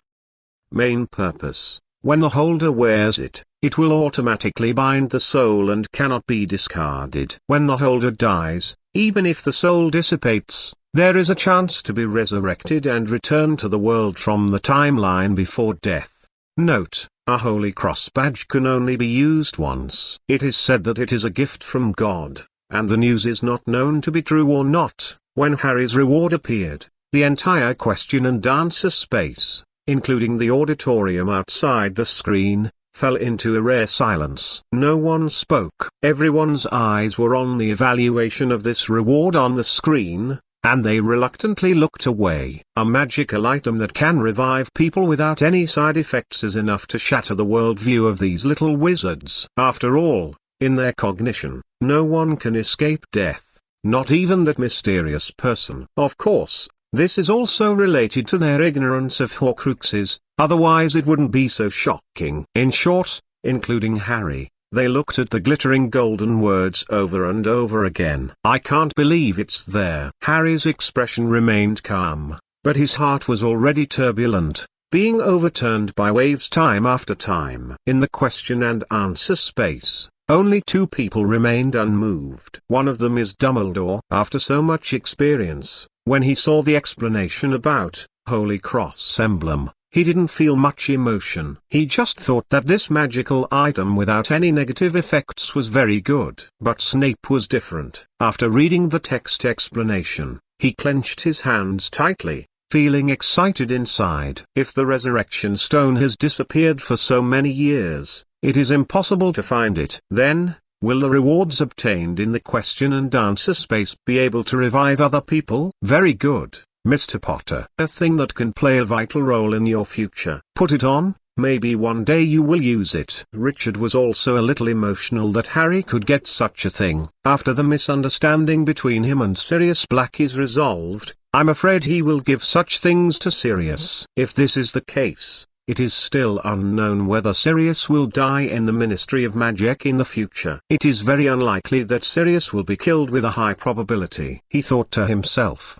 The sudden sound interrupted everyone's sparkling eyes. It also reminds them of what time it is at this moment. Chapter 129, Snape still has a vicious tongue, sir. You just said that I will use it one day in the future. When will it be? He looked up at Richard, clearly remembering what Richard just said in his mind. The words future and wait for the future stirred his heart, and with those curiosity, he asked straightforwardly without too much consideration. After asking the question, Harry regretted it a little. He was deeply afraid that this white humanoid creature would get angry because of it, and even scold him. To Harry's surprise, Richard felt that he was seriously thinking about whether to tell Harry something about the future. Anyway, those things can only be used as a reference, not as real. The question and answer space did not limit his thoughts, unless what he wanted to expose was the answer to the question. Only after careful consideration,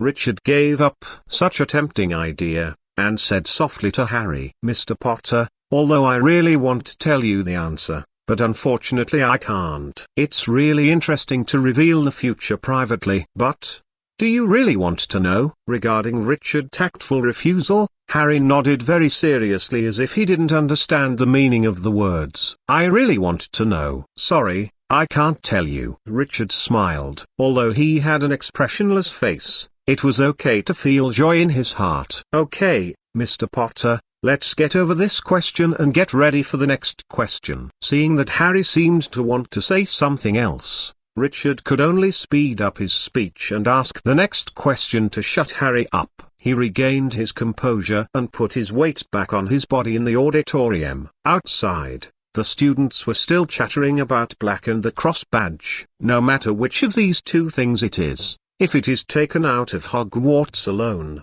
it is enough to cause a sensation in the British wizarding world. He glanced to the side. Cedric was flirting with Q, without noticing that he was looking at him. This is really wonderful. Without Cedric's harassment, Richard felt very comfortable. He saw that many Hufflepuff wizards were chatting and putting the food on the table into their mouths without delay. Do you think the rewards given by the Q and A live broadcast are real? Who knows? But judging by the faces of the professors, there is a high probability that it is true. What about the small probability of the two people who were communicating? One of them cast a glance at that person, and continued talking impatiently. The small probability is also true. Then what's the use of saying that? The two glared at each other. Judging by the situation, they were about to fight. The candles above the table are brightly lit. Every time he saw such a row of candles following the table, Richard thought it was very beautiful from the bottom of his heart. As for the starry sky overhead, it's not bad either. I can only say that Hogwarts is worthy of being a school of magic, and it's just different from ordinary schools. My mind returned to the middle of the stage. It seemed like a long time had passed, but in fact, only a second had passed in the question and answer space. Harry, who was hesitant to speak, Snape, who looked cold, Dumbledore, who was thoughtful, and Lupin, who was thinking silently. Seeing them sitting in front of him, looking so vivid, Richard sighed, and then took out another small card. "Please listen to the question," he said, although in his heart he tried his best to complain that the Q and A live broadcast was obviously just to watch the questions, so he insisted on doing something like listening to the questions. But on the surface, he is still very serious. After all, he has no face. Please listen to the question. When Sirius Black was captured by the Ministry of Magic and was about to be put on trial, how did Harry Potter and Hermione Granger save Sirius Black in order to save him? A. Use the time converter to go back in time and take Sirius Black away. B. Use the invisibility cloak to hide your figure, take advantage of the lax guard of the Ministry of Magic, and successfully take Sirius Black away. C. Use the magic wand in your hand to forcefully stun the Aurors guarding Sirius Black of the Ministry of Magic, cleanse their memory, and successfully take Sirius Black away. D. Using the extremely powerful Patronus charm to drive away all the Dementors, which provided great help to Sirius Black when he left Hogwarts. When seeing the first option, Hermione subconsciously raised her hand and clenched an hourglass pendant hanging on her chest. Her eyes turned to Harry, with an incomprehensible complexity in her eyes. Time Turner. After she promised Professor McGonagall not to disclose any information and sign some conditions of use given by the Ministry of Magic, she got this magical item. So, when she first saw the title, she thought of this thing. But there is one very important point. The information I learned in the library plus Professor McGonagall once told her. Those who play with time will eventually be played by time. If she goes back to the past and does something, it will lead to unpredictable changes in the future. Even she herself may completely disappear from this change. So, since the beginning of this semester, she hasn't told anyone about this matter. Not even Harry and Ron have revealed any sporadic information. Then, if there is such a possibility, under what circumstances would she recklessly use the Time Turner with Harry to go back in time? The same way Hermione looked at Harry, Harry also subconsciously looked at Hermione when he saw the first option. It is so fascinating to be able to go back to the past. Seeing Harry's eager gaze, Hermione subconsciously shook her head at him. The eye contact between the two was naturally noticed by Dumbledore, who was paying attention. Dumbledore smiled and said nothing, and had no intention of rushing to answer. There are some things he wants to leave to these students. They are the greatest hope for the future. Thinking about the future, he would think that he would die one day in the future. At that time, everything would have to be handled by Harry and the others, to fight against that brutal Voldemort. Unless he can go one step further. As soon as this question was finished, someone had already pressed the button. When Harry and Hermione exchanged eye contact, Snape didn't hesitate much. After pressing the button, the screen was only for Snape, allowing the students outside to clearly see his face and the expressions on his face. Potter. He spoke softly, which caught Harry's gaze. I hope you don't mistake yourself. Black is a vicious bastard. He can't wait to send you to that person right away. He betrayed your parents, causing you to be just a parasite being fostered in a relative's house. That's not something to be proud of. Believe me, the first time he sees you, he will definitely pull out his wand and make your life worse than death. Chapter 130. What is a clown? I am a clown. Every time Snape opened his poisonous tongue to speak to him, he will feel very irritable, and he can't wait to get back angrily. This time ... it was a surprise. Harry just glanced at him, then turned his head, pretending he didn't hear it. To Snape, this was a very insulting look. He clenched his fists tightly and breathed fire from his eyes, but he couldn't do anything. Snape, who was full of anger, could only put his anger on the problem, which made him more serious than he thought. There are 4 options, and only one is correct. If you don't know the correct answer, whether you guess or gamble, the winning rate is only 1/4. And what he has to do is very simple, that is, from these 4 options, choose an answer that he thinks is the most likely and closest to reality. Then, bet on it. If the reward you get happens to have what you want, that's the best. If not, It's nothing more than a few more visits. But he can only get what he has always dreamed of if he answers the question and answer space correctly. Focusing on the question again, Snape looked at it seriously. He never let go of every word, every sentence. Go with the time turner will it succeed in rescuing Black, who is guarded by the Ministry of Magic, or as stupid? If the two of them were top wizards like Dumbledore or Voldemort, he might choose this option. With a sneer in his heart, Snape skipped the first question without hesitation. His eyes jumped one after another, scanning back and forth between the second option and the fourth option. In his heart, these two options are undoubtedly very possible. He knew that Harry had an invisibility cloak, but he wasn't sure if Harry would master the powerful Patronus charm at that time. As a very decisive person, soon, Snape gave the answer in his mind. During the time Snape was meditating, the students outside had already exploded. The old bat actually snatched it. Needless to say, he definitely won't be able to answer it. Wait to be punished. Fart. How can Professor Snape not be able to answer this kind of question? Do you think everyone is like you bunch of fools? Brain is full of muscles. Snape was notorious in several other colleges, but this did not prevent the students of this college from admiring him. You must know that Professor Snape deducted a lot of points from the other three houses arbitrarily and unreasonably, so that Slytherin's house cup points have always been far ahead, far surpassing the other three houses. That is, Harry came 2 years ago. Originally, the monopoly of one family was reversed in an instant, and it became a rivalry between two hegemonies. Of course, the struggle for hegemony between the two powers is just a way of embellishing themselves. After all, the other party directly cheated. Whenever the school year ends,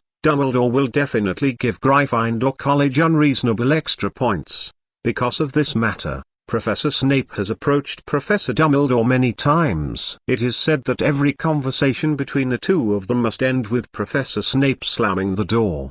The above is the gossip from the two twins. Who do you think has muscles in its brain? Why, isn't it you? If you have the ability to compare, whose wizard duel ability is better? Come, whoever is afraid of whom? Professor McGonagall, who had been watching the Q and A live broadcast, helplessly raised his forehead. Sure enough, no matter when, as long as the two houses of Slytherin and Gryffindor collide, nothing good will happen. The dark-faced Professor McGonagall had already taken out his wand, and silently walked towards the middle of the long tables of the two colleges. She still doesn't believe it. When she stands between the two colleges can still quarrel. Although the two academies kept shouting harsh words at each other, from the beginning to the end, no one took out their wands to give the opposite party a hard time. They just looked at each other unhappy, not stupid. If they really do something, the professors on the stage are not easy to eat, and a reprimand will be light at that time. The time passed while the two colleges were talking but not doing. Snape in the screen has already made his own choice. With Mr. Potter's head, it is estimated that he has tried his best to use the invisibility cloak to help that vicious dog escape. As for using the wand in his hand to forcefully stun the errors of the Ministry of Magic, that's just a joke. Although I don't think our Mr. Savior thinks so. The sneering sound was enough for the few people present to hear very clearly. Dumbledore took a deep look at Snape, then shook his head imperceptibly. As for Harry, given his reckless temperament, he would have already exploded with anger. If he could, he really wanted to use his wand to cast a few curses on Snape, so that he could feel the pain in the world. Even if he likes his mother, and has always loved her deeply. But this didn't stop me from seeing Snape unhappy, especially unhappy. There was no way, the two were born at odds, and from the day he entered Hogwarts, he should have known his fate. He had to endure Snape's poisonous tongue for 7 full years. 7 years. Who knows what he should get through. Harry was talking to himself, sometimes feeling emotional, sometimes angry. His speechlessness put Snape in a very good mood, as happy as an old man who has always liked sugar after eating a piece of cockroach pile. So, Mr. Snape, your choice is B. Richard estimated the time and asked. Snape restrained his inner joy slightly. It didn't take long before he nodded and said coldly. Hearing this tone, He turned back to the expressionless and emotionless man before. Richard nodded slightly. "Sorry, Mr. Snape. Your answer is wrong." Snape's face froze for a moment. If it wasn't someone who was very close, he probably wouldn't have noticed that his expression changed for a moment. At this moment, what Snape thought about was not what kind of punishment he would face,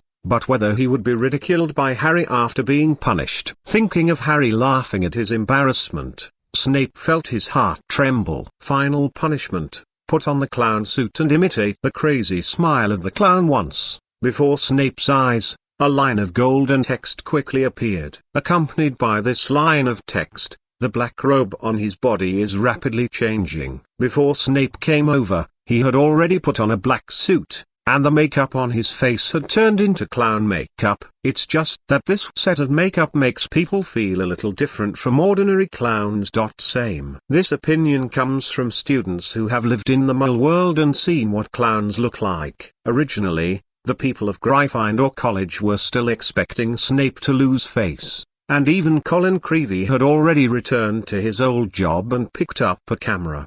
But after seeing Snape's clown makeup clearly, they all fell silent. But Snape just wanted to laugh from the bottom of his heart. So he laughed. Chapter 131. Despair in his heart is his greatest punishment. He raised his head and faced the ceiling. A crazy smile appeared on his face. Combined with the clown makeup on his face, it made people feel that there was a kind of madness appearing on Professor Snape. This is Professor Snape. At the long table of Gryffindor College, someone said hesitantly. No one would blame him for destroying the quiet atmosphere now.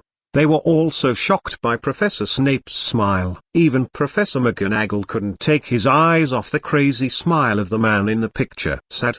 Joy? Crazy? No, it's not just an emotion. It's a smile mixed with many complex emotions. As the person involved, he can understand his inner feelings better than other people who can only see the surface. This time the punishment was not to make him look ugly, but to let him immerse himself in the saddest, craziest and happiest memories. When, in the mood at the moment when the beauty is destroyed, Snape couldn't express how he felt right now. Feeling sad, but also joyful from the bottom of my heart. It was targeting the scene that he least wanted to recall deep in his heart. A tear fell from the corner of Snape's eye, but he was smiling. Lipstick that looked like blood was smeared on both sides of the corners of his mouth. Every time he laughed, it was as if his mouth had been artificially ripped open, and there was a strange bloody beauty in it. It brings people a very shocking feeling. Crazy and rational coexist in one mind. Joy and sadness coexist on the face. Then what kind of despair should reveal such a smile? No one would know. They just quietly watched Snape's performance. The more he laughed, the more his heart ached, as if there were countless small, slight voices whispering in his ears. Those voices gathered together and spread into his heart. Suddenly, there was a roar in his ears, and he finally heard those small, slight voices saying something to him. Why are you so sad? Just smile. Then, Snape laughed even more, like a flower just blooming in spring after the winter has passed. Slowly, the voice began to blur again, became indistinct, gradually thinned out and died away. When all these voices disappeared, Snape felt his body return to himself. But he didn't immediately restrain the smile on his face. To be precise, he can't do it yet. The clown's smile was originally made up of his inner sadness and despair. During this period of time, he kept looking back at the most desperate days. Before he calms down, the weird smile on his face may last for a while. Snape, who regained control of his body, was the first to look at Harry, which made Harry, who had been looking at Snape, subconsciously avoid Snape's gaze. Staggered from his line of sight. However, this couldn't stop Snape from saying what he most wanted to say now. Potter, why is your face so sad? Just smile. Saying these words with an unspeakable atmosphere, coupled with the madness of the smile on Snape's face, has not receded. A sentence that was very common in the past was full of a taste called bewitching in Harry's ears. He opened his mouth, wanting to say something to answer Snape, but he hasn't decided yet. The smile on Snape's face quickly disappeared and turned into extreme anger, but this anger was buried in his heart without being vented. Hidden in his sleeve robe, he tapped his wand lightly on himself. The look in the eyes gradually became indifferent, the temperament of the whole person began to return to normal, and the expression on the face also changed back to a deadpan expressionless face. Just like before, the insane and indifferent Snape, he sealed his brain with a clemency, allowing himself to quickly return to normal. Otherwise, the despair and sadness left in his mind would be enough to make him do even crazier things. Potter, forget what I just said. After his own state was completely stabilized, Snape said indifferently to Harry. Baffling. Harry looked at him for a few seconds, then turned his head hastily after leaving these words, and looked forward. His fingers trembled slightly. When Snape said this to him with that smile just now, he was actually taken aback. My heart trembled. Fortunately, he controlled his expression very well, and he didn't show any strangeness with his tense face. No matter what, you can't lose face in front of Snape. Otherwise he will definitely use it as an example in class and laugh at it. After the punishment was over, apart from the few people in the Q and A live broadcast, the people on the screen were still immersed in the shock just now. That was Professor Snape just now? Someone in Slytherin House made a sound in doubt, but his voice trembled a little. Inexplicably, they felt that their punishment for their Slytherins was very different. It's not a thrilling roller coaster.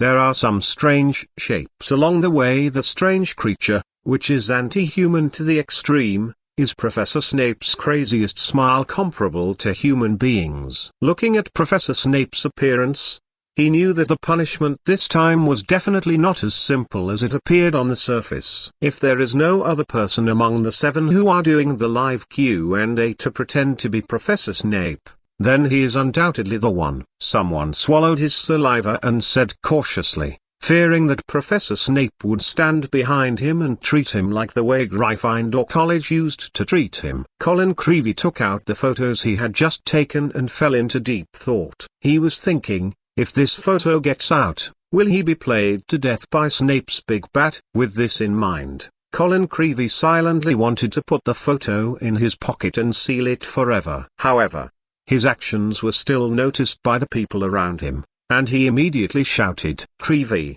you took pictures again, show me." In an instant, the dumbfounded heads around them turned their heads to look at Creevey in an instant, and stared at him directly. To be precise, he was looking at his hand that was holding the photo and trying to stuff it into his pocket. Creevey swallowed. "Everyone, please speak up if you have something to say. Don't try to grab it with your hands. The professor is still watching." As he said that, in order to save his life, Creevey pointed to Professor McGonagall, who was watching the live broadcast attentively not far away. "I hope to be able to deter them with the help of Professor McGonagall's huge deterrent power. However, this is obviously still slightly effective when facing a group of reckless lion cubs. At least, they didn't dare to grab it openly." Before Colin Creevey breathed a sigh of relief, the students in front of him looked at each other and smiled, and a few tall and mighty boys came out, blocking Professor McGonagall's line of sight with his body. Colin Clifton felt bad and was about to yell to attract the professor's attention,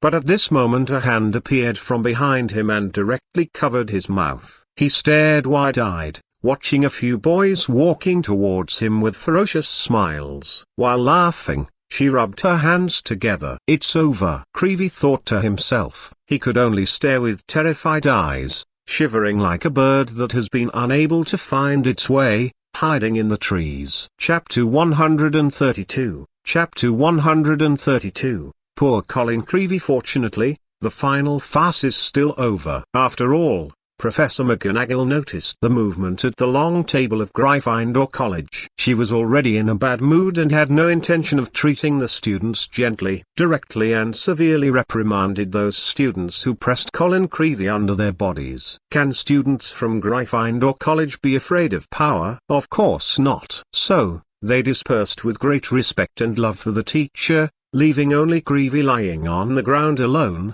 his eyes glazed over, and unknown words murmured in his mouth. It looked like it had been played to pieces. "Listen carefully," and you can still hear what he is saying. How could this be? Didn't I just want to simply take a photo? Is it necessary to come up and grab it? You ask. Can I not give it? How could I rush to the Hufflepuff lounge? It was an accident last time. I was just looking for a friend. He kept talking to himself, and tears of regret slipped from his eyes. Seeing him like this, even the stern Professor McGonagall felt heartbroken, followed by rage. She glared at the students making trouble. Just now she clearly saw a classmate sneakily stuffing the photo in Colin Creevy's hand into her pocket. As a professor at the school, of course she strictly forbids this kind of behavior. They are all classmates. How can they put him under him just to get his things? She had to ask the boy to take out the photo and return it to Mr. Creevy. He took a few steps forward,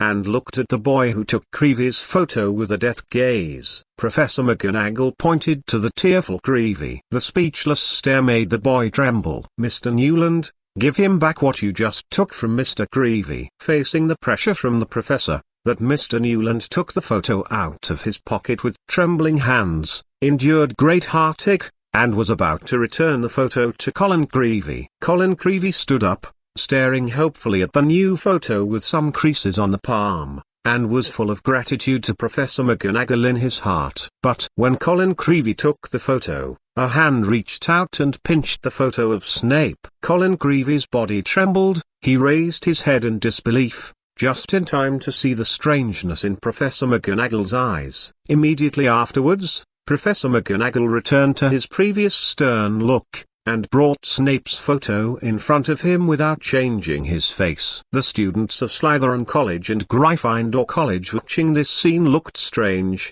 and poor Colin Creevy trembled again. As the fairest and strictest professor in Hogwarts, she probably wouldn't have thought about this photo of Professor Snape.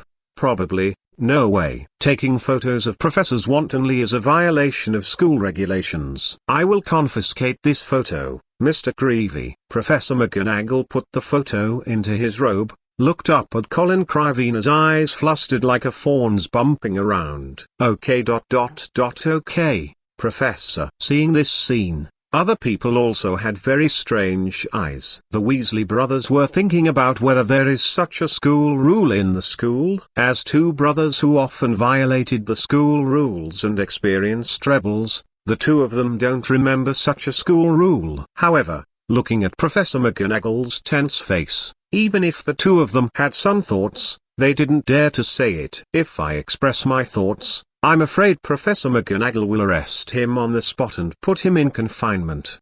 The two brothers looked at each other. Wisely they didn't speak, they just stood silently outside the crowd and watched the scene inside. Anyway, no one would know that the two of them would be the ones who instigated people to attack Creevy and snatch Professor Snape's only photo. That being the case, it's better not to go out and show off your presence. On the field, Professor McGonagall put the photo in his arms righteously, and then preached to the number of criminals who had just put Creevy under him. On the screen, a new round of answering questions started again. Hermione was still not sure if she would use the time turner hanging around her neck in the future to take Harry back to the past and change Black's fate. Harry, who had no idea, looked at the question in a daze, thinking about some unknown things deep in his heart. Snape was still trying his best to suppress the churning emotions in his mind. Dumbledore smiled without saying a word, not knowing what he was laughing at. Only Ron was afraid that Draco would snatch the question and answer it successfully, so he quickly pressed the button. Little did he know that Draco, who had no idea about this question, didn't want to answer this question at all. He hasn't gotten out of the punishment of the last question yet, and from time to time, he will sink into the scene of the thrilling roller coaster. Those frightening weirdnesses seemed to pop out from a certain corner at any time, making Draco, who was holding the wand, be in a state of mental tension all the time. Don't dare to take it lightly. Although Draco didn't say anything about Ron's courage to press the button, he still had a hint of admiration in his heart. It's your turn again, Mr. Weasley. A slightly smiling voice came into his ears. Ron looked at the problem in front of him with a dull expression, not knowing what to do. Hermione reached out to touch the necklace around his neck again. "Ron," she called out. Hermione's words were like heavenly sounds to the confused Ron. "Hermione,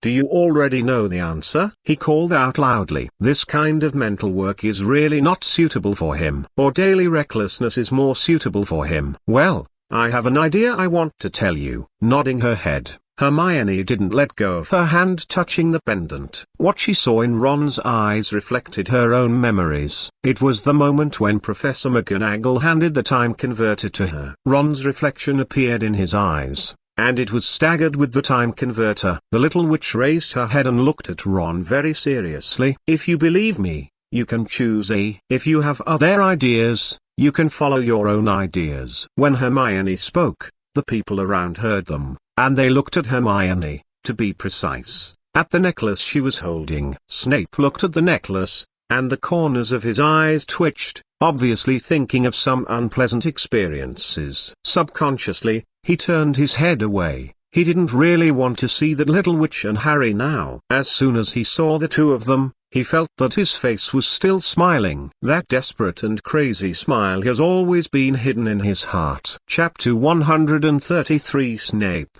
whose madness has not dissipated. Believe in your own thoughts. It's better not to make jokes. He doesn't dare to make jokes on this kind of issue. If he is struck by lightning again, he won't be able to bear it. In answering this kind of question, he should trust Hermione. If you believe in yourself, you will probably be wrong again. One mistake, the punishment of murder and death will follow one after another. Killing people, that's murder. Punishment alone is not enough. If he encounters that kind of extremely perverted punishment, Ron would rather die himself than keep himself innocent. As for confessing to Malfoy last year, it was obviously because he was careless at the time, so he didn't do anything. Otherwise, how could he confess his love to the damned Malfoy? Can he be Harry? I choose A, sir. The more this was the case, the more afraid Ron would be. He no longer wanted to be struck by lightning. The dark marks on his face were still there,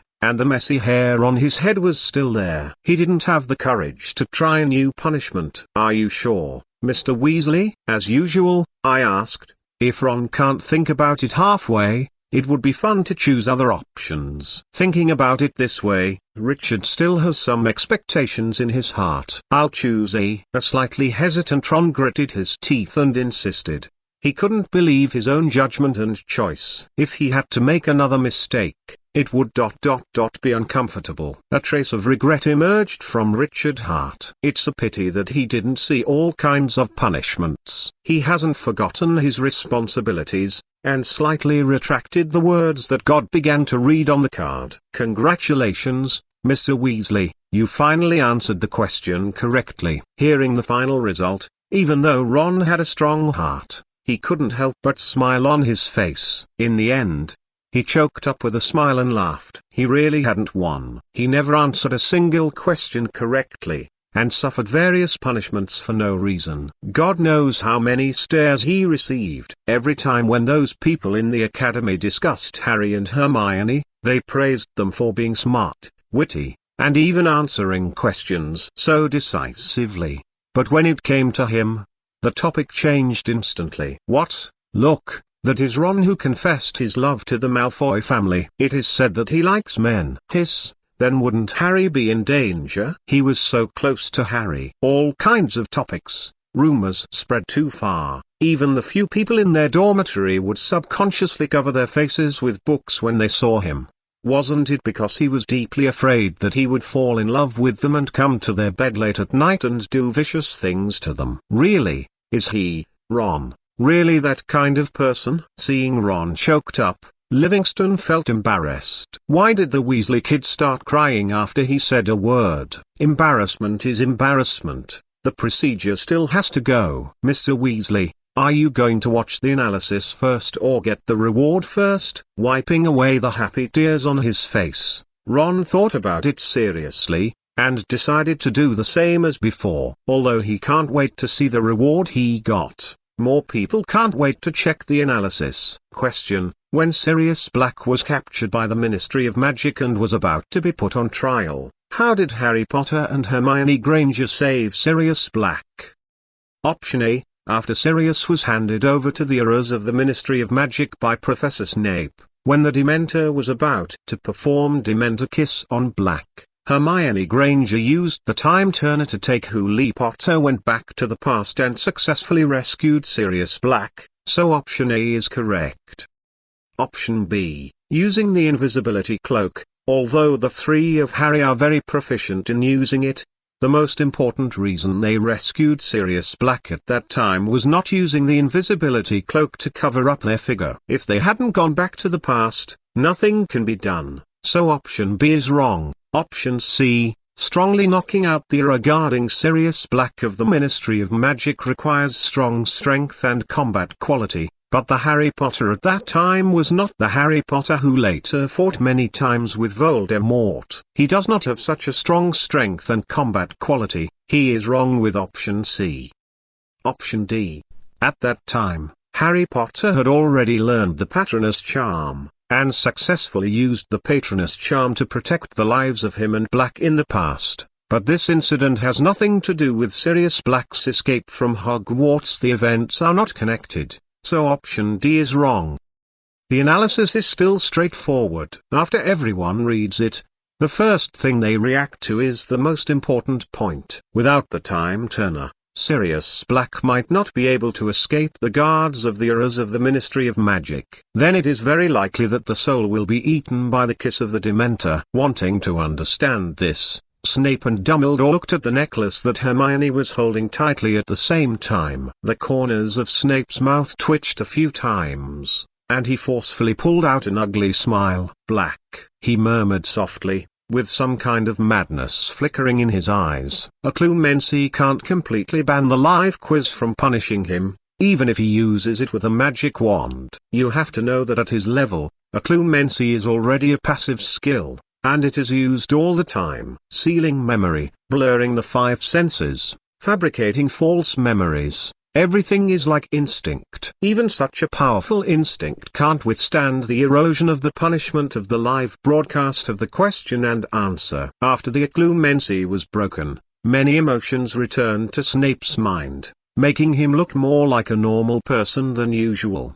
The use of any magic will bring some impact. And the impact of a Clumency is the kind of indifference that goes deep into the bone marrow. The emotional stability makes him generally not have too much emotional fluctuation. This is why Snape is usually so cold. There are always some obsessions that can transcend the influence of a Clumency on the caster. Now, Snape reconstructed his own Clumency, allowing a layer of false memory to cover his real memory again, allowing the coldness to cover up his truest emotions again. But it's not complete. He needs time to get rid of the influence of that smile on him, and only after it's gone can he hide his emotions again. Maybe it's a good idea to go back to the past and get rid of Black, Snape thought to himself with madness in his heart. It's just that when he had such an idea, his wand pointed at himself again. Then, the madness dissipated and reason returned, and Snape's expression became even colder. He felt a little mentally exhausted,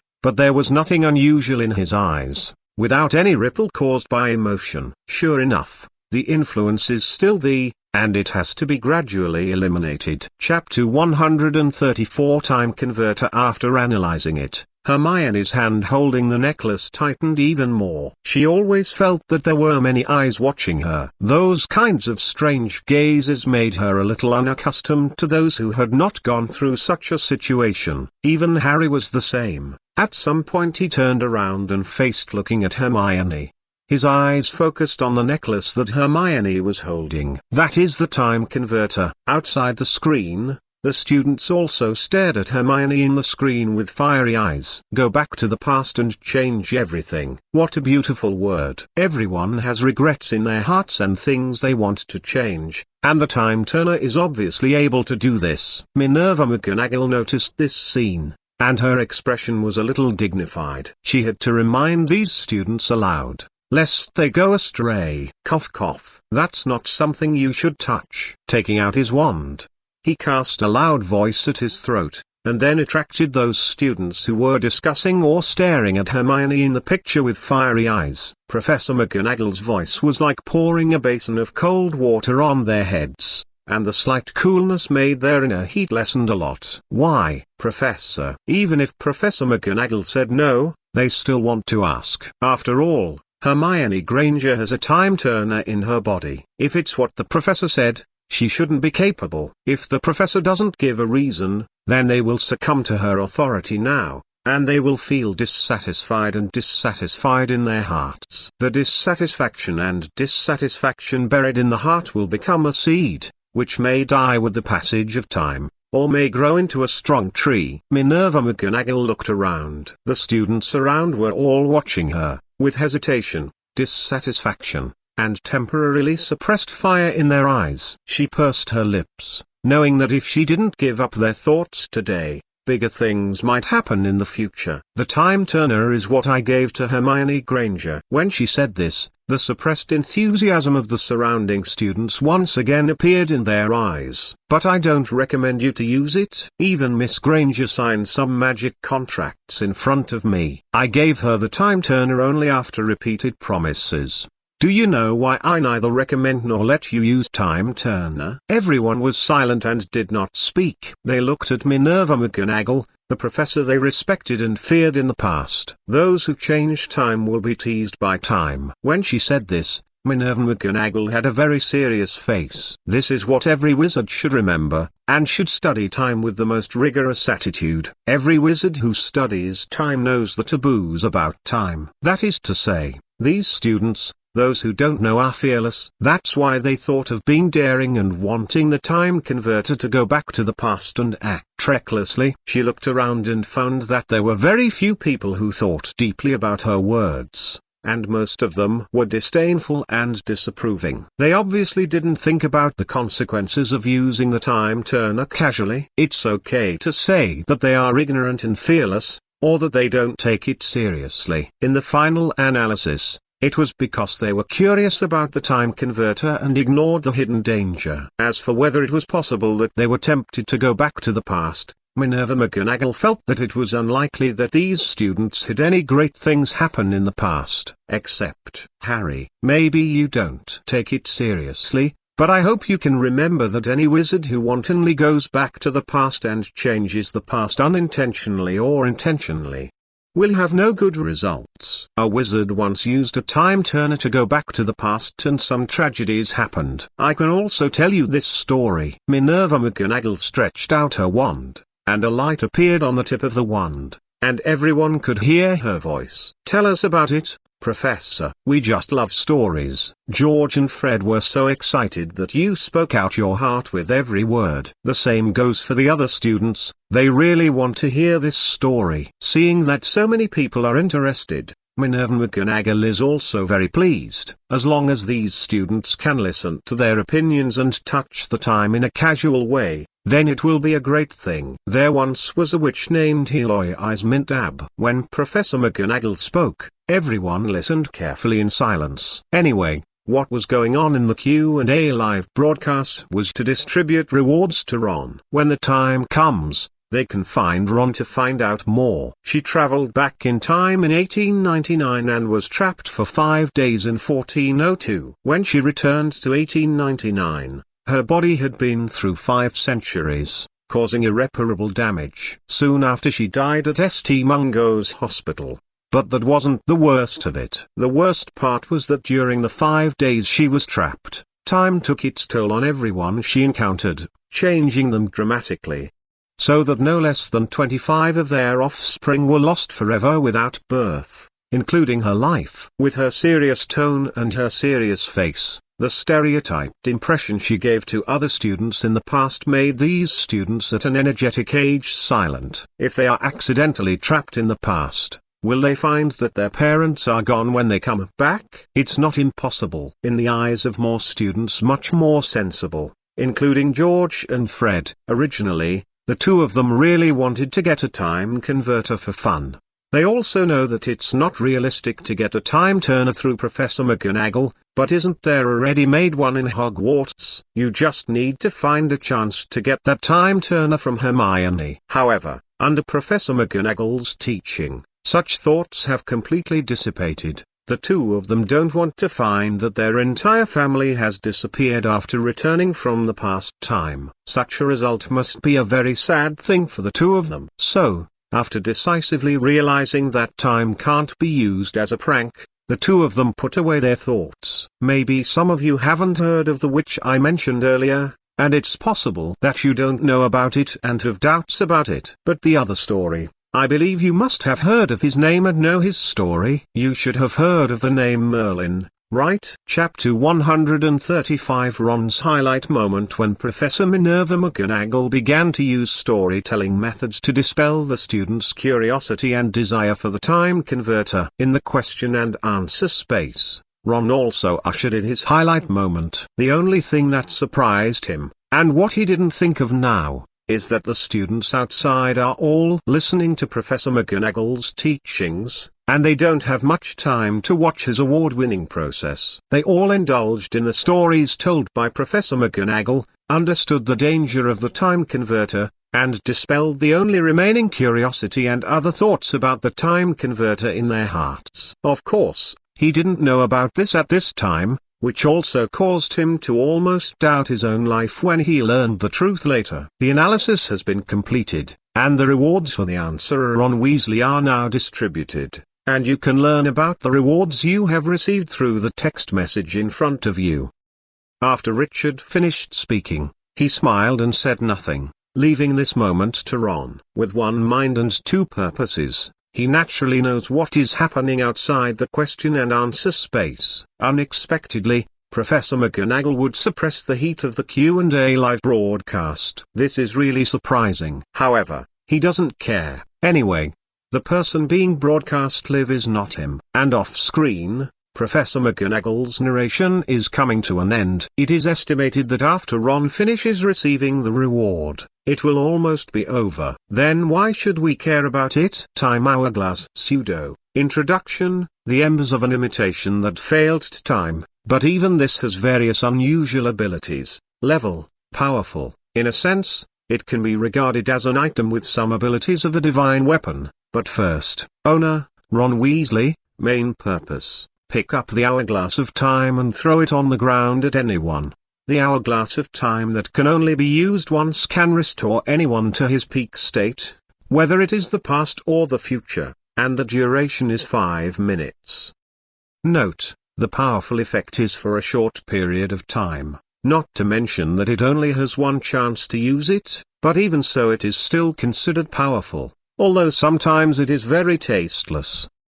After reading the information, Ron was silent for a while. Before he got such a thing, he imagined that what he got should be a very handsome weapon, comparable to the double guns Harry got, and even cooler than the double guns he got. However, after getting such a thing, his illusion was shattered. Ah, what use is this to me? The collapsed Ron yelled and put his head in his hands, unwilling to accept this fact. Maybe you can use it to stick a handful of sand to your body. Hermione covered her mouth and laughed. It was very rare to see Ron lose his composure like this. Every time I see it, I find it very interesting. There was even a smile in Harry's eyes, and he pursed his lips trying not to laugh out loud. Otherwise, Ron would really collapse. Draco doesn't have so many scruples anymore. Although he won't specifically satirize Ron, he won't take him into consideration either. Instead, Lupin looked at the exquisite hourglass hanging around Ron's neck and thought about it. The effect of the time hourglass looks simple,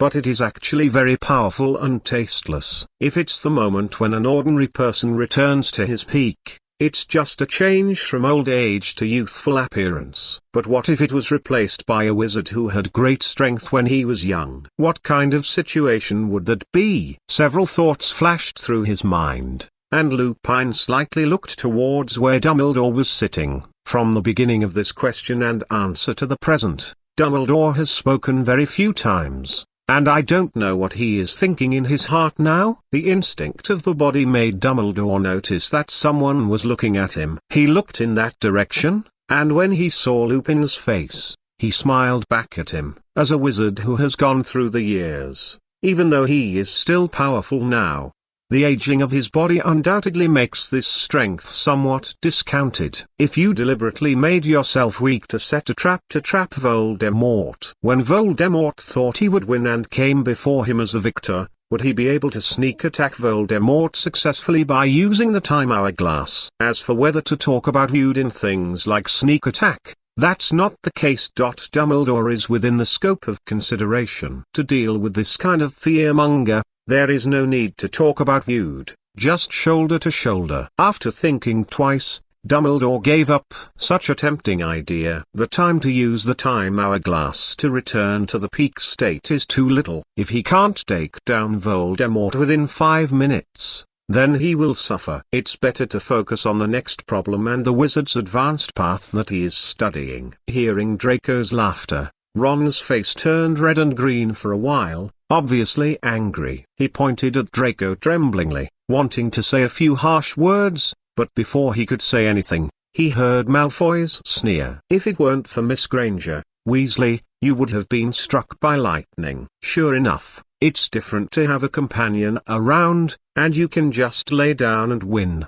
What I have to say is that Draco seems to have inherited a certain attribute of their headmaster, and has begun to become venomous. Harry and Hermione looked at each other, with inexplicable embarrassment flashing across their faces. They actually wanted to help Ron, but they went through some exchanges last semester. The relationship between Malfoy and them can be described as friendly communication. That is, when communicating with Ron, he would occasionally taunt him, just like Ron would mock Malfoy from time to time. Get used to it. Get used to it. As a result, every time they encounter such a situation, they just need to watch the scene quietly. Anyway, it won't be long before the two of them will continue to quarrel. "At least I'm better than you, Malfoy. At least I have companions, and you have nothing. I've always admitted this. If it wasn't for Harry helping you and Miss Granger helping you, then you are nothing." After finishing speaking,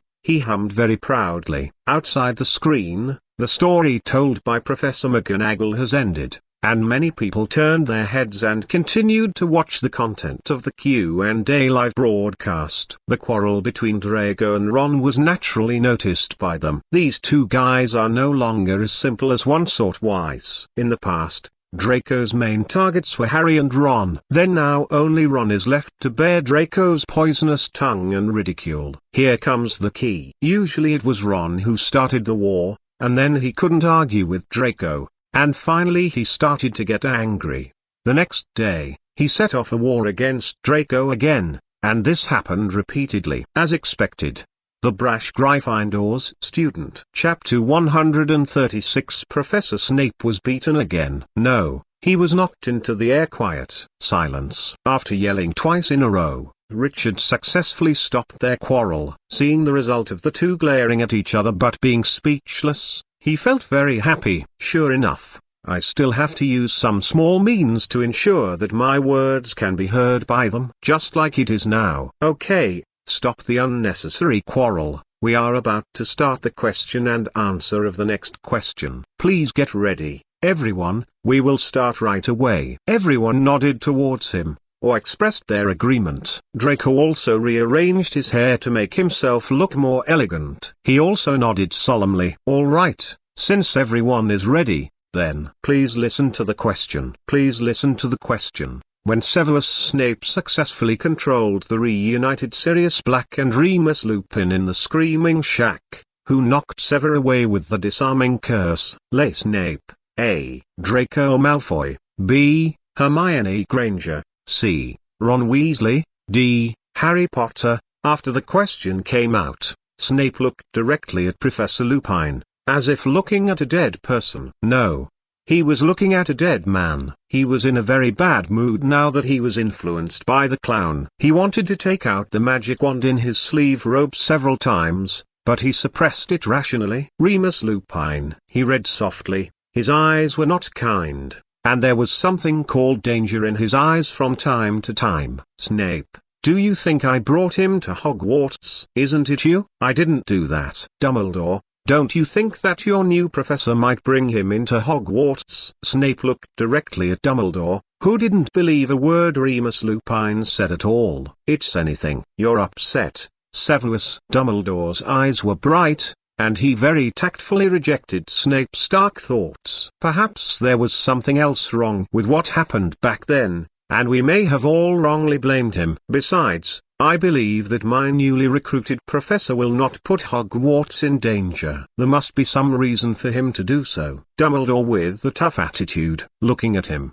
Snape's mouth moved, silently put down his hand, and put down the wand holding the hand again. Except for the three of them, the other four turned their heads around to watch the communication between the three of them. "We should answer this question now, and then we will know the reason. I believe you won't be able to wait even this little time." Gazing into Dumbledore's bright eyes, Snape even more was silent. Richard, who was standing, watched this scene with great interest. Someone in the crowd had already noticed this scene and shouted loudly, "Professor Snape seems to have been hit again." "No, he was knocked into the air." "Where is it? Show me. I want to see too." The conversation between Professor Snape and Professor Dumbledore involved the story of Professor Lupin and the fugitive, which is still very attractive. Of course, what was more attractive was that student's previous sentence. When Snape looked back at the topic, Dumbledore breathed a sigh of relief. Facing such a complicated situation, and having to face Severus' sharp questioning from time to time, sometimes it is really tiring. But what can he do? If you want to know the truth of the matter, you have to wait until the live broadcast of the question and answer is over. Every time the Q&A live broadcast appeared, it solved some doubts and at the same time brought more questions. Dumbledore discovered that the questions in each Q&A live broadcast not only gave some key information, but also secretly hid more key information. If you only look at the question on the superficial level, you will be confused by it after all. "So, I hate those riddlers the most," Dumbledore thought to himself. When they looked at the question again, their strange gazes focused on the other four little wizards. Whoever used the disarming curse on Snape was among the four of them. Unsurprisingly, everyone's eyes carried a very strange meaning. Outside, people from the four colleges looked at the contents of the screen with peace of mind.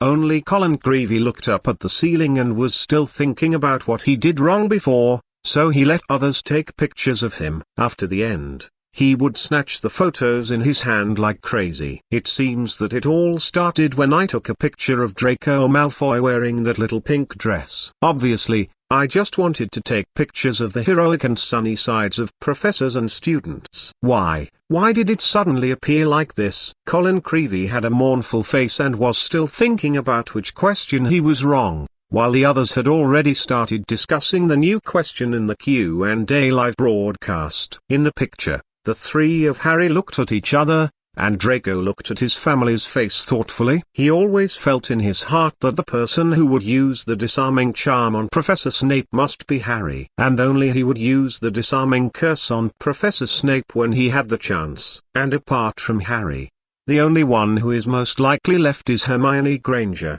that stump student. As for Ron, to be honest, it's not that Draco looked down on him, but that he didn't think Ron could have that ability at all. It's really not that he looks down on him. Draco was thinking about something, but he kept staring at Harry's face. The blatant appearance made Hermione aware. She remembered the rumor that had been circulating in the academy, and suddenly felt that it might not be just a rumor. She looked at Harry with a hint of worry in her eyes. What if the rumor is true? Hermione couldn't stop thinking. The more I think about it, the more possible it becomes. Looking at the ignorant Harry, Hermione's mind was churning with certain thoughts. Perhaps she should find a chance to mention it to Harry, lest he be murdered by Malfoy one day. In this question, everyone thought that the most likely answer was her and Harry, including herself. Right now, it's just about who gets this question first. She and Harry pressed the button at the same time,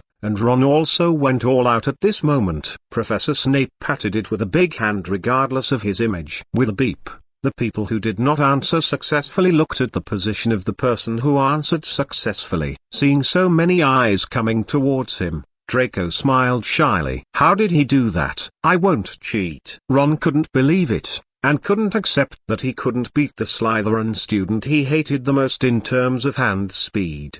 Who knows? Hermione rolled her eyes. Ever since she felt that the rumor might be true, the way she looked at Draco Malfoy changed. I can't wait to pull Harry away from him. Regardless of whether Draco cheated or not, it cannot be denied that he will answer this question next. Chapter 137, The Real Culprit Who Knocked Professor Snape into the Air. Quick answering. It seems that Mr. Malfoy has been practicing hard for this day for a long time. I believe that Goddess of Luck will take care of you if you rush to answer round after round so quickly, without fear of the slightest punishment. So, Mr. Malfoy, do you already have the answer in your heart? Draco was able to bear the various eyes of the crowd without changing his face. Of course, sir, I already have the answer in my heart. It seems that Mr. Malfoy is ready to end this question as quickly as possible. I am very much looking forward to Mr. Malfoy's performance. Let us stay tuned. Richard laughed. Even though he couldn't see his expression, he could feel the smile in his heart. Now, start your selection, Mr. Malfoy. The elegant smile on Draco's face gradually disappeared. The education from a noble family has been engraved in his bones since he was a child. House. When facing other people, he will always have such a polite appearance, and only when facing the three of Harry or some people who are special to him, that kind of superficial politeness, the camouflage, will be torn off. When Draco like this appeared, perhaps he was already prepared to be serious in his heart. Draco is no longer the Malfoy he once was. He turned his head to look at Harry, looking at him very seriously. If, letting out a breath, the nervousness began to dissipate. If I think who is most likely to use the disarming curse to knock Professor Snape into the air, the most likely person should be Harry. No one asked why, but he started asking and answering himself. Let's talk about me first. Our Slytherin students naturally respect the courtyard of our college very much, and we won't deliberately attack the professor. The second is the most likely Ms. Granger. Apart from Harry, she is also very likely. Intelligent, reckless courage. When a friend is in danger, she is ready to show her fangs like a lion whose hair is blown. The three of Harry, the three of the professor, and the six of them watched Draco's speech-like behavior. The last is Weasley. I don't deny that the members of the Weasley family are all standard Gryffindors. They may be full of courage in their hearts, but Mr. Ron Weasley obviously doesn't have the strength to defeat a professor. So my choice is very simple. It is you, and it will only be you, Harry. Papa. Applause came from the middle position, and Richard felt a burst of emotion when he saw Draco's vigorous appearance. The arrival of the question and answer space has changed the fate of some people. Draco Malfoy is one of them.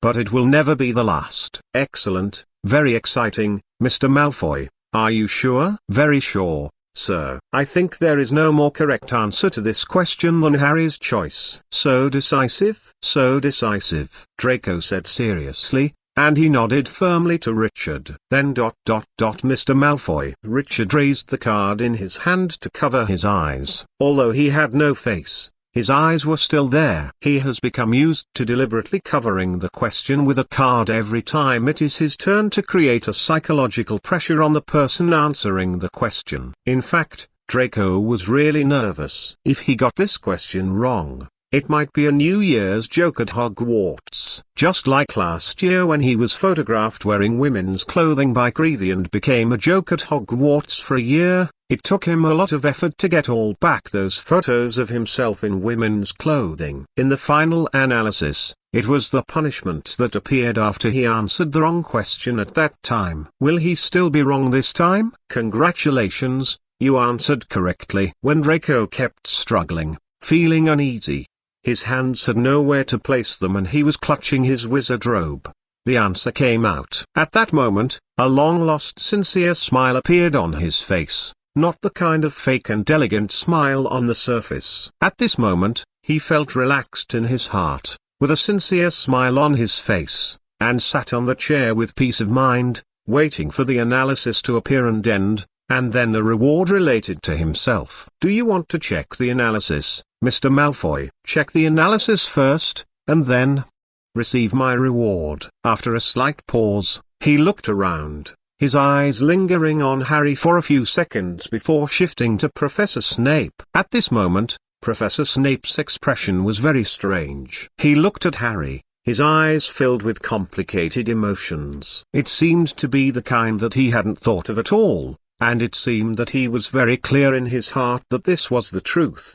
but he just couldn't accept it. Didn't you see that Harry didn't dare to look at where Professor Snape was? He is still trying to reduce his presence as much as possible. Question: when Severus Snape successfully controlled the reunited Sirius Black and Remus Lupin in the Shrieking Shack, who knocked Severus away with the disarming curse? Snape. Option A, Draco Malfoy. In the Screaming Shack, for some reason, Draco Malfoy is not in it, so option A is wrong. Option B, Hermione Granger, who was most likely to pull out her wand at the time, did not pull out her wand, and she was so emotional at the time that she couldn't tell whether what Sirius Black and Professor Lupin said was true or not. At the right time, the disarming curse was not used on Severus Snape, so option B is wrong. Option C, Ron Weasley, as one of the people who witnessed everything happening in the Shrieking Shack. His specific role may be to hold his mouse as a spectator to watch the show, because it is always the watching a play, so option C is wrong. Option D, Harry Potter, as the person involved. When he encountered something strange about the death of his parents, he chose to pull out Hermione Granger's wand while Severus Snape accidentally knocked him into the air with a disarming spell, so option D is correct. After the analysis was over, Snape fixed his gaze on the possibly strange text about the death of Harry's parents. If that's the case, it's not that he can't understand Harry's actions. The gathering of various problems and factors before made what Sirius Black did. There are some new turning points in this matter. Was it really him who did it? Did he really betray the James family back then? Could it be someone else? Some questions were answered, but more doubts came one after another. Don't talk about Snape. Just say that Dumbledore is in this live broadcast. Why isn't he recalling every bit of what happened 12 years ago in his heart? I want to find out the truth of the matter as much as possible. Unless they find the person involved back then to find out. Chapter 138. Dragon Egg. Which wizard doesn't want to have a dragon of his own? Unfortunately, Sirius Black was the only person involved back then. Even if he wanted to find it, he wouldn't be able to find it so easily, unless he was willing to expose it on his own initiative. However, after 12 years in prison in Azkaban, no one can guarantee how much sanity he still has left. As for Peter Pettigrew, no one knows that he is still alive. At most, there are some guesses, but when the person is not actually alive, all guesses can only be guesses. Instead of becoming an ironclad fact, Harry breathed a sigh of relief.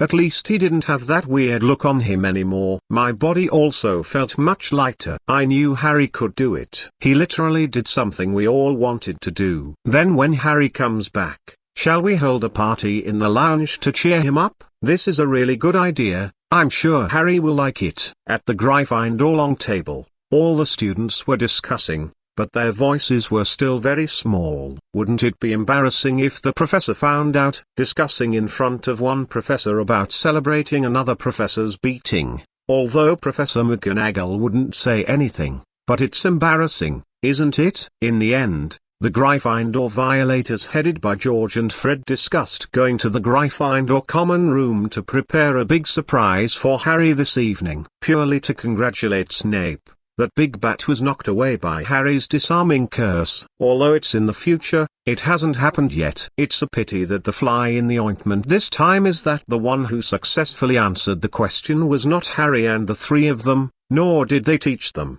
but Draco Malfoy from Slytherin. This makes them feel pity. Mr. Malfoy, it's time to check your rewards. Draco, who had been waiting all this time, nodded slightly, and looked expectantly at the golden text in the air in front of him. The book he got last time made him suddenly understand the truth of the world. While he was excited about the future of such a wizard, he was also vaguely worried about his own strength being too low. If there is anything he wants most this time, it must be items or knowledge that can increase his strength. With such expectation, Draco greeted him with his eyes. Dragon egg unhatched. Introduction: one of the dragon species from a powerful world. Each hatched dragon has its own potential, level, not bad, artifact. Before it hatches, no one knows what potential and ability it possesses. Owner: Draco Malfoy. Main purpose: when the dragon hatches, it first has to go through the 3 stages of infancy growth. Dragon. It can become the most loyal partner of the owner. It has the ability to become bigger and smaller. Others for specific abilities, please refer to the real situation of hatching. Note: supplying magic power every day can assist in hatching for as long as 30 days, and each giant dragon possesses wisdom no less than that of human beings. Before finishing watching, Draco's breathing became short of breath. He stretched out his hands, tremblingly waiting for his own dragon egg to appear in his hands. Everyone has their favorite things or careers. What about him? What he likes the most, what he has always liked is dragons. From beginning to end, nothing changed. But no matter in the past or now, his father refused to let him raise a dragon. This is also the regret in Draco's heart. But now, such regret seems to be gone. Own to my dragon. His body was shaking with excitement, his eyes were shining brightly, and his heart was still beating wildly. Finally, a gigantic egg about 60 centimeters in length appeared in his hand. The eggshell of the dragon egg is silvery white, and under the light of the question and answer space, it reflects a nice silvery light. Draco carefully held the dragon egg in his arms. The more he looked at it, the more he liked it. You can go to Hagrid, Draco. Amid Draco's great joy, Dumbledore said with a smile. What, Professor? You can go to Hagrid. I believe the two of you will have a common topic on this aspect. After the dragon hatches, you can also temporarily place it in Hogwarts foster care. Draco looked at the kind Dumbledore for several seconds, and finally nodded. Thank you, Professor. Draco was sincere, and what Dumbledore said made him wake up suddenly. If he kept it at home, he wouldn't be able to see his little dragon. Although you can go home to see the dragon at the end of each year, you have to wait until the end of the year. It's been too long. Yes, he can't stand it. Putting it in Hogwarts is also a good choice, and there was a gleam in Draco's eyes. As far as he knows, Rubeus Hagrid has his own unique views on raising magical animals. Then the two of them can have a good communication. And the most important point is, he can take this opportunity to increase his communication with Harry. Sooner or later, he, Draco, will make Harry agree with him, which must include Miss Granger and that damned Weasley. What could be happier than turning an enemy into one of our own? Thinking of this, Draco couldn't help but smile. Seeing that Draco suddenly laughed, Dumbledore thought it was because he was very satisfied with the opinions he gave. This child from the Malfoy family is still very kind-hearted, but his sexual orientation is male. Pity. Dumbledore knew that Draco's father would do everything in his power to prevent him from pursuing his love after he knew about this. Thinking about it this way, he also had some regrets in his heart. I couldn't help but feel very sorry. Thinking back to the past. Harry. He got a dragon. I know, I saw it. Since he got a dragon, it's nothing strange, Ron. The rewards given by the Q and A live broadcast include everything. Looking at Ron, who was jumping up and down, feeling remorseful, Harry touched his head. Last school year, didn't they see a baby dragon born in Hagrid's hut? That's all. But why? He also felt his heart ache. Touching their hearts, Harry and Ron looked enviously at the dragon eggs in Draco's hands, and suddenly felt that the rewards they had received were not good. If it can be exchanged. They also want a dragon egg. It is its own dragon egg. Chapter 139. Black's purpose of coming to Hogwarts. Looking at Ron, who was jumping up and down, and Harry, who kept touching his heart and head, Hermione was really amused. Why didn't she know how much these two people usually acted like dragons? Now she has seen it. Actually, what she didn't know was that Harry and Ron's performance was still good. The students outside the question and answer space are crying and howling. That's a dragon, a dragon. Be quiet, Wood. That's just an egg. Even if it's an egg, it's a dragon egg. You forget it. I don't want to say anything. This is just a conversation at a corner of the table, but it can also be regarded as a microcosm of the entire auditorium. Many wizards who like dragons are yelling, cheering and excited for the dragon egg that Draco got. Look, that dragon egg is so beautiful. Yeah, it's really beautiful. I've never seen such a beautiful dragon egg. Then have you seen dragon eggs before? No.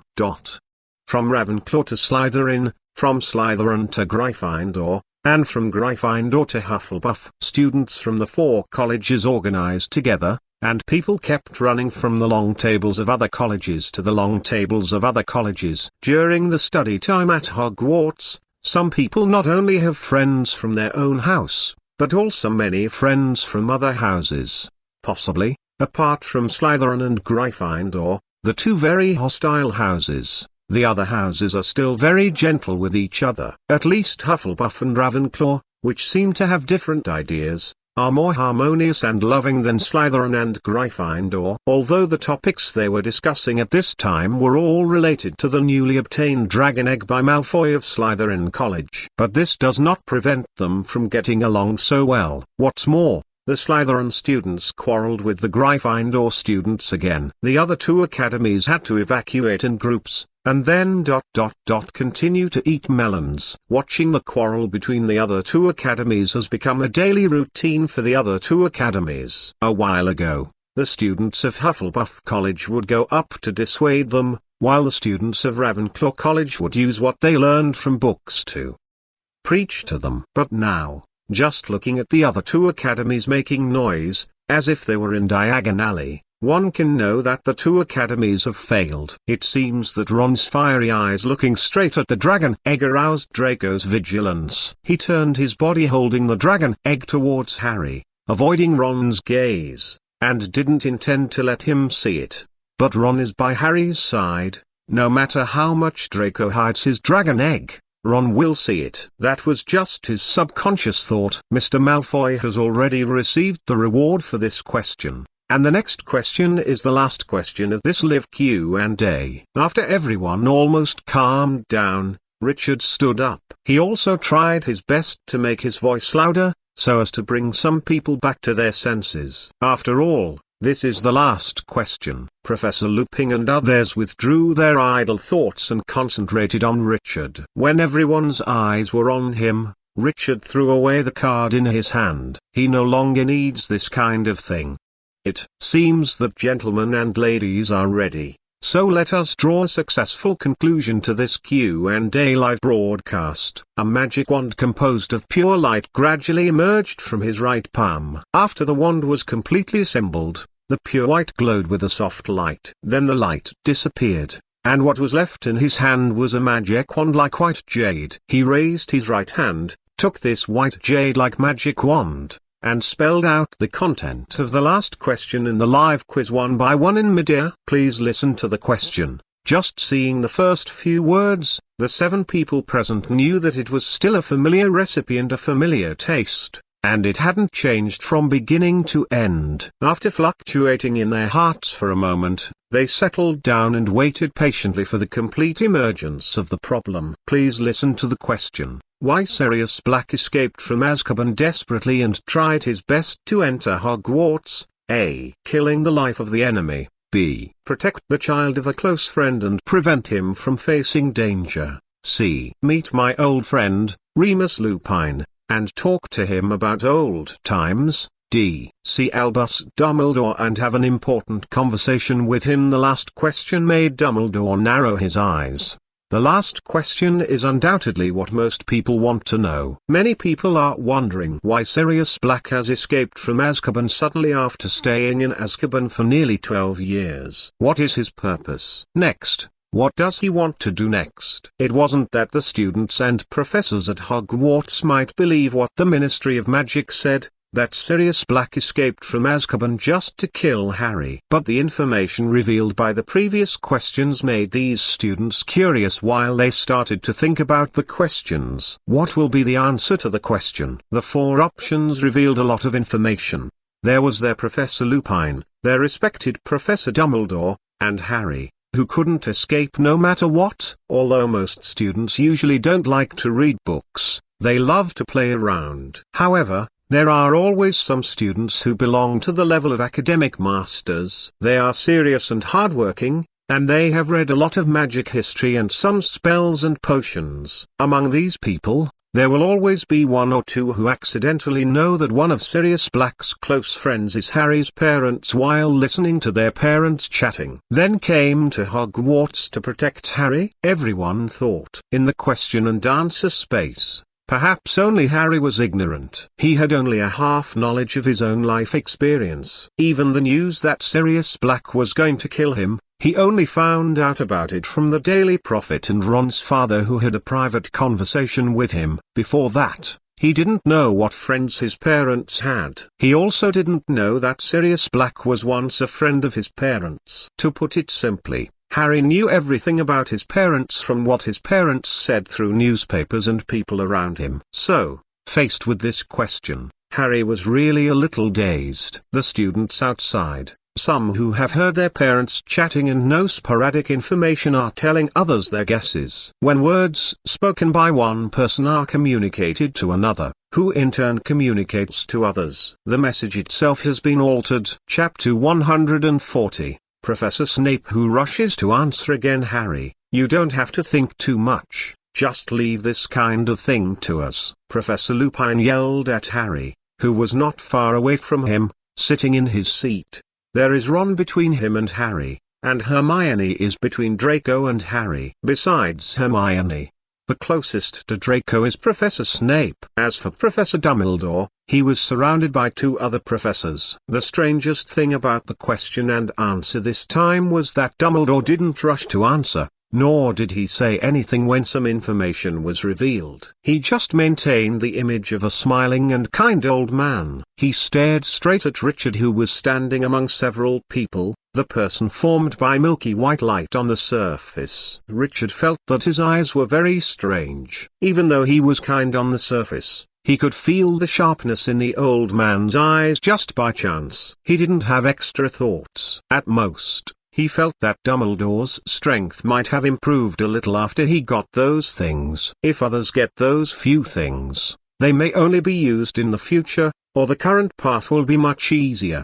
But when Dumbledore got it, it was equivalent to adding a very powerful assistance to him who was currently stuck in this strength and was groping for the path of a wizard alone. It directly pointed out a new direction for him. If Dumbledore's step is really successful, I'm afraid there will be no Voldemort in the future. If they appear, they can be killed directly. Catch it once, kill it once, and let Voldemort squat in the corner doubting life. And Richard was curious about where Professor Dumbledore had come.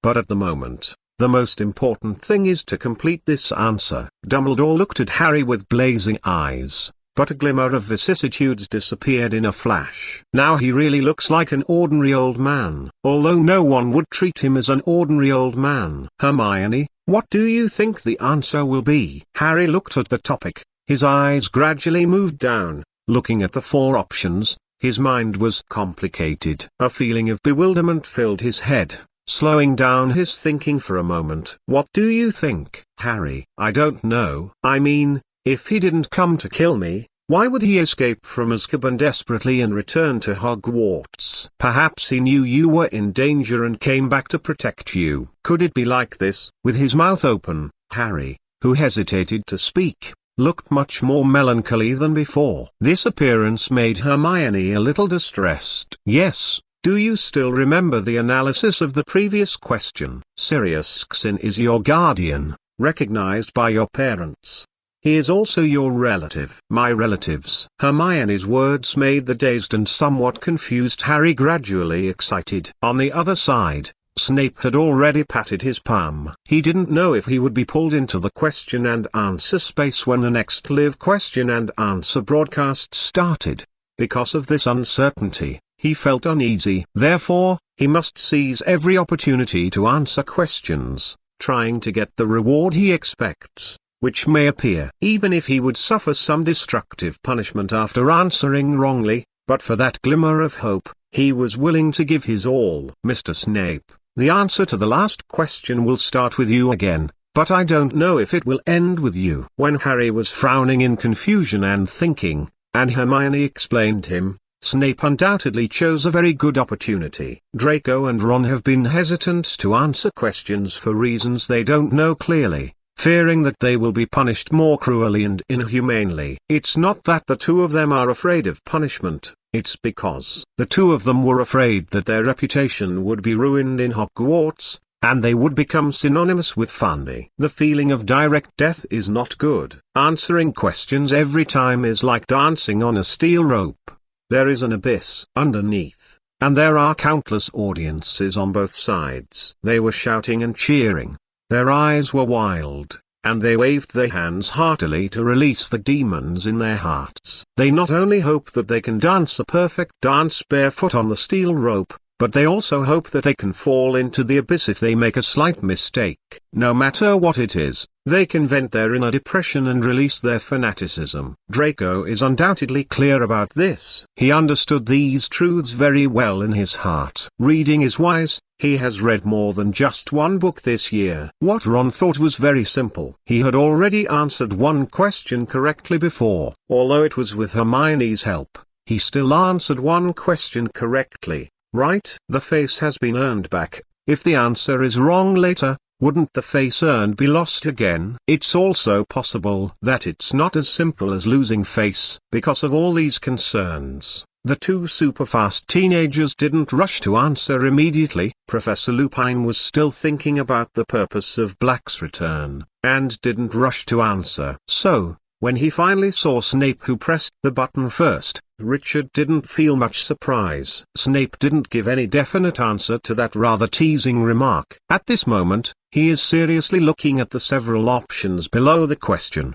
and is preparing to answer this question based on his knowledge of that man. First of all, the first option is to kill the lives of your enemies. This was the most likely option for Snape. Logically speaking, although the two of them are old acquaintances, they are also mutual enemies. But Snape had a hunch in his heart that the enemy Black wanted to kill was definitely not him. Combined with the information obtained earlier, the person who betrayed the James family may not be Black. Then it is indescribable who Black escaped from Azkaban and who he wanted to kill when he returned to Hogwarts. The person he wanted to kill was very likely the damned traitor who really betrayed the James family back then. It's just that Snape wasn't sure yet. The prejudice he had caused couldn't make him trust one of the few people he hated the most in his life, especially when the entire board still lacks the most critical piece of the puzzle. Next is the last option. Black escaped from Azkaban and returned to Hogwarts to discuss an important matter with Dumbledore. This is also very possible in Snape's view. Black was once a member of the Order of the Phoenix, so it is not impossible to come back to Dumbledore to explain and tell the real situation that happened that year. As for the second option that others thought, Snape scoffed at it. If that person wanted to come back to protect Harry, he would have come back long ago. Anyway, he didn't believe it. Chapter 141 Snape View Analysis. After some careful thinking, everyone's gaze didn't make Snape a little nervous, especially not long after using Occlumency to reblock the mind. At this time, he had a serious face, and just by looking at it, he made everyone stay away. The combination of facial paralysis and indifference makes it impossible to guess his thoughts. It's not sure which option he will choose. Harry looked at Snape,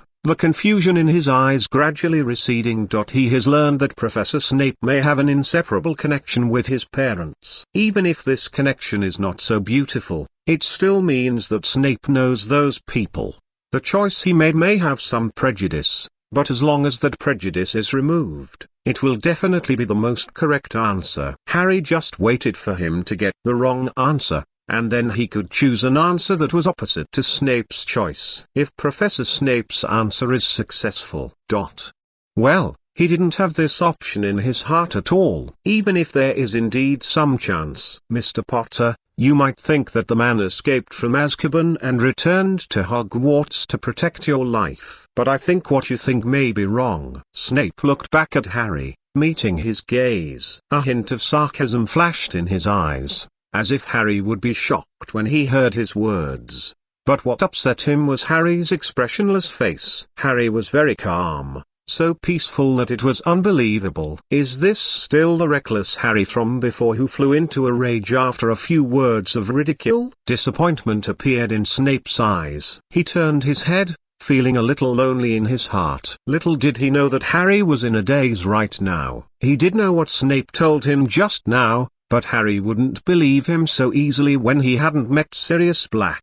He hasn't forgotten what he saw in the Daily Prophet. If he simply ran to see Sirius, what if the question and answer space made a mistake? Then he gave it for nothing. It's still the kind that I put together myself. So, Harry knew that Snape was mocking him, but he had to hold back, and not let Snape be happy when he saw his angry appearance. Sure enough, it was the same as what the senior said. A look of disappointment flashed across Snape's face when he saw that his taunt hadn't had any effect. Although the time was short, Harry, who kept looking at Snape, noticed it. I felt rejoicing in my heart. Sure enough, when Snape looked at the quiz again, he didn't pause much. He already had the answer in his heart. If he really wanted to go to Dumbledore to tell something, he would have come here long ago. Talking to himself, he raised his head, his eyes still as calm as a pool of stagnant water. I choose A. Black returned to Hogwarts because he wanted to take the lives of his enemies with his own hands. No one knew that when Snape said these words, Professor Lupin looked at Snape with a strange look, and the corners of his eyes twitched, obviously trying to hide his expression. If he didn't have a good relationship with Snape, he would have wanted to tell him, "Isn't Black's enemy you?" Fortunately, he resisted the urge to say that. I didn't speak out what was in my heart, which caused other unspeakable influences. He didn't know what the other people's reactions would be like at that time, but he was sure that Snape's reaction would be to grit his teeth and look at him with that look of wanting to kill someone. In order to avoid trouble, coupled with his great self-control, Lupin decided to turn his head to see Dumbledore's reaction. "Are you sure, Mr. Snape?" "Very sure." With short and crisp words. "He is not a person who is good at words." Richard looked at him and nodded slightly. "Congratulations, Mr. Snape. The answer is correct." This is already the last question, and Richard doesn't want to do any other tricks. It's best to end it so simply and neatly. Hearing this, even Snape, who was tense, had a much more natural expression on his face. What he fears the most is to hear that he answered wrongly and then accept new punishment. The last time I experienced the despair of the clown, I still had lingering fears. Sadness is mixed with joy. Reason is full of despair. What kind of emotion does that kind of person have to go through? It made him feel the unforgettable despair until now, which triggered the experience he was most unwilling to look back on. But fortunately, he is Severus Snape, who is proficient in black magic, a master of potions, and one of the masters of spiritual magic. He is good at occlumency, and he is a double agent who walks between Dumbledore and Voldemort. It's not so vain. The despair engraved in his bones broke through the defense layer built by his occlumency, and he can continue to use occlumency plus a lock. Fortunately, this time, he answered the question correctly, not those who will be punished for their mistakes. Thinking about it this way, Snape's face looked much better again. "Do you want to check the analysis, Mr. Snape?" "Check." Simple and clear. Snape's head was slightly up. No matter how indifferent his tone was, he couldn't conceal the excitement in his heart. Richard smiled and pushed the card forward. The card did not fall down, but moved forward slowly. While advancing, some sporadic white lights began to appear around the periphery of the card. The entire card gradually dissipated as the sporadic white light appeared. But it wasn't just this card that dissipated, but also the line of golden text that was in the air in front of everyone. The new characters appear on the basis of the original ones, accompanied by the original golden text, and the card disappear together. The newly appearing characters are composed of colorful colors. The white light overflowing from the card floated around the colored text, like drops of starlight. It looks very beautiful. At least the attention of a few young wizards was attracted by this move. Usually, it's not like no one uses magic to perform operations like this. But that's different. Dumbledore paid attention to this scene, tilted his head slightly, as if he was stunned by the colorful words. But actually he was thinking about something. With his thoughtful appearance, coupled with his pair of bright blue eyes, people can feel more and more the wisdom and experience that a centenarian should have. At least according to the current situation, Dumbledore must be thinking about some inhuman things in his heart. That gaze was on the unsuspecting Richard, but he didn't pay attention. And the analysis of the last question was released by Richard at this time. Chapter 142 Lily! When all the colorful characters appear, it also means that the analysis of the answer to this question has been released. Snape looked at the above analysis intently, and Harry also looked at the above analysis very energetically. Question: why Sirius Black escaped from Azkaban desperately and tried his best to enter Hogwarts? Option A: slay the life of the enemy. When Sirius Black was in Azkaban, he knew that his enemy was still alive through a photo on the Daily Prophet, so he escaped from Azkaban like crazy, and finally knew that the person was in Hogwarts. Only then will you choose to come here, so option A is correct. Option B: protect the child of a close friend. To prevent him from being in danger, meeting Harry was purely an accident. When he knew that that person was at Hogwarts, Harry's appearance also made him a little surprised and worried. He wanted to protect Harry very much. Life. But because Sirius Black escaped from Azkaban and the ultimate goal of coming to Hogwarts is to kill that person, so option B is wrong. Option C: meet your old friend, Remus Lupin, and catch up with him. Even if you want to meet your friends, there is no need to escape, right? Although Azkaban is indeed not a good place, Sirius Black escaped from Azkaban not because of this, so option C is wrong. Option D: see Albus Dumbledore and have an important conversation with him. Seeing Albus Dumbledore would not make Sirius Black escape from Azkaban crazily. With Albus Dumbledore's prestige in the magic world, when Sirius Black asked the Irwent seeing Dumbledore, when there is something important to discuss, no matter how disdainful that Irra feels, he will tell the Minister of Magic, and the Minister of Magic will definitely look for Dumbledore, so option D is wrong. The analysis has been revealed, and the rewards will be issued soon. At this moment, everyone's attention was on the colorful text, checking what Black's purpose in coming to Hogwarts was. Even Snape. His eyes were fixed on those words, and he didn't even move. Sure enough, he didn't guess wrong. Sirius Black escaped from Azkaban and returned to Hogwarts with a purpose. What he wanted to do should be to find his enemy in Hogwarts. As he thought about it, Snape's face became darker and darker. He suddenly thought of one thing. In Hogwarts, isn't he the one who can be regarded as having an enmity with Sirius Black? After being in a relationship for a long time, the person he wanted to come back and kill turned out to be himself? The more he thought about it, the more likely Snape felt that it was possible, and he couldn't help analyzing that possibility, and then he would use various clues to expand this possibility based on his character. At that time, I will stubbornly think that Sirius Black escaped from Azkaban and came to find him. This possibility is not impossible. After analyzing and checking, it's time to claim your reward, Mr. Snape. Gently nodding his head, looking at Snape who was frowning and still thinking, Richard gave him the reward without answering. Anyway, the reward is the friendly sponsorship of the question and answer space, and he doesn't need to come out. Fantasy Potion 10. Introduction: go back to the best time in your life, re-experience your life in your dream. You can make other choices in the dream to see other different futures. False and real. What is real? Level: excellent. As an excellent magic potion, its effect is not very powerful, but its most precious thing is that it can make people falsely go back to the past, face their most regrettable places, and change. Owner: Severus Snape.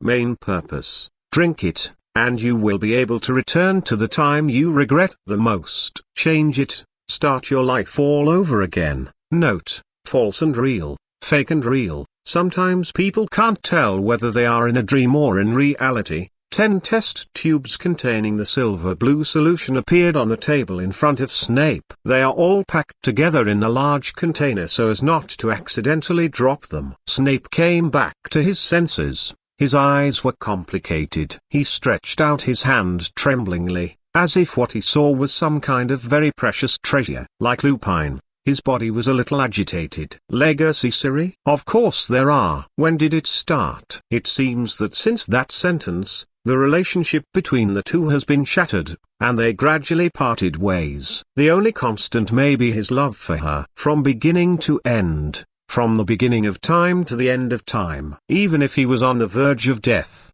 until the last moment, all he wanted to see was a pair of eyes that were exactly like hers. Professor Snape took out a tube from the container and poured it into his mouth without hesitation. Regardless of the possible dangers, the silver blue liquid flowed down the test tube and slid down his throat until he drank the solution from one test tube. Some pictures began to emerge in front of his eyes, flowing backwards from what he was experiencing now. Time seems to be running backwards, and the final picture freezes at a certain moment. Looking at the familiar figure in front of him, at their person who made him feel guilty, hesitant, and uneasy the moment he saw it. A tear fell from the corner of his eye. Silently, "Lily," he called softly with a complicated expression. Harry had never seen Professor Snape like this. Never.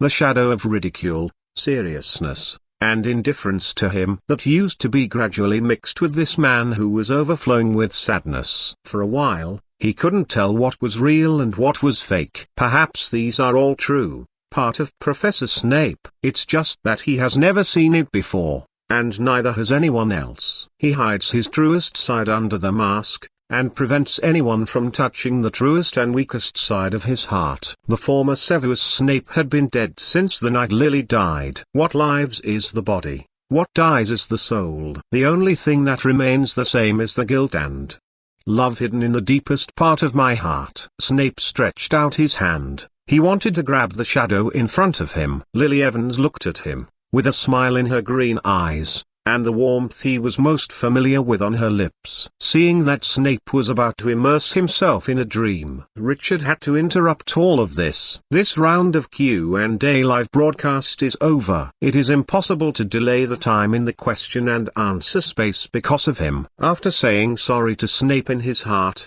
Richard stretched out his hand. Chapter 143 The Weasley Twins. How could Gryffindor wizards cheat? Gryffindor wizards. The feeling of being immersed in a dream was interrupted. Snape opened his eyes, and a trace of bewilderment flashed in his eyes. It seems that he can't figure out why he is here. But before he could recover, Richard on the other side had already opened his hands. In the question and answer space, all the objects began to turn into drops of starlight, flying upwards.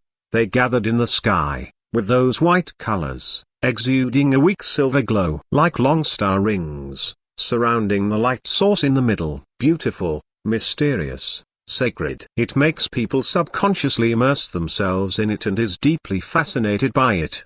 The picture freezes at this moment, like eternity. When everyone's eyes changed, the surrounding environment was able to make them clearly understand that they had returned to Hogwarts. In the auditorium, Dumbledore was still sitting in his original position. Snape left in a hurry as soon as he came back, and before he even had time to say anything to Dumbledore, he hurried to his own basement. Look at the small box used to hold the test tubes in his hand. Because the box was sealed by Snape, others could not see the test tube flowing with the silver blue solution. Snape's hasty departure seemed to flip a switch. The originally quiet auditorium immediately returned to its original appearance. The students were noisy, with excitement on their faces. They looked at Harry and the three of them sitting there with piercing eyes, with fiery eyes. Although I know that once I and others come back here, I will definitely experience the unimaginable enthusiasm of the students. But no matter how many times he came,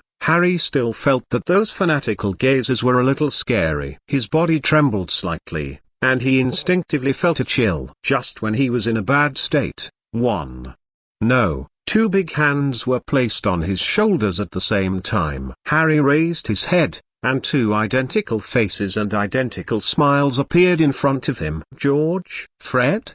That's right, it's us. Aren't you very surprised and happy to see us?" The two brothers cooperated very tacitly with each other. If he didn't know that the two of them were born like this, I'm afraid he would have thought that the two of them had specially trained. "Are you looking for me?" Harry asked suspiciously. He remembered that some time ago, there seemed to be no other interaction between them except night tours. The two brothers looked at each other, the corners of their mouths gradually raised, and their expressions gradually became weird. Hermione's gaze began to sharpen. It was these two brothers who dared to take Harry Yeo to the kitchen last time through other passages. Fortunately, they were not caught by Filch. If they were caught, Gryffindor would have to deduct dozens of points. If these two people want to give Harry any bad ideas again, she must. "Harry, do you trust us? We have something very interesting for you. But at night, you have to follow we come to a place. Trust us, such a fun thing will never let you down." George and Fred seemed in high spirits. This may be because they reprinted dozens of copies of a certain photo that had been cherished for a long time and sent it out. The photos in the magical world, the characters in them can move. And when some embarrassing appearances are photographed and distributed, they will definitely be collected by many people. As for whose photos were distributed by them, that's a secret. I believe that when the time comes, it will bring that person a big enough surprise, as long as that person can find his photo. You know, George and Fred earned a lot of galleons by selling those photocopied photos. It is absolutely guaranteed that the little toy of the two of them will continue to be studied. So, they are in a very good mood at this time. "Hey, Hermione, you shouldn't be looking at us that way. We are all Gryffindors. How can we hurt Harry if we belong to the same college? Gryffindor wizards don't cheat Gryffindor wizards." Hermione rolled her eyes. "And the Gryffindor wizards don't cheat the Gryffindor wizards. God knows how many wizards from the same academy they cheated. Let's not talk about what happened to Wood last time. Just say that the unlucky Colin Creevey has become like this recently. Isn't it caused by the two of you? In the last school year, which bastard Zuwazar copied hundreds of copies of the photos he snatched and sold them to several other colleges. In the end, these two guys hid themselves very tightly. Even if Colin suffered, they would still be gambled by Malfoy. You two say this. Do you think you believe it?" The two brothers laughed and laughed. "Of course, Granger. How could we cheat our own family? This time I'm giving Harry something fun. Other than that, there is nothing else." Harry, who was held down, was also quite curious. Exactly what it will be. It is worthy of George telling Fred that it is a fun thing. "Then can't you take out your fun things now?" "Cannot," the two brothers said in unison. "At least tell us what that thing is." "Secret." Sure enough,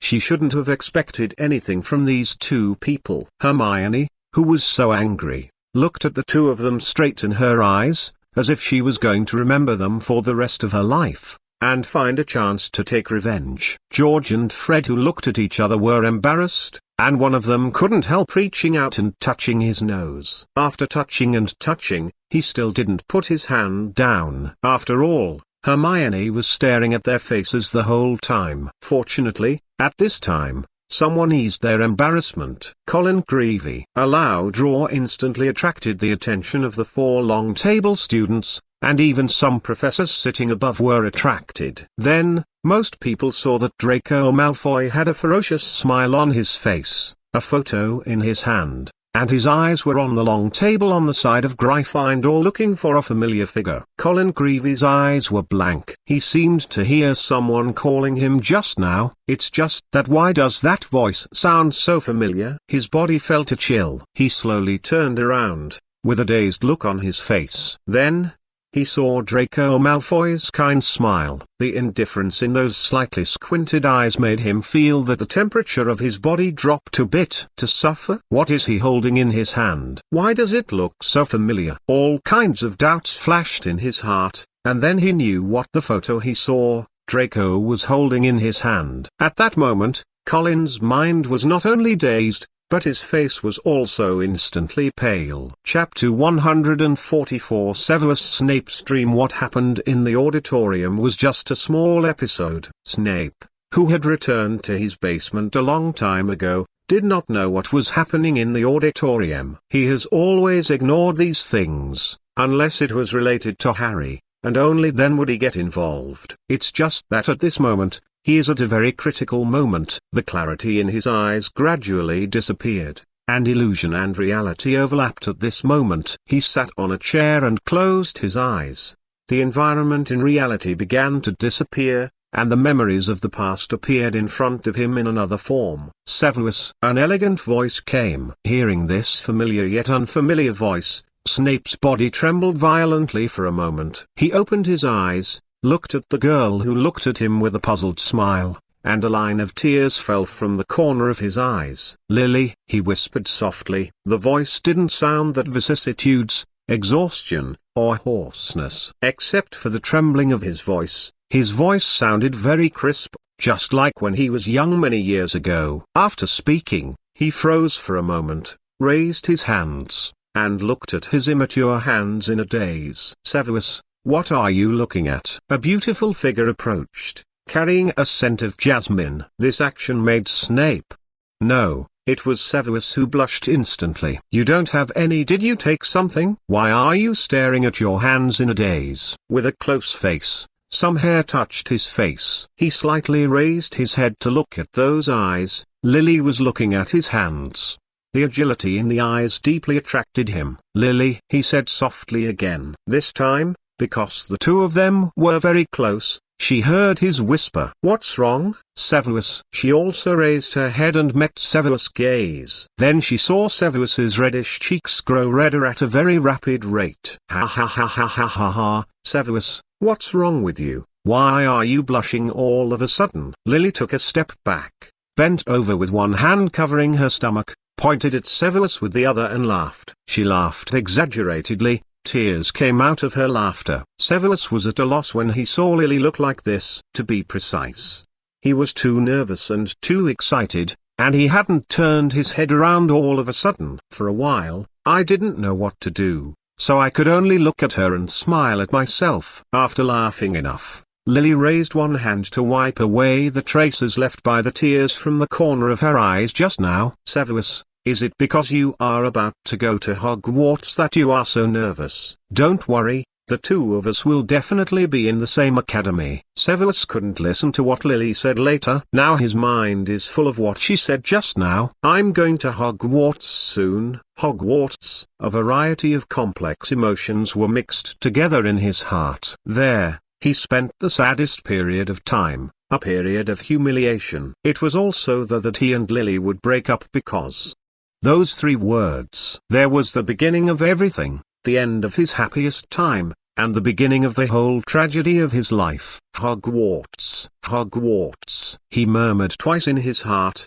The fluctuation in his heart was like a stormy sea. The waves set off one after another. One wave was higher than the other, as if it would never calm down. Lily Evans saw that the expression on Severus' face changed instantly. She was a little worried, and took another step forward. "Are you okay, Severus? Are you afraid that your studies at Hogwarts will not be very good?" "Don't be afraid, I'm here, and I can lend you my notes when the time comes." The girl's mind was still pure, and her words calmed down Severus' inner fluctuations. Severus laughed, with a smile on his face, but his hands were clenched into fists, and his nails were digging into his flesh. Even so, he still didn't let go. It seemed that the pain from nails digging into the flesh was far less than the pain in his heart. "Don't worry, I'm not worried that my academic performance will drop after entering Hogwarts. But you, I'm afraid. After all, you haven't been to the magic world yet. What will happen when your grades plummet?" Saying these words with a smile is obviously a joke. The girl knew it too, but she still deliberately pretended to be angry. "How can you say such a thing? Isn't it bullying that I haven't been to the magic world? I will definitely be no worse than you by then. Severus, I believe in you. I have always believed in you." He nodded. "This time, I will firmly hold your hand, and I won't let you go."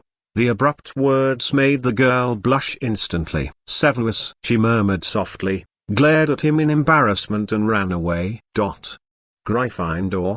The moment the sorting hat fell, a louder sound erupted from the long table not far away. Severus looked at the girl who didn't forget to smile at him when he walked by, and pursed his lips tightly. Nothing has changed, at least in terms of sorting. The girl is still sorted into Gryffindor, and he is still in Slytherin. The two academies are naturally incompatible. When he came to Hogwarts, he originally wanted to make his wish when he put on the sorting hat, so that the sorting hat could sort him into Gryffindor. But who knew, before the dirty, smelly, damned hat even touched him, it insisted on assigning him to Slytherin. Severus' thoughts were a little confused. He had already seen the boy sitting next to Lily, that damned, reckless, arrogant Potter.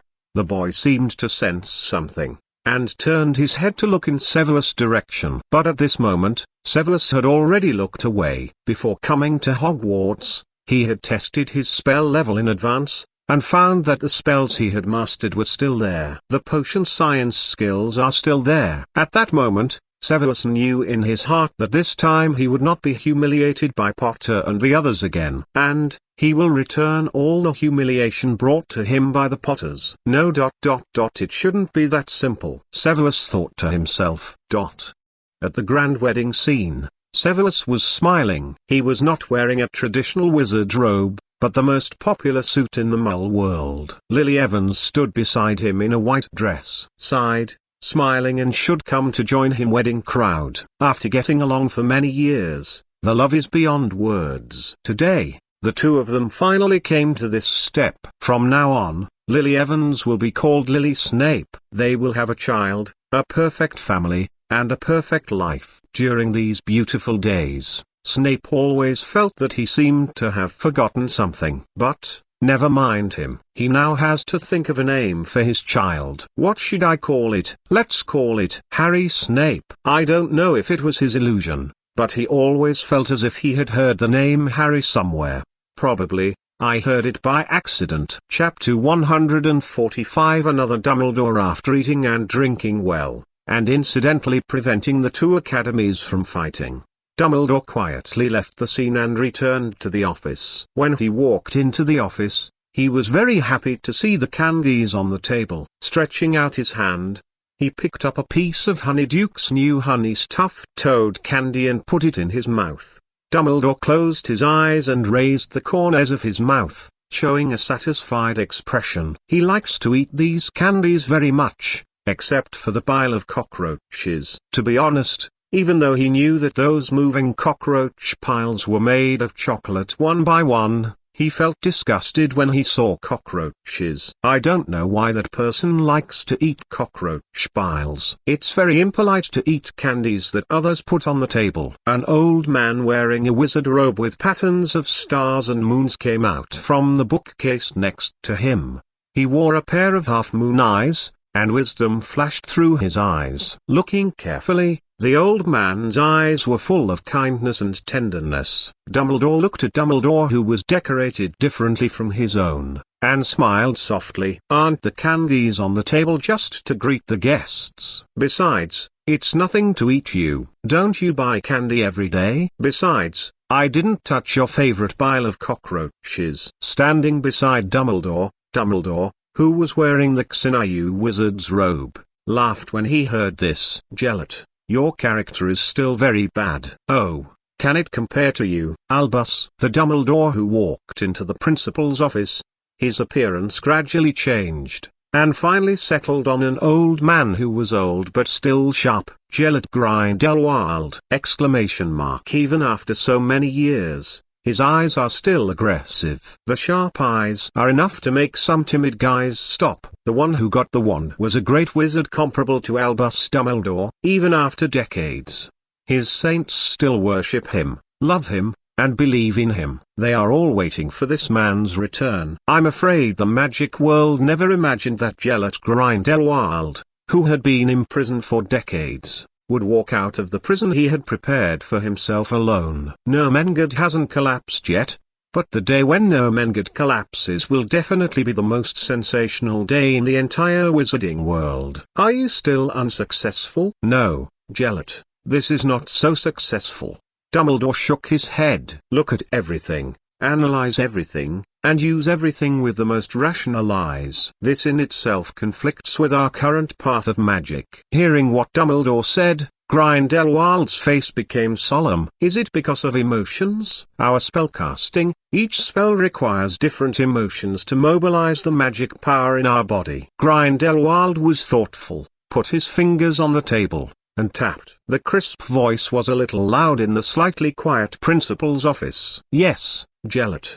Dumbledore glanced at his fingers tapping on the table and didn't care. If we want to go to the next step, we must first have an anchor to anchor our magic, and conduct essential research on a certain type of magic to the extent that we maintain our sanity. When knowledge has accumulated to a certain level, they are our most basic foundation, which can allow us to go further on the road in the future. It's like a house. Only with a solid foundation can it be built higher and bigger. Grindelwald is still thinking. His brain is working at this moment, using the knowledge he has acquired to understand the deep meaning of Dumbledore's words. Interesting theory. Then ... What step have you come to now? Raising his head, Grindelwald withdrew his thoughts and looked at Dumbledore with piercing eyes. Dumbledore smiled, but remained silent, just holding her belly and smiling very happily. I haven't been this happy for a long time. After all, I have fewer and fewer old friends from the same era,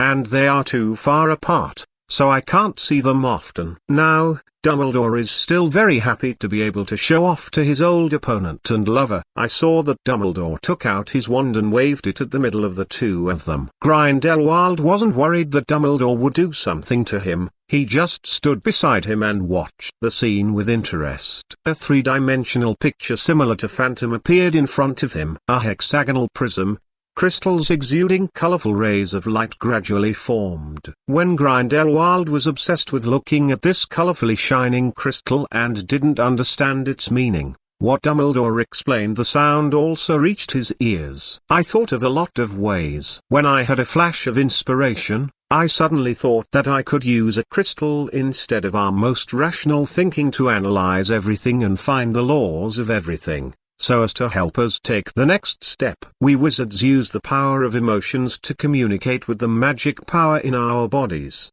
so as to achieve the effect of controlling the magic power. Now, we will analyze the laws of the world with the most rational thinking, and look for a part of it that belongs to us to build our future. This crystal, I call it the second brain. Speaking of which, Dumbledore's voice paused for a moment before he heard him continue laughing. It can be seen that Dumbledore is very proud of this, and showing off in front of Grindelwald this time also satisfied his inner evil taste. After all, it's not always possible to see the surprised look on Gellert's face. This makes showing off this time all the more valuable. Grindelwald glanced at Dumbledore. As an old man, he naturally saw Dumbledore's small thoughts, but he would not point him out. One is because the relationship between the two of them is not the same. The second is that he was really shocked by Dumbledore. But there are some things that he still needs to ask clearly. Then where should you put the so-called second brain? Gellert, the second brain is just an illusory yet real thing. It is formed in our minds with the help of magic and some small things. Only in this way will it appear illusory, but also a real object, a magic item constructed by ourselves that belongs exclusively to us. Dumbledore looked calm and serious when he said this. Grindelwald nodded, his eyes thoughtful. By the way, Gellert, how does it feel to participate in the Q and A live broadcast? After 2 or 3 seconds of silence, Dumbledore asked bluntly, with a hint of a smile on his lips. It's okay. At least it didn't realize that I'm not you. Could it be that this itself is within the rules? Who knows? But it's quite interesting. The two looked at each other and smiled. Next, I may have to study a new path. Hogwarts will leave it to you. Grindelwald waved his hand indifferently. Don't worry, nothing will happen if I'm here. Chapter 146 The Gift of the Weasley Twins at Night. The entire Hogwarts castle was very quiet, except in the corridor on a certain floor. When the patrolling Filch and his cat walked on the ground, there would be footsteps. For the rest of the time, the castle seemed a little quiet. The chirping sounds of some birds in the woods surrounding it can be conveyed far within Hogwarts. Inside the Gryffindor common room, in a certain men's dormitory, Harry quickly picked up the invisibility cloak placed by his bedside. Under the moonlight, the invisibility cloak reflected bursts of silver light, as if covered with a layer of sacred skin. It looks more mysterious. Harry glanced sideways at Ron, who was sleeping soundly on the bed, feeling very peaceful in his heart. I didn't expect Ron to be fooled into going to sleep by him all at once. It was very easy and simple. He will go to the second floor to find George and Fred later, and they made an appointment to meet there. As for why it wasn't in the Gryffindor common room, that is of course because for the two brothers, Hogwarts, which does not travel at night, is really not interesting at all. Besides, what they want to give Harry is a secret. Since it is a secret, it is natural that it cannot be revealed to others in public.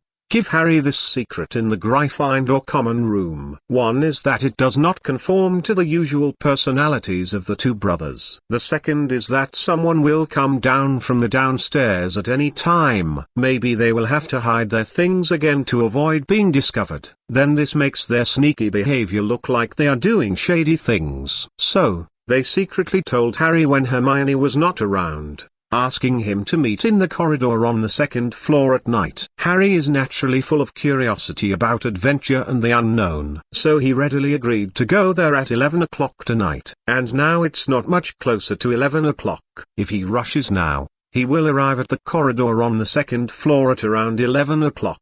Originally, he thought that Ron would follow him and stayed up all this time, but he didn't expect this guy to fall asleep after all because of his body's drowsiness. Picking up the invisibility cloak, Harry walked out of the dormitory door and walked downstairs to the common room. When he came down the stairs, he happened to see Hermione sitting in front of the fire, leafing through a book. Suddenly, Harry froze, and Hermione, who heard the footsteps, had already turned her head to look. Harry, where do you want to go? Facing Hermione's agile eyes and the bright look in them, Harry tried to make a final struggle. I just came down to take a look. You know, sometimes I can't sleep at night. Is that so? Hermione's eyes made Harry uneasy. He just felt that something was wrong, but he couldn't tell. Of course it is. You should trust me. Then why are you still holding the invisibility cloak? A strange smile appeared on Hermione's face, and looking at her weird eyes,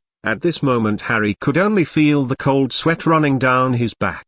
It was by chance. I just thought. I'm going with you, Harry. Before Harry could finish speaking, Hermione interrupted his explanation. Hearing this, Harry smiled wryly. He touched his nose and could only nod in agreement. He knew in his heart that if he did not agree to Hermione, then he might not be able to leave the Gryffindor lounge tonight. Simply take Hermione on the road together, and if you encounter problems that cannot be solved, you can throw them to her. He was really very witty, definitely not because he was afraid of Hermione, and definitely not because she was holding a wand against his stomach. Silently retracting the wand in her hand, and suppressing the smile on her face, Hermione unceremoniously snatched the invisibility cloak from Harry's hand. Today, she wants to see what tricks those two brothers can play. Let's go, Harry. Harry followed Hermione, touching his nose habitually. As soon as the two of them left the Gryffindor common room, Hermione put the cloak of invisibility on them very skillfully. With the cloak of invisibility put on, from the outside, the entire corridor is empty. There was no sound when the two were walking on the road. Harry's invisibility cloak is beyond anyone's imagination, and its ability is very powerful. This point has been verified. Hermione, who was walking in front, suddenly stopped at the end of the corridor, next to the stairs. Harry, who couldn't react to the situation in his mind, bumped into it all at once. Fortunately, he reacted in time and hugged Hermione directly, which made it so that when the two of them fell to the ground, Hermione didn't fall directly to the ground, because she was pressing Harry's right arm. In an instant, Hermione's cheeks were stained red. She glanced at Harry angrily. After the two stood up, Hermione was still staring at Harry, and Harry felt very embarrassed. "Where are we going next?" Fortunately, Hermione is more concerned with seeing what George and Fred will bring to Harry. Curiosity briefly overwhelmed the embarrassment in her heart. Second floor. They are on the second floor. He breathed a sigh of relief. Harry would not let go of this life-saving straw. After tidying up, the two continued to walk forward. This time, the atmosphere between the two was somewhat silent. Without making any sound of footsteps, they quickly came to the second floor. During this period, Harry and Hermione also saw Filch patrolling the corridors of other floors. At that time, the two of them covered their mouths, quietly watching Filch walk past them with his cat. There were no dangers along the way. After reaching the second floor, Harry and Hermione didn't see anyone. Just when Hermione wondered if the two brothers let Harry dove, Harry walked out of the range covered by the invisibility cloak, and shouted softly, "George, Fred, where are you?" After shouting twice in succession, two big hands were placed on Harry's left and right shoulders at the same time. Harry was taken aback, before realizing that these were the two brothers. Hermione hid aside and watched the scene quietly. Harry glanced guiltily at where Hermione was. Then, his gaze shifted to the two brothers. "You guys really startled me." "Ha ha ha ha, Harry can't blame me for this. Fred said we should give you a surprise." "Are you satisfied with our surprise?" The two brothers still have the style of talking to each other, raising their eyebrows at each other.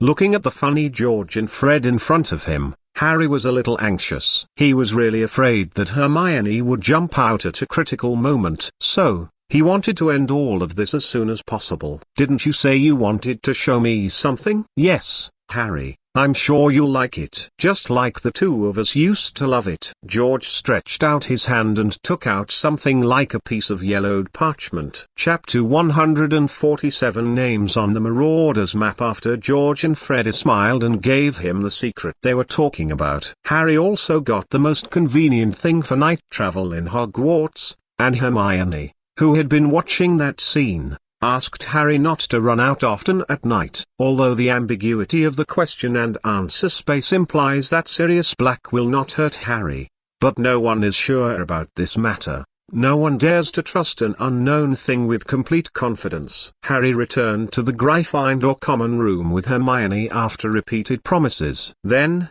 he returned to the dormitory. Seeing Ron still sound asleep, Harry couldn't help laughing. "But really, Annie." Harry walked back to the bed, casually threw the invisibility cloak on the bedside, and hesitated when he was about to lie down on the bed. After thinking for a while, Harry took out the small yellowed notebook from his trousers pocket. Then he took out his wand from his other pocket, pointed at the small yellowed book silently, and read softly, "I solemnly swear that I have done nothing wrong." After Harry read these words, the small yellow book in his hand soon underwent some major changes. There were traces of text and some graphics out of thin air on it. Harry looked up all the way, wanting to know where Professor Dumbledore is now. Sure enough, Professor Dumbledore was still in the headmaster's office. And there was a person beside him. Probably Professor Dumbledore was talking to someone. There was a smile on the corner of Harry's mouth, thinking that this Marauder's Map is really a good thing. If he goes out for a night tour in the future, even if he doesn't wear the invisibility cloak, he can use the Marauder's Map to avoid the patrols of the Professor and Filch. Only, why does the name next to Professor Dumbledore become more and more familiar? The more you look at it, the more familiar it becomes. The smile on Harry's face gradually froze. Gellert Grindelwald. Ah. Here, read it again. Gellert Grindelwald. Harry pondered for 3 seconds, holding his wand against the Marauder's Map. The prank is over. Just finished reading. The text on the Marauder's Map has not disappeared yet. Harry continued reading. "I solemnly swear that I have done nothing wrong." The Marauder's Map paused for a second, and the text hovered between disappearing and reappearing. Afterwards, it seemed that its mechanism determined that the Marauder's Map was still open, re-exposing the location of other people. Then Harry's eyes skipped directly to the dormitory where he was, and went all the way up to the headmaster's office. Then he saw the familiar name, Gellert Grindelwald. At this time, Harry was no longer the little boy who just entered Hogwarts and didn't understand anything. It is precisely because he is not the little boy who doesn't understand anything that he understands the meaning of the name Gellert Grindelwald better. For a while, Harry looked at the names on the Marauder's map in silence, his face expressionless, as if he was an emotionless machine. "Don't be emotional." He snapped the Marauder's map closed, then walked back to the bed expressionlessly, and threw the Marauder's map aside. As for why there is an extra Gellert Grindelwald in the principal's office, that's none of his business. He's just a weak, pitiful, helpless little Gryffindor wizard. That one is handled by Professor Dumbledore. With a peaceful heart, Harry, laying back on the bed, did not pay close attention to the markings on his dormitory on the Marauder's map. If he looked carefully, he could find another name next to Ron's name. One named after Pettigrew. After throwing the Marauder's map back on the bed, Harry also lay back on the bed. He wants to forget the name he saw before, and act as if nothing happened. Actually, that name happened by chance. It must be like this, it must be like this. Harry, who smiled wryly in his heart, knew very well that if the Grindelwald family did not have a second person named Gellert, then who is that Gellert Grindelwald in the principal's office, and what is his identity? It's already clear. I don't know what Professor Dumbledore thinks. With such doubts, Harry fell asleep. When he woke up the next day, Harry would definitely deceive himself into thinking that he had just had a dream last night. As for why the Marauder's map appeared in the dream, Harry said that taking something out of a dream is very magical and quite reasonable. After a night of silence, the little mouse Banban woke up after 12 o'clock. For all the things that have happened in Hogwarts recently, it feels like a long time for him who has lived for so many years. While he was curious about the outside world, he was also uneasy inside. He knew this feeling. He had experienced this feeling of uneasiness more than 10 years ago. At that time, Sirius Black chased him for several blocks, forcing him to pay the price of one finger to get rid of Sirius. The price for one finger was painful, but the reward was the exchange of his 10 years of hard work. The body's instinctive anxiety told Banban, "That man is here. He has already arrived at Hogwarts. No, he can't stay here anymore. Maybe he has to find a chance to leave here." But what place is more dangerous and safer than staying with Harry Potter? Peter Pettigrew wondered whether he should take a gamble. Until now, he still doesn't know where he was exposed, which led Sirius Black to know that he is still alive. In today's Q and A live broadcast, he was chased around by Hermione's cat, so naturally he didn't know much information yet. Otherwise, he would know that it was he who went on vacation with the Weasleys this summer and was photographed by the Daily Prophet, and was inadvertently seen by Blake. But Peter Pettigrew, who is currently unknown, is uneasy. "I am deeply afraid that Sirius Black will steal." Peter Pettigrew turned his head and looked out the window as if aware of it. A big black dog was squatting there, looking at him with a ferocious face. Sirius Black. Needless to say, Peter Pettigrew already knew that he was coming right in front of me. After a while of transformation, the big black dog turned into a middle-aged man in tattered clothes. Even if his eyes are sunken, his spirit is sluggish, and his eyes are full of extreme violence and madness. They can't conceal the heroic spirit in this man's brow. Peter Pettigrew only heard Black say with a smile, "I caught you." This laughter is for Pettigrew. It was like a bolt from the blue. Peter Pettigrew didn't have any worries, and ran directly to Ron's bed. Black just laughed ferociously and walked towards Peter Pettigrew step by step. On his face was the joy of getting his revenge. Chapter 148 Nightmare. No, that's reality. The moment Ron woke up, he was a little dazed, subconsciously thinking that he was having a nightmare. Otherwise, how could you see Sirius Black walking towards him with a ferocious face? So, the smart Ron closed his eyes, thinking that he would wake up from his dream later, until he opened his eyes again. Sirius Black had already walked to Ron's bed, and he stretched out his hand to grab the frightened Peter Pettigrew. But he stretched out his hand just now, and when he opened his eyes, he saw Sirius Black. who had a ferocious expression on his face, and Ron had already screamed.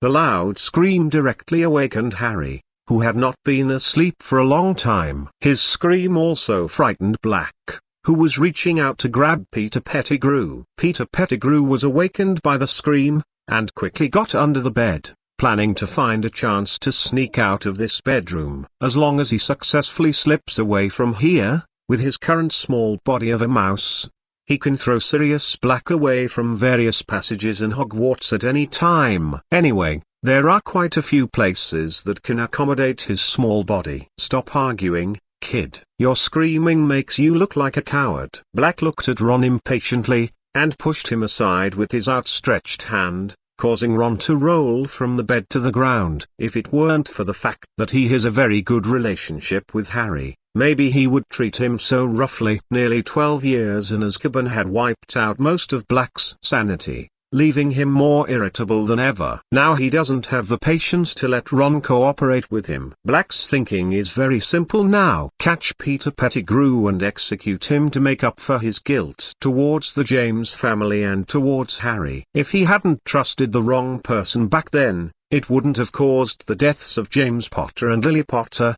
and wouldn't have made Harry an orphan. Everything is his fault. Now he came to atone for the mistakes he made back then. Stop it. Don't hurt Ron. Because of the occlusion, Harry couldn't see clearly what Sirius Black did to Ron. I just saw Sirius wave his hand, and then Ron fell to the ground. Instinctively, Sirius Black stopped and turned around subconsciously. And when faced with this kind of danger, the body's instincts tend to respond faster than the brain. Harry's wand was in the pocket of his wizard's robe, where he had left it on a night excursion. When the wand was out of hand, two guns appeared in Harry's hands. One is white and the other is black, reflecting a faint fluorescent light on a moonlit night.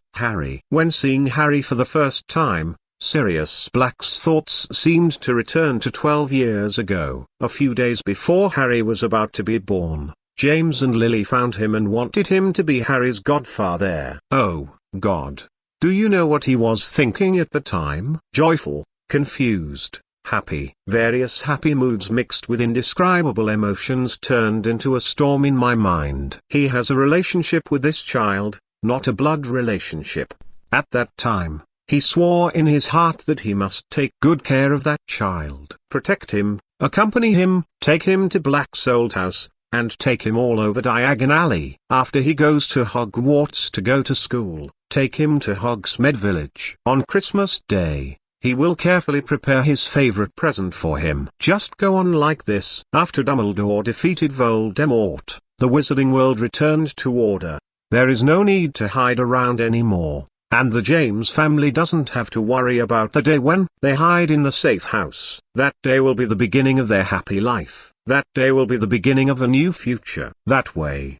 How wonderful it would be. Harry. Black called out again. But at this moment, Harry was already caught in the ideological struggle between heaven and man. He was still immersed in the speculation that Ron might have been brutally killed by the man in front of him as he fell to the ground without moving. The instinctive reaction wanted him to pull the trigger, but he was stubbornly resisting the instinctive reaction. When he saw this person in front of him, he didn't feel very scared. Even if the Daily Prophet said that the man in front of him was vicious, a criminal who escaped from Azkaban to take his life. But strangely, he didn't have the slightest fear in his heart. All he was nervous about was Ron's life. Do not come. Don't come here, Sirius Black. I know you. And I know you too. Please don't come over. Harry's voice sounded a little nervous, his body trembled slightly, and the hand holding the gun was not as calm as before. Although he didn't know what Harry was holding. But Sirius didn't seem to be worried. Honey, don't be nervous. When I find that traitor, all this will be over. Sirius smiled, just matching him. Judging from his current appearance, he is quite villainous. As he spoke, he wanted to turn around and continue searching for Peter Pettigrew. It's just that it's inevitable that some things will be messed up. I warn you not to move. Before knowing the purpose of Sirius' visit, Harry's heart was always in a state of confusion. Relatives and friends said that he betrayed his parents and caused their tragic death. The analysis of the question and answer space implicitly hinted that something else happened back then. When he didn't see Sirius Black, Harry was able to suppress the irritability and doubts in his heart. But the moment he saw Sirius Black, all kinds of chaotic thoughts that had been suppressed in the past were like a powder keg that was about to explode at any moment when it was detonated by a small spark. Harry, tell me the truth back then. Now is not the time. Shut up. I want you to tell me the truth back then. The loud roar directly woke up several other roommates. They rubbed their eyes sleepily. And when they saw the scene in front of them, they had the same thoughts as Ron's at the time. Are they dreaming? Otherwise, how could he see Harry pointing a gun at the familiar man? The headline on the front page of the Daily Prophet, "Where is the fugitive Sirius Black?" Harry and Black were still confronting each other. Black was overwhelmed by Harry's loud roar, even though Harry is panting heavily now because of the roar. Tell me, Sirius Black, tell me the truth back then. Sirius Black hesitated. He seemed to have forgotten his purpose of coming here. He took a deep look at Harry. Sirius Black strode to the window. Next to him was Ron, who didn't dare to breathe. Sorry, Harry. Now is not the time. Chapter 149. The slowly coming Professor Dumbledore. Boom. After the gunshot, Sirius Black's figure had disappeared without a trace. The gunshots masked the sound of Sirius Black smashing through the window glass. Harry fell to the ground desolately, and his two guns fell to the ground. And he was already unable to take down the gun. He just stared blankly at the place before Sirius left. In the end, Sirius broke the window glass after saying sorry to him. At the same time, Harry also shot because of the great pressure in his heart. At the moment of shooting, Harry released the trigger of the black gun. He fired a white gun, a gun that did no harm to the human body. Why? You won't tell me? Harry lost his mind and muttered to himself. Harry, are you okay? Harry, he didn't do anything to you, did he? Several roommates who were awake and left the bed one after another, trotted to his side, and looked at him worriedly. I'm fine. Look at Ron, he was pushed out of bed by Sirius Black just now. Harry shook his head, thought of Ron while warming his heart, and said hastily. At this moment, everyone seemed to think of Ron and looked over. But he saw Ron lying on the ground, his body motionless, and he didn't even respond to their previous communication. No, Ron. Neville let out a groan, and sadness appeared on his face. He couldn't believe why such a thing happened. Hearing Neville's mournful cry, Harry, who had fallen to the ground, trembled, raised his head in disbelief, and stared straight at Ron's body on the ground. How come? Did Sirius really come to kill him? Then why only took Ron's life, but left him on purpose? Could it be that he just wanted to give him more pain and make him live with self-blame and guilt for the rest of his life? If Sirius Black's purpose is really like this, then I have to say ... he succeeded. Sirius Black. Harry growled under his breath. Anger, bewilderment, and together made up the complicated look on his face. Now he regrets a little. Why did he hesitate at that time, and let go of the trigger on the black gun? Wouldn't it be better to just buckle it down? Even if you can't kill Sirius Black, it's better than being powerless at this moment. Just when Harry was sad and blaming himself, Neville had already come to Ron's side. Great sadness enveloped several people present, until I said, even if you want to cry, can you help me up before crying? This voice sounded very familiar. Although it was a little trembling and made it sound weird, Harry still recognized whose voice it was. Immediately, his dazed eyes focused, and his gaze returned to Ron. Don't you know that it's very cold to lie on the ground at night? The temperature almost froze me. Ron wailed. His body was still shaking from the great fear at that time. I was exhausted all over and couldn't get any energy up. Otherwise, he wouldn't have been lying on the ground for so long. When Sirius Black disappeared, he tried to struggle to get up, but he really couldn't get up. As for why he didn't speak just now, it was naturally because Ron was really frightened and fainted in front of him, until Neville walked into his side and made a loud noise. Roaring woke him up. It can be said that if Neville hadn't roared, Harry and the others might still be immersed in the self-blame and guilt of Ron's death. It's really great that you're fine. Harry felt much relieved. and even had a hard time showing a smile on his face. "Sure, how could something happen to me?" Hearing Harry's voice, Ron pushed himself up. "But I was really scared before. I saw him walking towards me, and thought he was going to kill me." "Harry, you don't know." The eyes of Sirius Black at that time were terrifying. Neville, who was closest to Ron, had already helped him up. Ron's eyes were full of doubt, and he supported his body with the strength of Neville's support, and said with lingering fear, "Fortunately, I was smart and rolled out of bed in time. Otherwise, I really won't be able to see you." Harry stretched out his hands to support the ground, relying on his own strength to stand up again. Then he bent down, picked up the gun, and put it in the pocket on his waist specially set up for shooting and drawing the gun quickly. "It's fine, Ron." Trembling, Harry walked to Ron's side, and surrounded Ron with several other roommates. Among them are Neville, Dean, and Seamus, and naturally he is also there. "Are you all right, Harry?" "Don't worry, we managed to drive him out this time." A smile appeared on Harry's stiff face. What happened this time was too sudden. Sirius Black appeared in their dormitory out of nowhere. He also walked to Ron's bed very suddenly,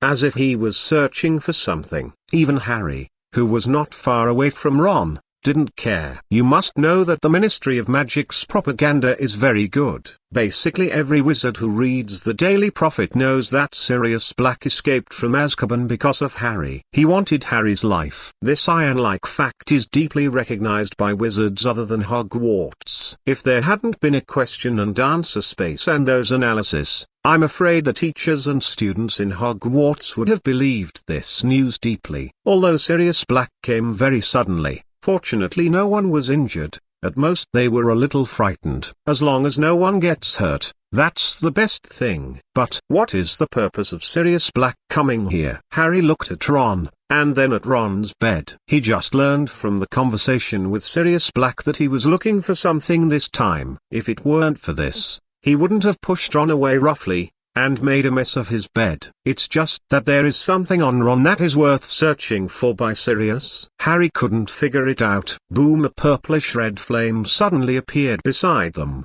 spinning upwards. Several people looked at the flame solemnly, and retreated one after another. But the flame didn't burn anyone. In just 3 seconds, the flame disappeared without a trace. At the place where the flame disappeared, Professor Dumbledore held a wand in his hand with a serious face. "Harry, what happened?" As soon as he arrived, Dumbledore saw Harry and Ron surrounded in the middle. The shot Harry fired earlier was very loud. In this quiet night, it was as if a light appeared in the extreme darkness. Eye-catching!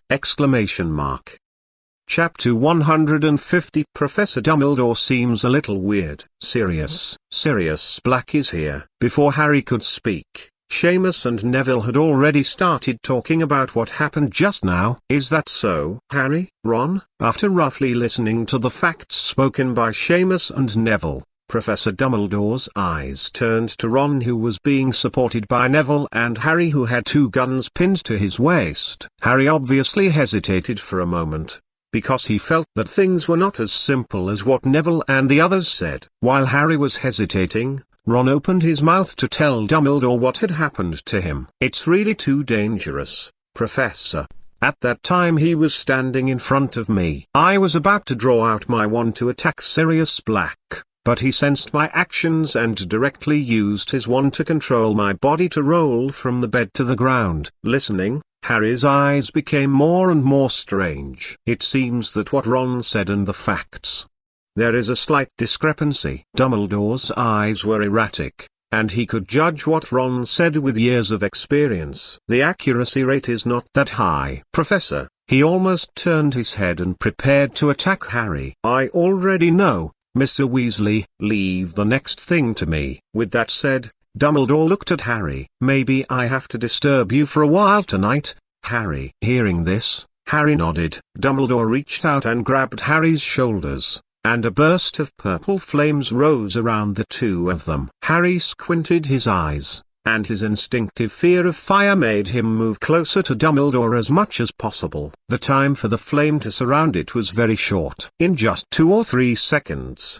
when Harry opened his eyes, He was no longer in Granville. Fondo's bedroom, surrounded by photos illuminated by bright lights. The people in the photos either have their eyes closed, as if they were sleeping, or the photo frame contains everything but people. According to some things Harry knows, the people in the photos don't have to sleep, so that means the people in the photos hanging on the wall are all pretending to be asleep. Harry. At this moment, when Harry was staring at the photos on the wall in a daze and about to take a few steps forward, Dumbledore stopped him. "Professor, I'm sorry." "It's okay. I want to know what Sirius Black did when he came to your dormitory." Dumbledore's eyes were very severe, and he completely lost the kindness of the past, as if he had changed into a different person. He grabbed Harry's shoulders, and he had some guesses about Sirius Black's arrival here, but whether these guesses were correct still had to ask Harry about what happened tonight. Minerva McGonagall and Severus have already rushed over. "Professor,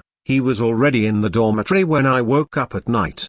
At that time, I thought he was going to attack Ron, so I stopped him. But then I found out that he seemed to be looking for something, and he kept flipping Ron's bed." Dumbledore let go of his hand and fell into deep thought. What is he looking for? It seems that there are many hidden meanings in the analysis on the Q and A live broadcast. Perhaps there is something really hidden about what happened back then. If it wasn't him, who would it be? Harry looked at this old man who was frowning and muttering to himself, and wanted to speak several times. He always felt that Professor Dumbledore seemed a little different tonight, and then he remembered something. After getting the Marauder's map, he briefly opened the map and glanced at the principal's office.